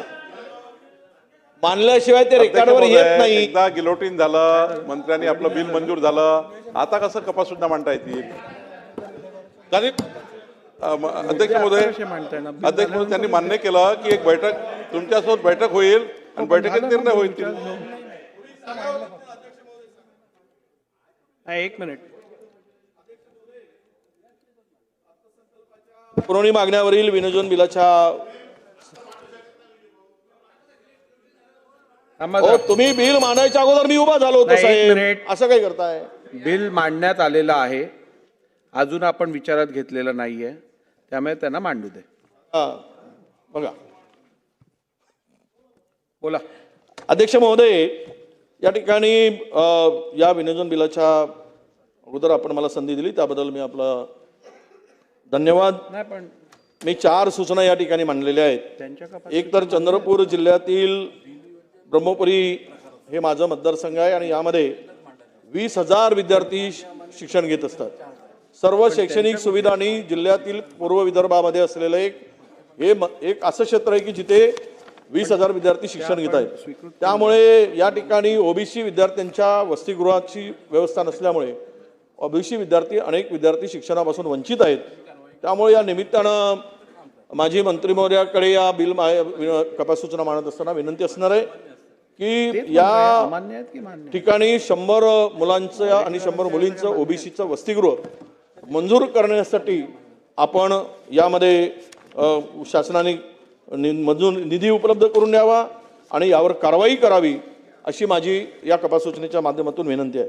अध्यक्ष महोदय, चंद्रपूर माझ्या मतदारसंघातील मेनकी शिंदे ब्रह्मपुरी तालुक्यातील मेनकी, मुळजा आणि सावली तालुक्यातील बोतली अशा 3 प्राथमिक आरोग्य केंद्राच्या इमारतीच नाही. त्यामध्ये पावसाळ्यात संपूर्ण इमारती घडतात आणि फार रुग्णांची दुर्व्यवस्था त्यासाठी गैरसोय होते. त्यामुळे 3 इमारतीच्या बांधकामाला मंजुरी देऊन निधीची तरतूद करावी यासाठी करण्याची आवश्यकता आहे. याबाबत शासनाने कारवाई करावी अशी आमची आपल्या माध्यमातून विनंती आहे अध्यक्ष महोदय. तिसरा महत्त्वाचा विषय की चंद्रपूर जिल्ह्यातील सावली तालुक्यातील बोतली, सावली, शिरसी, हरंबा, उपरी असं हे 43 किलोमीटरचा रस्ता आहे. पूर्णतः खड्डे पडले, ट्रॅफिक बंद आहे. पोरांना शाळेमध्ये जाण्यासाठी अत्यंत अडचणीचा सामना करावा लागत आहे. वारंवार मागणी करून यासाठी निधी मिळत नाही. या रस्त्यावर अपघातांची संख्या फार मोठी झालेली आहे. अनेकांचा जीव गेलेला आहे, अनेक जखमी झालेत. म्हणून मोठ्या प्रमाणात वाढत असल्याने अपघात वाढत असल्यामुळे या रस्त्याचे सिमेंटी काँक्रिटीकरण करण्यासाठी निधीची तरतूद करण्याची आवश्यकता आहे. याबाबत शासनाने कारवाई करावी आणि त्याच्यावर उपाययोजना करावी अशी आमची मागणी आहे अध्यक्ष महोदय. त्याप्रमाणे चौथी एक पूरक, आता मी बाब वगैरे सांगितली नाही पूरक मागणी वगैरे, पण पूरक मागणी क्रमांक 7 मुख्य लेखा शिक्षक 5054 बाब क्रमांक 49 मागणी रुपये आमची 1000. पण चंद्रपूर जिल्ह्यातील शिंदेवाई तालुक्यातील पुलगाव, देवडी, हिंगणघाट, नंदोरी, वसी, कोरा, खडसंगी, चिमूर, नेरी, शिंदेवाई, एकार, आरमोरी हा रस्ता राष्ट्रीय मार्ग 322 आहे. यामध्ये 123 ते 143 मध्ये सिमेंट काँक्रिटीकरणचे बांधकाम करणे आवश्यक आहे. पूर्ण रस्ता खराब झालेला आहे, मोठमोठे खड्डे पडले आहेत, दुरुस्तीसाठी पैसे नाहीत, FDR मध्ये यावेळेस पैसे मिळाले नाहीत. त्यामुळे या रस्त्याच्या बांधकामासाठी, मंजुरीसाठी आणि निधी उपलब्ध करण्यासाठी शासनाने कारवाई करावी आणि उपाययोजना करावी अशा या 4 सूचना माझ्या आहेत. त्या संदर्भात मंत्री महोदयांना विनंती आहे की आपण बैठक लावावी आणि वस्तुस्थिती समजून या 4ही बाबी आपण मंजूर कराव्यात अशी आमची विनंती आहे. चला. माननीय अध्यक्ष महोदय, सन्माननीय सदस्य, ज्येष्ठ सदस्य विजय वडेट्टीवार साहेब यांनी 4 सूचना या ठिकाणी मांडलेल्या आहे. मी पूर्वी सांगितलं होतं की या संदर्भामध्ये मी पाठपुरावा करेल आणि सन्माननीय सदस्यांच्या उपस्थितीत बैठक घेऊन सदर प्रश्न मार्गी लावण्याच्या दृष्टीने निश्चितपणे सकारात्मक प्रयत्न केला जाईल. आणि म्हणून मी सभागृहाला विनंती करतो की आपलं आजचं महाराष्ट्र 2026 विधानसभा विधेयक क्रमांक 4 महाराष्ट्र पुरवणी विनियोजन विधेयक 2026 विचारात घेण्यात यावे असा मी आपल्या अनुमतीने प्रस्ताव मांडतो. प्रस्ताव असा आहे की सन 2026 विधानसभा विधेयक क्रमांक 4 महाराष्ट्र पुरवणी विनियोजन विधेयक 2026 विचारात घेण्यात यावे. प्रश्न असा आहे की सन 2026 विधानसभा विधेयक क्रमांक 4 महाराष्ट्र पुरवणी विनियोजन विधेयक 2026 विचारात घेण्यात यावे. काय अनुकूल असतील होय म्हणावे, प्रतिकूल असतील तर नाही म्हणावे. होय ते बहुमत आहे, होय ते बहुमत आहे. विधेयक विचारात घेण्यात येत आहे.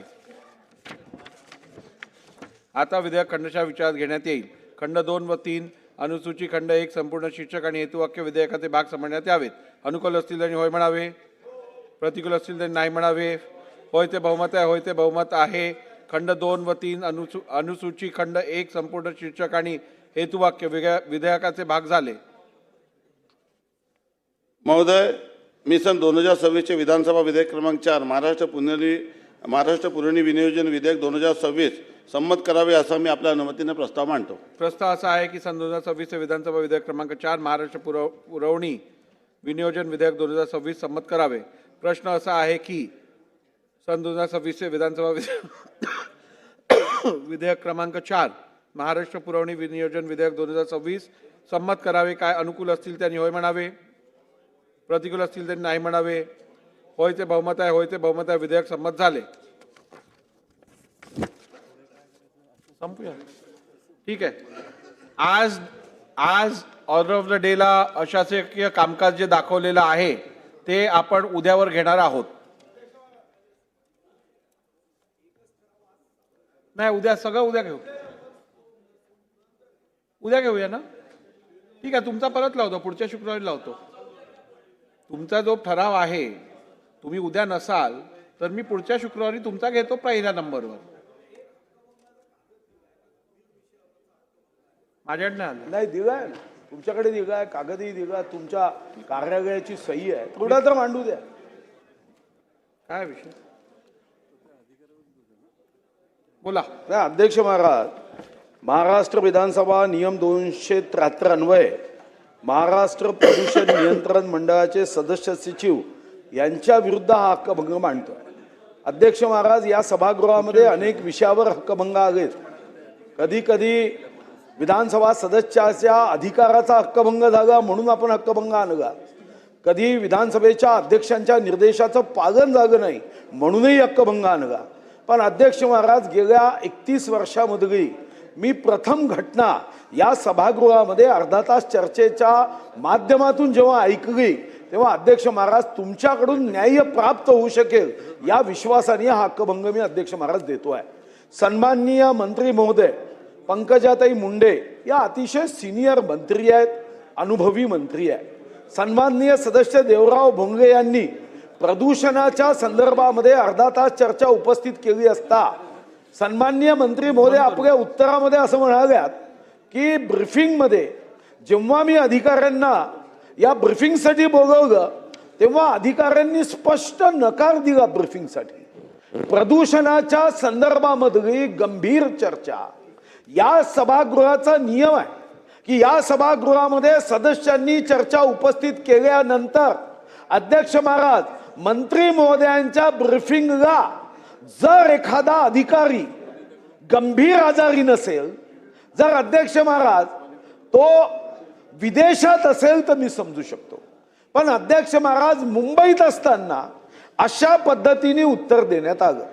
आणि तालिका अध्यक्षांचं मी अभिनंदन करेन की अध्यक्ष महाराज रामशास्त्री प्रभुतेची भूमिका घेत आपण जो निर्णय केला असता तोच निर्णय तालुक्या अध्यक्षांनी केला आणि त्यांनी सांगितलं की त्या अधिकाऱ्याला ताबडतोब निलंबित करावं. अध्यक्ष महाराज, मी या गंभीर विषयाकडे का लक्ष वेधू इच्छितो? आज अशी वेळ पंकजाताईंवर आली आहे. कदाचित उद्या ईश्वर तुमच्यावरही मंत्री म्हणून जबाबदारी देऊ शकतो, पण तेव्हा तुमच्यावरही वेळ येऊ नये. सर्वात बुद्धिमान व्यक्ती कोण असतो की उद्या अशा घटनांपासून बोध घेऊन आपल्यावर अशी वेळ येऊ नये याची तजवीज करतो तो बुद्धिमान. सुधीर भाऊ, माझ्यावर जर अशी वेळ आली तर माझ्या स्थानी माझ्या एवढाच हुशार व्यक्ती मला सांभाळेल याची मला खात्री आहे. अध्यक्ष महाराज, मी काही गोष्टी तुमच्या लक्षात आणून देतो. अध्यक्ष महाराज, 26 फेब्रुवारी 2020 बुधवार 12:23 या सभागृहात चर्चा झाली आणि या चर्चेमध्ये अध्यक्षांनी एक उत्तम निर्देश दिला, उत्तम निर्णय केला आणि अध्यक्ष असं म्हणाले की सभागृहापेक्षा कोणी मोठा नाही. पण अध्यक्ष महाराज, हा 2020च्या निर्णयानंतरच्या फक्त मी मोजक्या 3 घटना सांगतो की ज्यामध्ये अधिकारी आणि कर्मचारी हे जर या सभागृहाच्या कामकाजाला अध्यक्ष महाराज महत्व देत नसेल तर अध्यक्ष महाराज ही अतिशय लोकशाहीसाठी गंभीर आणि घातक आहे. 20 मार्च 2025 आपण निर्देश दिले गुरुवारी 12:01 की 26 जुलै 2023च्या तारांकित प्रश्नाबाबत अधिक माहिती असा आदेश झाला. अधिक माहिती कधी आली? 20 मार्च 2025ला. आपण सांगितलं अशा घटना होता कामा नये, पण अध्यक्ष महाराज अजूनही अधिकारी कर्मचाऱ्यांमध्ये ही गंभीरता पोहोचली नाही. 18 जुलै 2025 शुक्रवार 1:30 वाजता औचित्य मांडल्यानंतर उपाध्यक्षांनी घोषणा केली की कर्मचारी अधिकाऱ्यांनी 30 दिवसात त्याचं उत्तर दिलं पाहिजे. अध्यक्ष महाराज 6 महिने झाले माझ्या औचित्याचं अध्यक्ष महाराज उत्तर आलं नाही.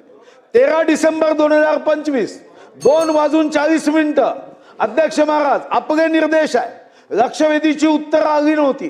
अगोदरची प्रथा परंपरा अशी होती की ज्या लक्षवेधीवर चर्चा होत नाही त्या लक्षवेधीच्या संदर्भात अध्यक्ष महाराज प्रिंटेड मान्य झालेल्या, अमान्य नाही, मान्य झालेल्या लक्षवेधीवर प्रिंटेड उत्तर देण्याची पद्धत होती आणि आपणही ती मान्य करत अतिशय उत्तम निर्देश दिले की उद्यापर्यंत उत्तर आले नाही तर खबरदार मुख्य सचिवावर मी हक्कभंग मांडेल आणि हक्कभंग स्वीकारेल. आणि नंतर मुख्य सचिवा 24 तासाची जी सनसटांडी निर्माण होते तशी झाली. मुख्य सचिवांनी तुम्हाला पत्र दिलं की आम्हाला थोडीशी 2 महिन्याची मुदत वाढवून द्या आणि तुम्ही ठीक आहे, कारण या मुख्य सचिवांचा दोष आहे असं मी म्हणणार नाही, तुम्ही 2 महिन्यांची मुदत वाढवून दिली.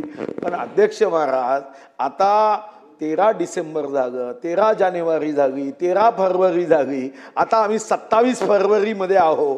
2 महिन्याचं कॅलेंडर हे काल निर्णयवाल्यांना बदलवायला गावा की 30 दिवसाचा महिना राहणार नाही. हा म्हणजे मग उत्तर येईल. अध्यक्ष महाराज आता 24 24 फरवरीला आपण पुन्हा निर्देश दिले. आता कपात सूचनेच्या उत्तर जे 16 मार्च 2022चं कपात सूचनेचं उत्तर 18 फरवरी 2026ला आलं. आणि आपण म्हणालेत, कारण आपण टेक्नोसावी आहात, आपण अतिशय बुद्धिमान, अतिशय वकील म्हणून आपलं ज्ञान, आणि आपण उत्तर दिलं. पण माझी अध्यक्ष महाराज विनंती आहे, एक माझी खास विनंती आहे.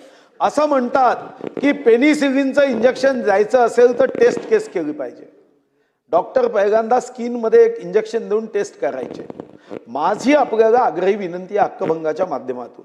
हक्कभंगाचे अनेक दाखले मी 95 पासून पाहिले आहे.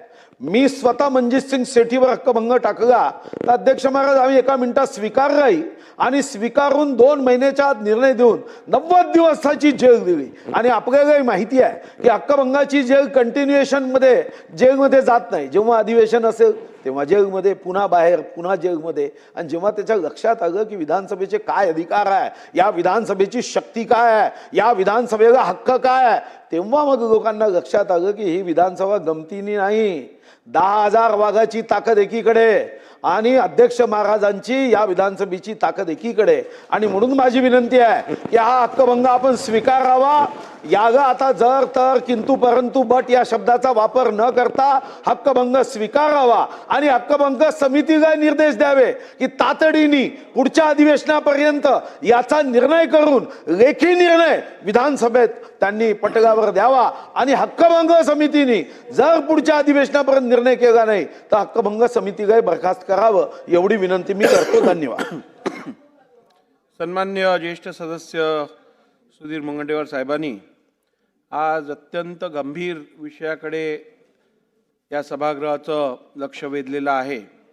हक्कभंग हा अधिकार सर्व सदस्यांना दिला गेला आहे, कारण ह्या त्यांच्या अधिकारातनं त्यांच्या एकूण कार्यशैलीवरती परिणाम पडतो. जर का त्यांना आपलं कार्य करताना कुठच्या अडचणींचं सामोरे होत असेल तर अशा परिस्थितीत हक्कभंगाच्या आयुधाचा वापर करून निश्चितपणे आपले अधिकार अबाधित ठेवण्याची संधी ही सदस्यांना प्राप्त होते. आणि त्यामुळे हे अधिकार ज्या वेळेला आपण वापरत असतो त्यावेळेला अत्यंत काळजीपूर्वक, जाणीवपूर्वक आणि संपूर्ण परिस्थितीचा विचार करून जनहितात आपण हे अधिकार वापरत असतो. आणि आपण सांगितल्याप्रमाणे जर का विविध आयुधांमार्फत जी माहिती आपण मागवतो किंवा जी उत्तरं शासनाकडनं अपेक्षित असतात ती उत्तरं जर वेळेत मिळाली नाही तर निश्चितपणे यातून विधिमंडळ सदस्यांचं, विधानसभा सदस्यांच्या कार्यप्रणालीवरती गंभीर परिणाम पडू शकतो, याची मला जाणीव आहे. आणि म्हणूनच गेल्या अधिवेशनात ज्या वेळेला या संदर्भात अनेक सदस्यांनी तक्रार केली की वारंवार प्रश्न विचारूनही, आश्वासनं मिळूनही त्याची उत्तरं वेळेत मिळत नाही, त्यावेळेला आपण मुख्य सचिवांपर्यंत हा विषय नेऊन, त्यावेळेला तर मुख्य सचिव 2 दिवस झाले रुजू होऊन नवीन मुख्य सचिव होते, त्यानंतर त्यांनी 2 महिन्याची वेळ मागितली, आपण त्यांना 2 महिन्याची वेळ दिली. आणि त्यानंतर मी सभागृहाला अवगत करू इच्छितो की मुख्य सचिवांनी माझ्याशी संपर्क साधून बराचसा कंप्लायन्स केलेला आहे. अजून 100% झालेलं नाही आहे, पण समाधानकारक कंप्लायन्स झालेला आहे. त्यांना काही अजून हवं आहे संपूर्ण कंप्लायन्स कंप्लीट करण्यासाठी, मी त्यांना तो वेळ दिलेला आहे. पण मी आपल्याला सांगितल्याप्रमाणे लवकरात लवकर आपला डॅशबोर्ड तयार होत आहे आणि त्या डॅशबोर्डवरती यापुढे जेवढ्या लक्षवेधी असतील, जेवढे प्रश्न असतील, जेवढी आश्वासनं असतील, जेवढे औचित्याचे मुद्दे असतील, या संदर्भातला संपूर्ण हिशोब हा डॅशबोर्डवरती उपलब्ध होईल. किती तारखेला आपण कोणत्या आयुधातनं कुठचा प्रश्न मांडलेला, त्यावरती शासनाकडनं उत्तर कधी अपेक्षित होतं आणि शासनाचं उत्तर कधी आलं, केव्हा निरुत्तरी झालं असेल, उत्तर आलं नसेल तर त्या संदर्भातली पण माहिती आपल्याकडे असेल, जेणेकरून सगळ्या सदस्यांना या संदर्भातली पूर्ण माहिती ट्रान्सपरंटरित्या प्राप्त होईल. त्यामुळे माझी सभागृहाला ही विनंती राहील की आत्तापर्यंतचा बॅकलॉग जो आहे तो काही दिवसात आपण पूर्ण करून घेऊ आणि यापुढे डॅशबोर्डच्या माध्यमातून ही सगळी माहिती आपल्यापर्यंत पुरवली जाईल. राहिला प्रश्न, काल तालिका अध्यक्षांनी जे निर्देश दिलेले त्या निर्देशांसंदर्भात मी आज हे स्पष्ट करू इच्छितो की शासनाने या संदर्भात जी कारवाई केली आहे किंवा या संदर्भातलं स्पष्टीकरण जे आहे ते सभागृहात द्यावं आणि त्यानंतर मी अंतिम निर्णय घेईन. नाही, मला वाटतं सुधीर भाऊ, हक्कभंगावरती निर्णय घेण्यापूर्वी शासनाची बाजू मला समजून घेऊ दे. ठीक आहे. तर पुढे केलंय. अजून एक गोष्ट लक्षात आणून देतो, आपण विधान भवन आहोत. खरं तर आपल्याला माहिती आहे की विधिमंडळाशी संबंधित कामं झाली पाहिजे. आता अध्यक्ष महाराज, आम्ही अशासकीय विधेयक टाकले. महाराष्ट्र नगरपालिका नगरपंचायत विधेयक 2026 19 जानेवारीला टाकलं. आणि तुम्ही इंट्रोडक्शनसाठी जेव्हा विचारलं जातं तेव्हा म्हणतं विधी व न्याय विभागाने अभिप्रायच दिले नाही. काही काही ठिकाणी 4-4 महिने अभिप्राय येत नाही अध्यक्ष महाराज.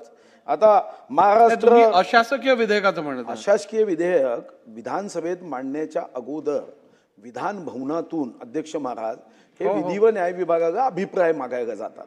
अपेक्षा अशी आहे की विधी व न्याय विभागाने 3 दिवसाच्या आत अभिप्राय दिले पाहिजे. बरोबर की ही केंद्र सरकारच्या कायद्याला छेद देणारा आहे किंवा असा कायदा आपल्याला करता येत नाही किंवा ही तरतूद 3 दिवसात दिली पाहिजे. अध्यक्ष महाराज, आज मी जेव्हा विचारलं की कमीत कमी इंट्रोडक्शन तर करून घेऊ. आता इंट्रोडक्शन करण्यामध्ये अध्यक्ष महाराज, आता इंट्रोडक्शन कधीतरी होईल पुढच्या 15 दिवसांनी 20 दिवसांनी. चर्चा कधी होईल? कारण इंट्रोडक्शन झाल्याशिवाय बॅगेटमध्ये येत नाही, बॅगेटमध्ये आल्याशिवाय चर्चा होत नाही.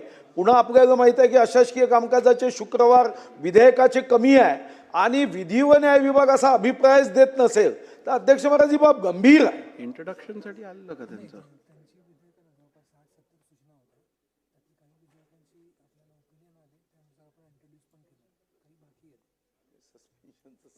सुधीर भाऊ, आपण जो मुद्दा मांडला, आपण दिलेले जे विधेयक आहेत त्यापैकी काही टेबल झालेले इंट्रोड्यूस झालेले आहेत, काही इंट्रोड्यूस व्हायचे बाकी आहेत. तर ते जे शिल्लक आहेत, जे आहेत त्या संदर्भातली पूर्ण माहिती घेऊन आपण पुढच्या शुक्रवारी करू. विभागाला अभिप्रायासाठी मांडायचंच नाही, डायरेक्ट आपण इंट्रोडक्शन करू. विधी व न्याय विभागाने अभिप्राय दिले नाहीत तरी पण अध्यक्ष आपल्या अधिकारात ते इंट्रोडक्शनसाठी देऊ शकतील. चला, आता 293 वरती उद्याच्या कामकाजात अशासकीय कामकाज दाखवलं जाईल आणि ते आपण उद्या करू. तुमचं शुक्रवार सभा, मला वाटतं 293 वरती आपण चर्चा, आपण आज शुक्रवार आहे, बऱ्याचशा सदस्यांनी विनंती केलेली आहे की आज वेळेतच सभागृह आपण संपूया. त्यामुळे मला वाटतं आजच्या दिवसभराचं कामकाज आपण आज इकडेच थांबवून उद्याची नियमित बैठक ही सकाळी, सभागृहाची बैठक आता स्थगित होत आहे. शनिवार दिनांक 28 फेब्रुवारी 2026 रोजी दुपारी 11 वाजता सभागृहाची बैठक भरेल.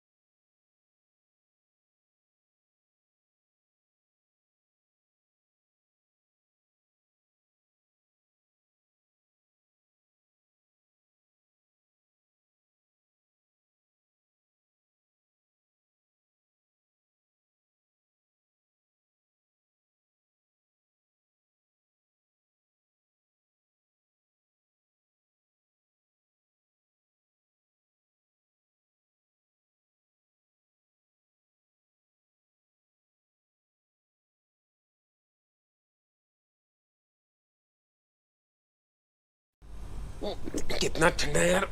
विक्स की गोली लो, खिचखिच दूर करो.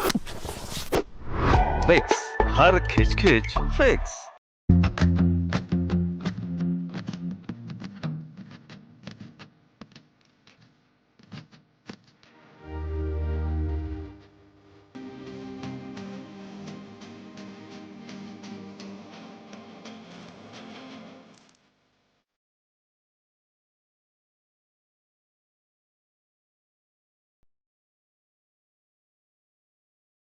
Is as soft as a feather. So let's put Johnson's Baby Shampoo to test on a feather. First, take 2 feathers, wash one feather with Johnson's Baby Shampoo and the other with a hard shampoo. Johnson's Baby Shampoo gently cleans and protects from day 1. Choose products with baby safe ingredients. Johnson's Promise from day 1.